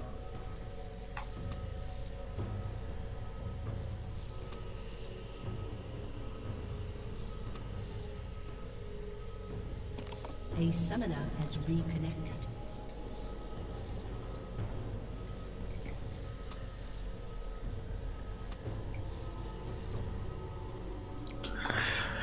Alright, looks like we just about worked through this pause here. Enigma has some apologizing and some splaining to do. But other than that, we're about ready to continue on with our game here.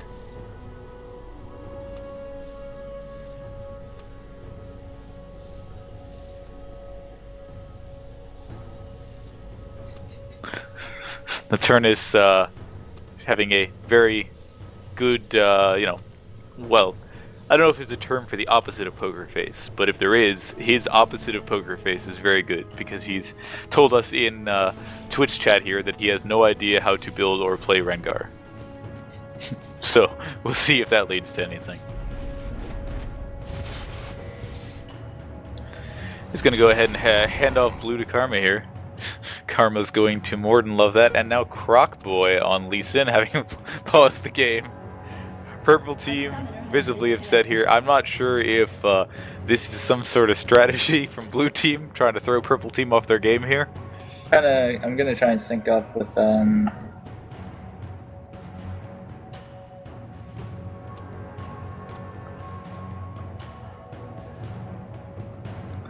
Yeah, it looks like we're just having connection issues. It was Naturno early, and now it's Enigma Blade.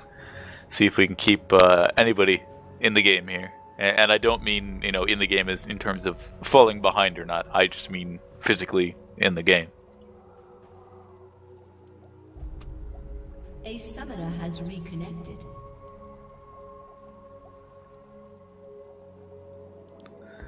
Alright, so that's their 3 strikes here. If they disconnect again, I'm pretty sure they have to forfeit the game. That's how that works, right? If they hold them up to that, though. If that's truly going to be the case, if they're going to try and call that out, you know. See if they're gentlemanly enough, and we're off and rolling again. See if everybody's still at their computers here. What's going on? I'm going to try and just adjust my matching up with the stream so I don't accidentally say something too early. Like, gotcha. Top lane, there's some aggression. Amumu, Yep, we do see Amumu having showed up in top lane. See if he can get onto Rengar. Rengar's just running away with the no health. He's going to come in with the bandage toss and the... Oh! He manages to take Rengar down. He's not going to escape back through the tower, though.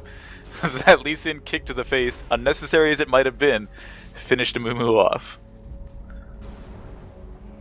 And now Amumu's going to try to... Or, rather, Lee Sin could have pushed back up into the lane, but didn't see Irelia there, so... Again, result in one for one, which is fine. Yeah, both junglers die, but it's been interesting because Amumu is now very far ahead of Rengar with his 2 gold per 5s and the kill now.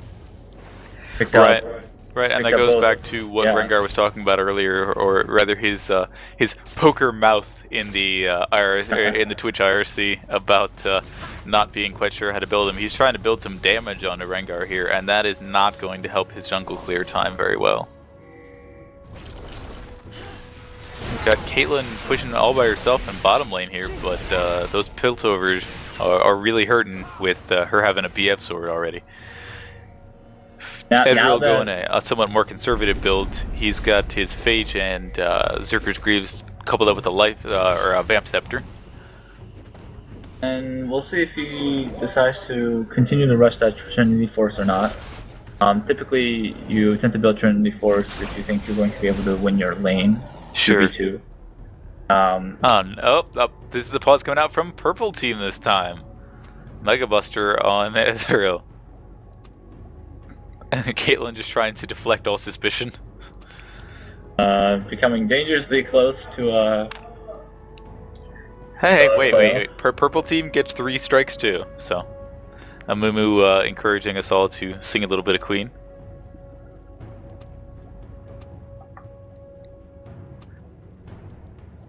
A summoner has disconnected. And there goes Ezreal. Look up to the sky, DC. Aha, I get it. Oh wait, that's not actually what he said. I came up with something clever on my own. Hooray! I made it funny. As I say, anybody who knows the words, just go ahead and sing along.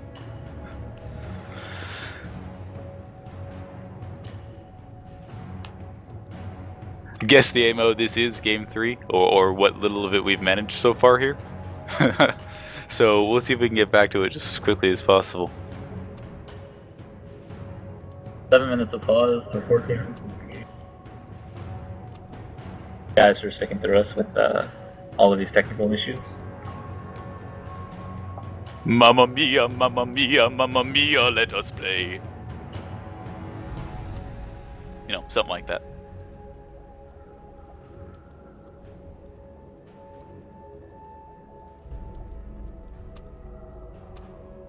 While we're in a pause, let's go over the status of the game right now. Sure, gladly. Okay. Top lane right now, Irelia is about 200, 300 gold. Oh, and Ezreal reconnects. Yeah, but let's keep going over that. Yeah, you know, so Irelia is about 300 gold ahead, which isn't that big of a deal.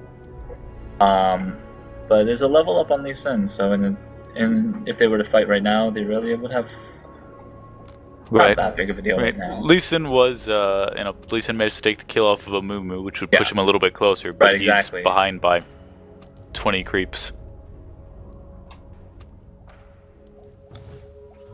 While the actions passes, let's continue onwards. Again, the Amumu now has, oracles on top of 2 gold per 5 and boost of mobility.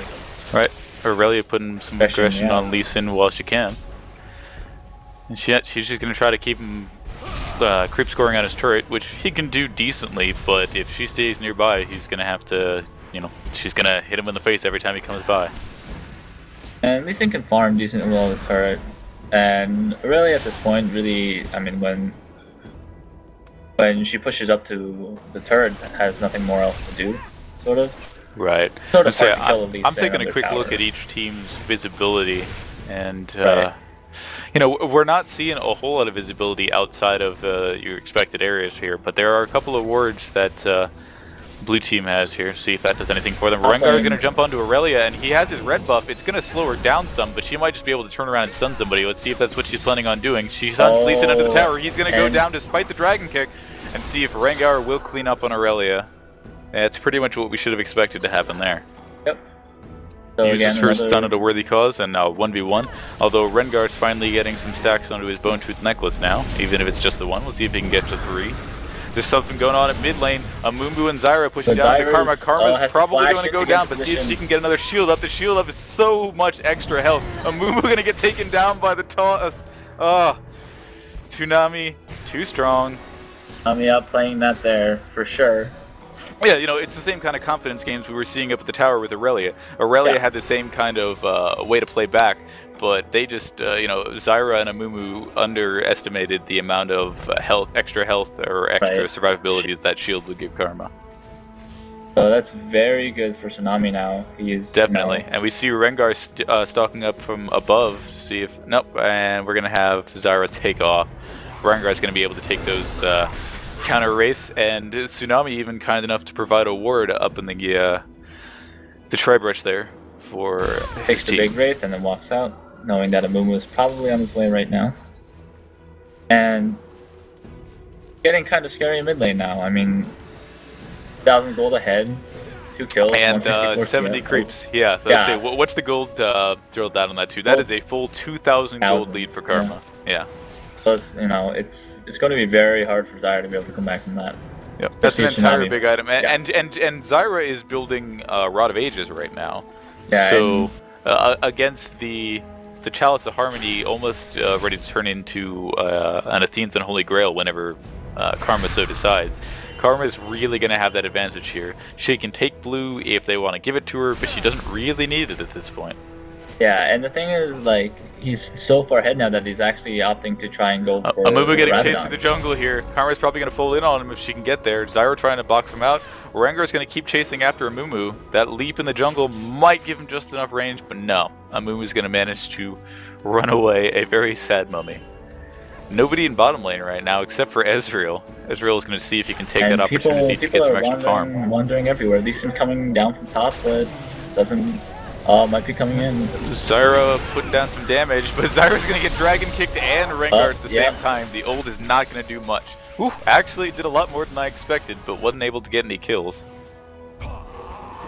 Yeah, so that good roam from Lee Sin to come bot time with the jungler. Gets a free kill on mid. Oh, Caitlyn gone again. No pause. We are going to see the pause come up. We are at a full 8 minutes of pause time now. I mean, Amumu and whomever else, you know, I could certainly understand Purple Team's frustration, but at this point they probably ought to have expected it as soon as we saw Caitlyn disappear. She is back again.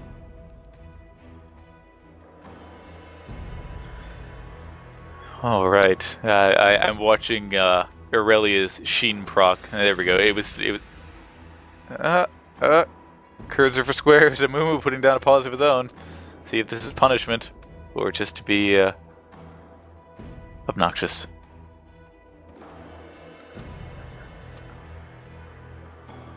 Amumu is saying he is very tired of this pausing, despite the fact that he is the one who had paused the game. I'm not quite sure what's going on. Amumu said that he felt that Caitlyn hadn't reconnected, but I thought she had. And Caitlyn is here. So Irelia is just going to try to escape from under the blue team tower here.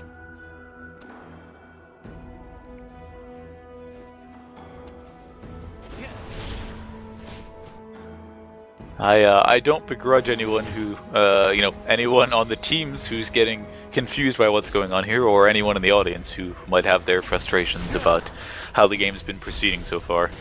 Caitlyn's trying to deal valiantly with her ping, and, you know, the Ezreal has managed to take this time and confusion to catch back up in terms of creep scoring. So we'll see how that lane proceeds from there.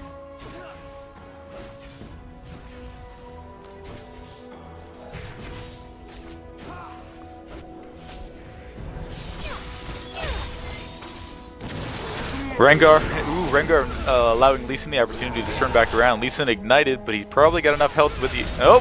Irelia's going to try to burn him down. He's got his fight here. I guard. would fight here. I don't know. I would have fought from the beginning. Oh, he's got enough time for Amumu to come in. Amumu and Irelia are probably going to be able to finish off at least one, if not both of them. Lee Sin's going to get out of town. See if Amumu bandage tosses onto one or both of them. If he could just put down his curse with the Sad Mummy, that's pretty much what I was expecting, but he catches the dragon kick to the face because Irelia does not come with him. They just weren't on the same team there. Or they weren't on same the same page there. Same team, yeah, same page. But like Irelia should just swap from the beginning instead of trying to run for a few seconds. I think would have been much better off because she would have been able to almost kill or actually kill somebody. Sure. Yeah, the team up with the Sad Mummy with Irelia, you know, even if Amumu had gone down, if he'd been willing to, if he'd been the one tanking for her as he was. Right, and also Irelia has red buff, which makes her much stronger in this fight than she would have been normally. And that's just, pretty much what I would have expected. Yeah, it's just a miscommunication just caused, you know. Really. Alright, so that helps bring blue team a little bit further ahead. Lee Sin probably got the advantage over Irelia now at this point. He's, although we watch their itemizations to see, Irelia looks like she's closer to Trinity Force here. And Lee Sin's still trying to pull other items together, see what he decides to go with. Having some discussion about our internet service providers. Caleb, not a big fan of Comcast here. We aren't sponsored by anybody, so I don't have any opinions to give one way or the other. That's how that works, right? Likely. Okay. Alright, just like my unnamed carbonated beverage that I'm still working on finishing up here. Seeing Karma and Rengar try to chase Amumu down the river. That leash giving Rengar all the range. He needs to jump in. He puts down an excessive amount of damage on Amumu. Doesn't have the ulti to pull up yet, does he? Oh, he's going to jump back onto Amumu anyway from out of the bush, but the Soraka heal is going to start turning this against...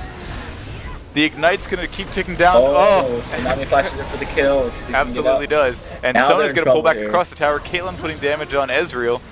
Karma just being a brute and a bully and might get both of the kills there. Yep, certainly does. No, Sona gets the kill on Soraka. But either way, that's 0 for 3 and Dragon to follow, so can't complain about that. Right. Although I do have a long-standing complaint against Sona's and kill stealing, so... But that's probably for another time. Okay, so the Dragon's there's stuff going up on top. Lee Sin's chasing Zyra up through her towers, but Zyra will escape. Now the gold lead is 0.5k, 4.5k. Now, if blue team decides to team up, decides to group up and start to engage, purple team might be in a lot of trouble here. It certainly could, and we're looking to see our laning phase end in just a moment here. Surprised it's last over 20 minutes, but the policies have probably put people off their games at this point. And Caitlyn pushed down bottom tower, so it's actually the first tower of the game. Somebody on purple team suggested a surrender, but the rest of the purple team is not ready to finish yet. Yeah, and I mean, it's not like the game is over yet by any means. You know, no, not at all. I mean, you know, the goal lead is 5k, but, you know, we're at 20 minutes here. People are trying to move into their mid games. Zyra has her Rod of Ages stacking up, and, you know, Soraka with 2 GP5s, Amumu with 2 GP5s. They can certainly pull things back together if they are so inclined. Let's see. Tsunami just going where she pleases here. Walking over wards, walking through Zyra bushes. You know, pretty much as was stated earlier, once Karma got rolling, or she could get to the point where her shields and heals are for those big-ass numbers, which is pretty much where we are now with a Rabadon's and a Spirit Visage. It's going to be a 1v3 for Karma here, but we'll see how it happens. I wouldn't be surprised if she manages to turn things around. Soraka taking an exceptional amount of damage. Rengar's going to pop in and take that kill. Zyra's ult going to knock up both members of the blue team who are still looking to aggress. They're probably going to back off here. What have we seen here? I am seeing on my end that everything seems to have stopped. Frozen. Yes. Yep. I've Okay, this is an entirely new and interesting form of what the hell. trying to currently find out what's going on. Apparently, all of us who have been spectating are currently in this position. Yeah, I know. So we're just gonna watch the. I'm watching the minions beat the poop out of each other here. So we'll see how things go from here. I'm not sure, but I'm getting reports out of IRC that the game, that the client and League in general might have just dumped.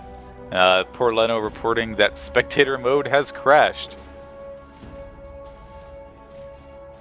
Take this moment to try and reconnect to the game. I'm gonna.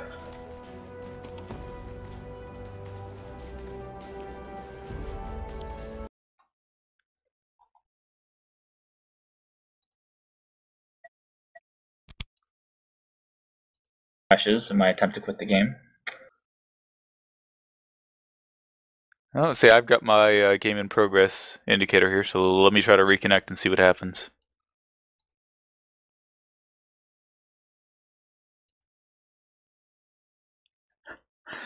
Hey, I mean, if we have me commentating and then nothing else happening here, we'll see how that goes.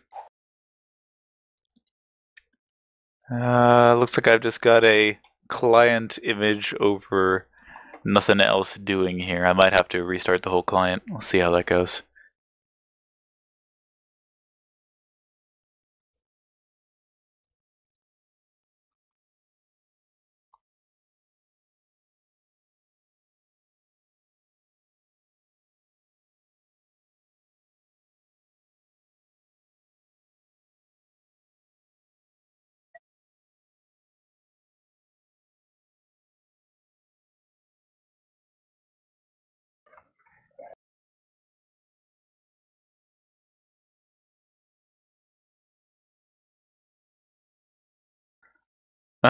We are seeing our GGs come out, so to speak, because it seems that the servers are down right now.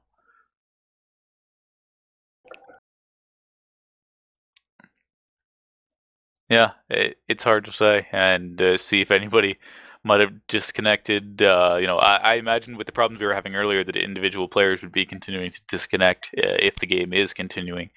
But there's really no word from them here. I know we had some of them in the game, or rather some of the people in the game speaking in the channel earlier. Seeing a lot of blue winds coming out here. I don't know if that's from people who are actually watching or who are actually in the game, or just seeing if we are going with a logical conclusion that since blue was ahead at the time the game exploded, they should effectively be given the win.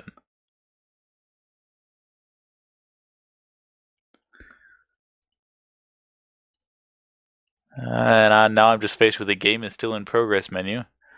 I can jump back into our in-game chat here, but that's about it.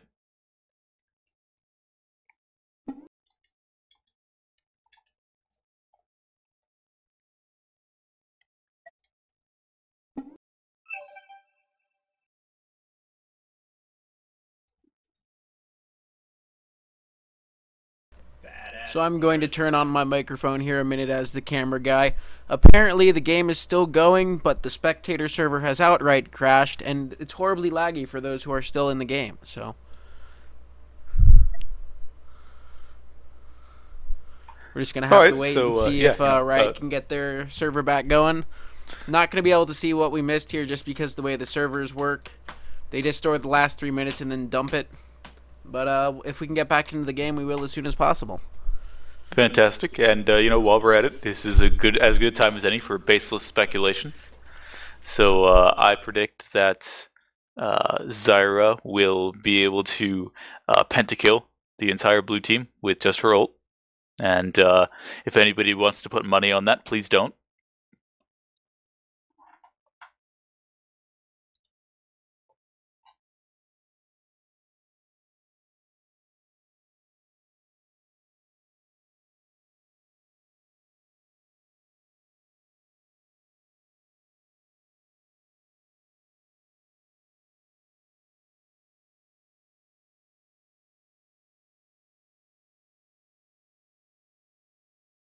I'm hearing Karma has been killed. I repeat, the reports are coming in. They are unconfirmed as of yet, but Karma may have been killed. It seems that Tsunami may actually be streaming the game himself. We're trying to figure it out.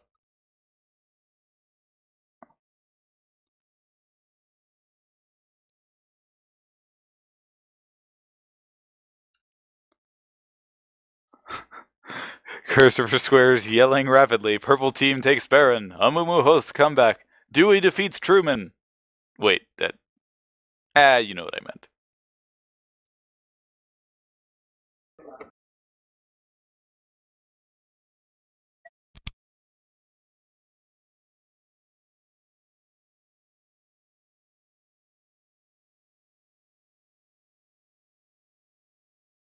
Oh, fantastic. Well, I will go ahead and reload my client here because I'm just seeing an in-game game is still in progress with no option to reconnect. So we'll see what happens.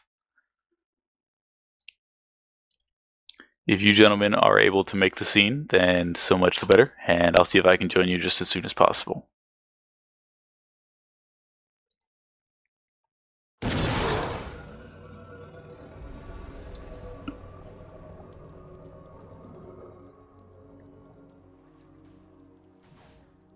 Ah, nice.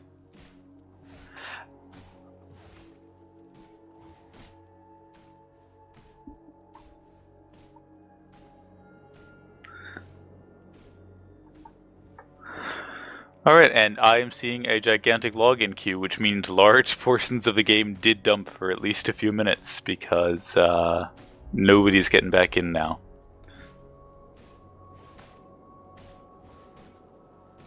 Stuff in the next couple of minutes.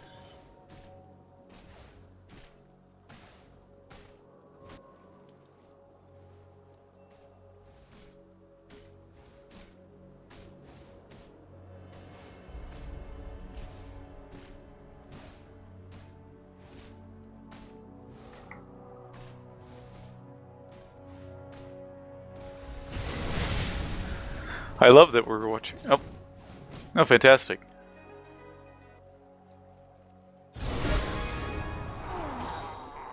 Okay, see if we can pick back up to something reasonable. Blue team's turret has been destroyed. Just say I'm actually going to be a few minutes before I can get reconnected to the client, much less the game. Do you see Sona taking a kill on Soraka there? Been destroyed.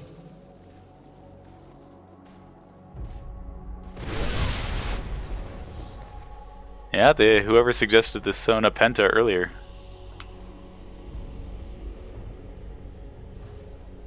Sure.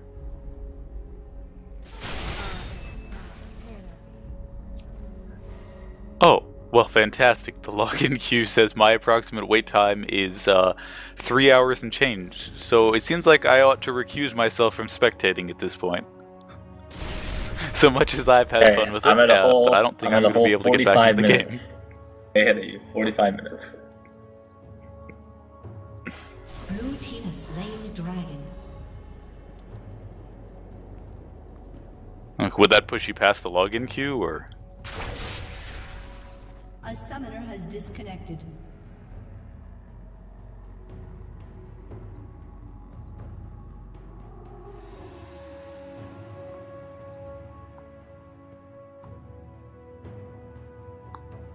Alright, is that the straight up EXE? Where is that? Is that in the main League of Legends folder? Or, no, that's the launcher. Where's the proper EXE? Channel RJBM. If you can't just cast from stream, I think that's the best option right now. Channel RJBM. That being said, there will be a big my goodness, we're seeing another pause come out of here as well. So, you know, we're not missing too much necessarily, but it's still not what it should be. I have at least logged on now. I'm going to attempt.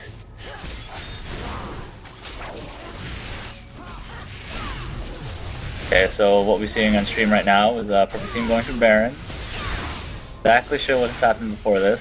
I did hear from Amumu's suggestions that Purple Team might have taken Baron, so we'll see if we can catch that happening. So I am now currently sort of reconnecting into the game.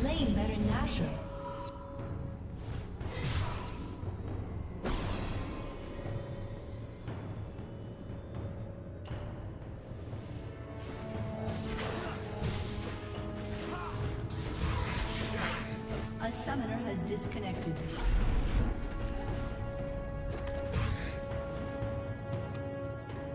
A summoner has disconnected.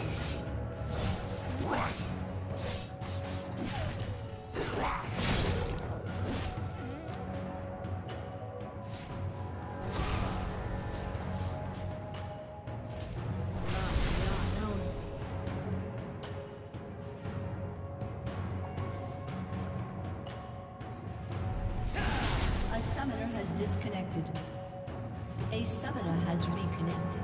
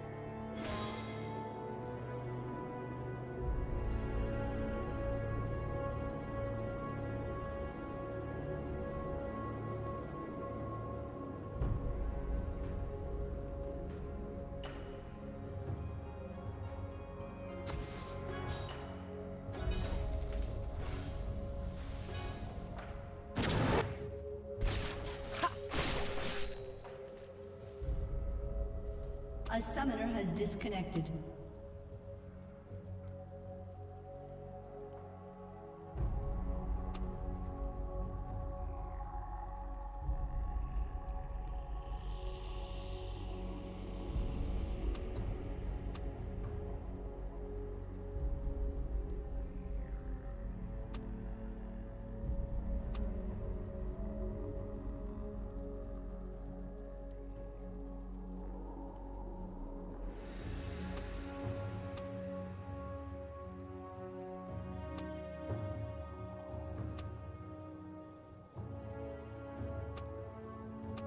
Alright, so I'm not terribly on top of what's going on here, besides the fact that pauses are continuing to happen. But I'm going to try to be a little sneaky Pete here and see if I can pull up scripts that will allow me to reconnect and spectate a game without being logged in. So let's see what we can do here. Unnamed third-party clients that will not be named. Right, what he said. So for what it's worth, I am watching the game right now, but no idea what is actually happening because we've been gone from this game for so long. So I'll just go over little things. So teams they're busting their jungles and walking around trying to figure out so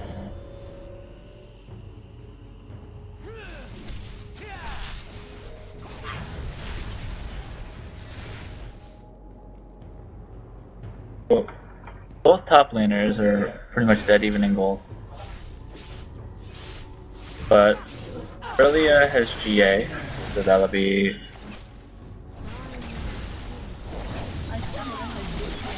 we're actually going on to Tsunami here in mid, but Irelia immediately backs out.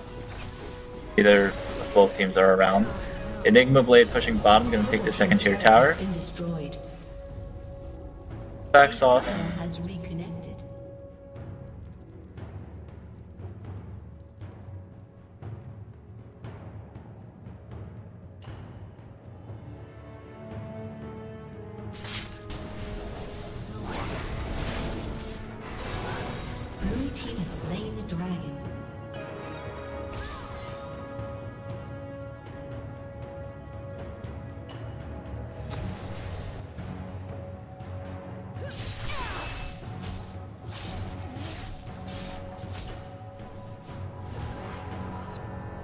Towers down, and purple team still only has one.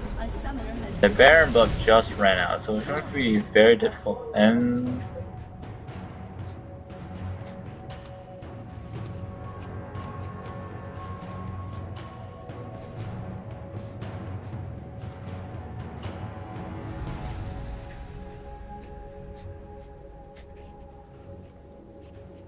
boss fighting going on now.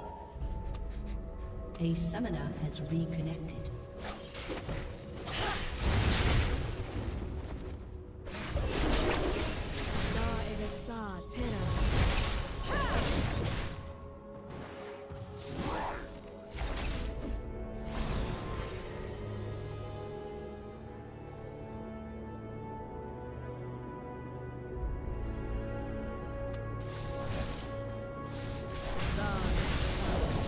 fighting and chat going on about what to do about these DCs.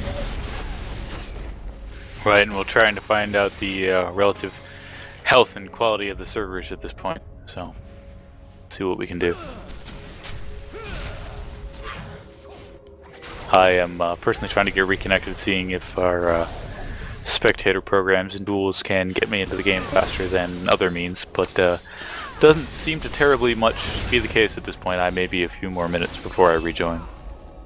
We're looking now with the game currently being a 5v4, we're looking to push mid tower down, and I don't think there's anything that you can do at this point to stop it. They'll go down.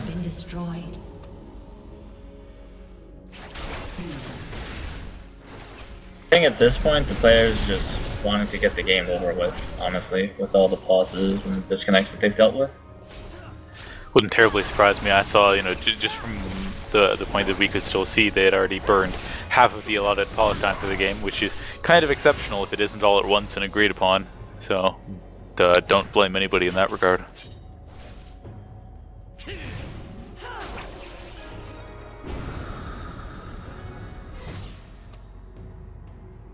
Hopes for nothing.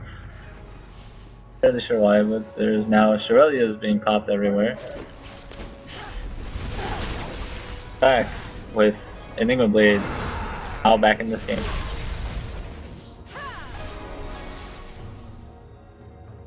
Is top lane currently, so and Jaraxo will go down from heavy burst and everything. Zyra ult, Sona ult, and this game right now is in dire straits, but Irelia can be cleaned up here, is stuck in between two towers. Now Irelia gonna keep chasing on, gets a double kill, the move's Bandit Toss lands. Rengar's GA pops, waiting for it to come back. And Rengar should be dead here. Oh, burns the flash. Oh, and the Amumu misses the flash follow through. So it ends up just being a 2 for 3 in favor of blue team. Blue team's turret has been destroyed. Blade currently reconnecting. So all in all, it was a favorable trade for blue team. A bit scary, but that in the end, a bit of miscommunication and a bit of miss flash. Right now, honestly, this game isn't even. I don't even know what to think of this game anymore, honestly. Right, and understand from watching our RC chat here, the Twitch chat here, that Caitlyn continues to have connection issues, and both teams have kind of sort of thrown in the towel towards even attempting to finish playing the game. Yeah, so it's just unfortunate. Yeah, certainly so.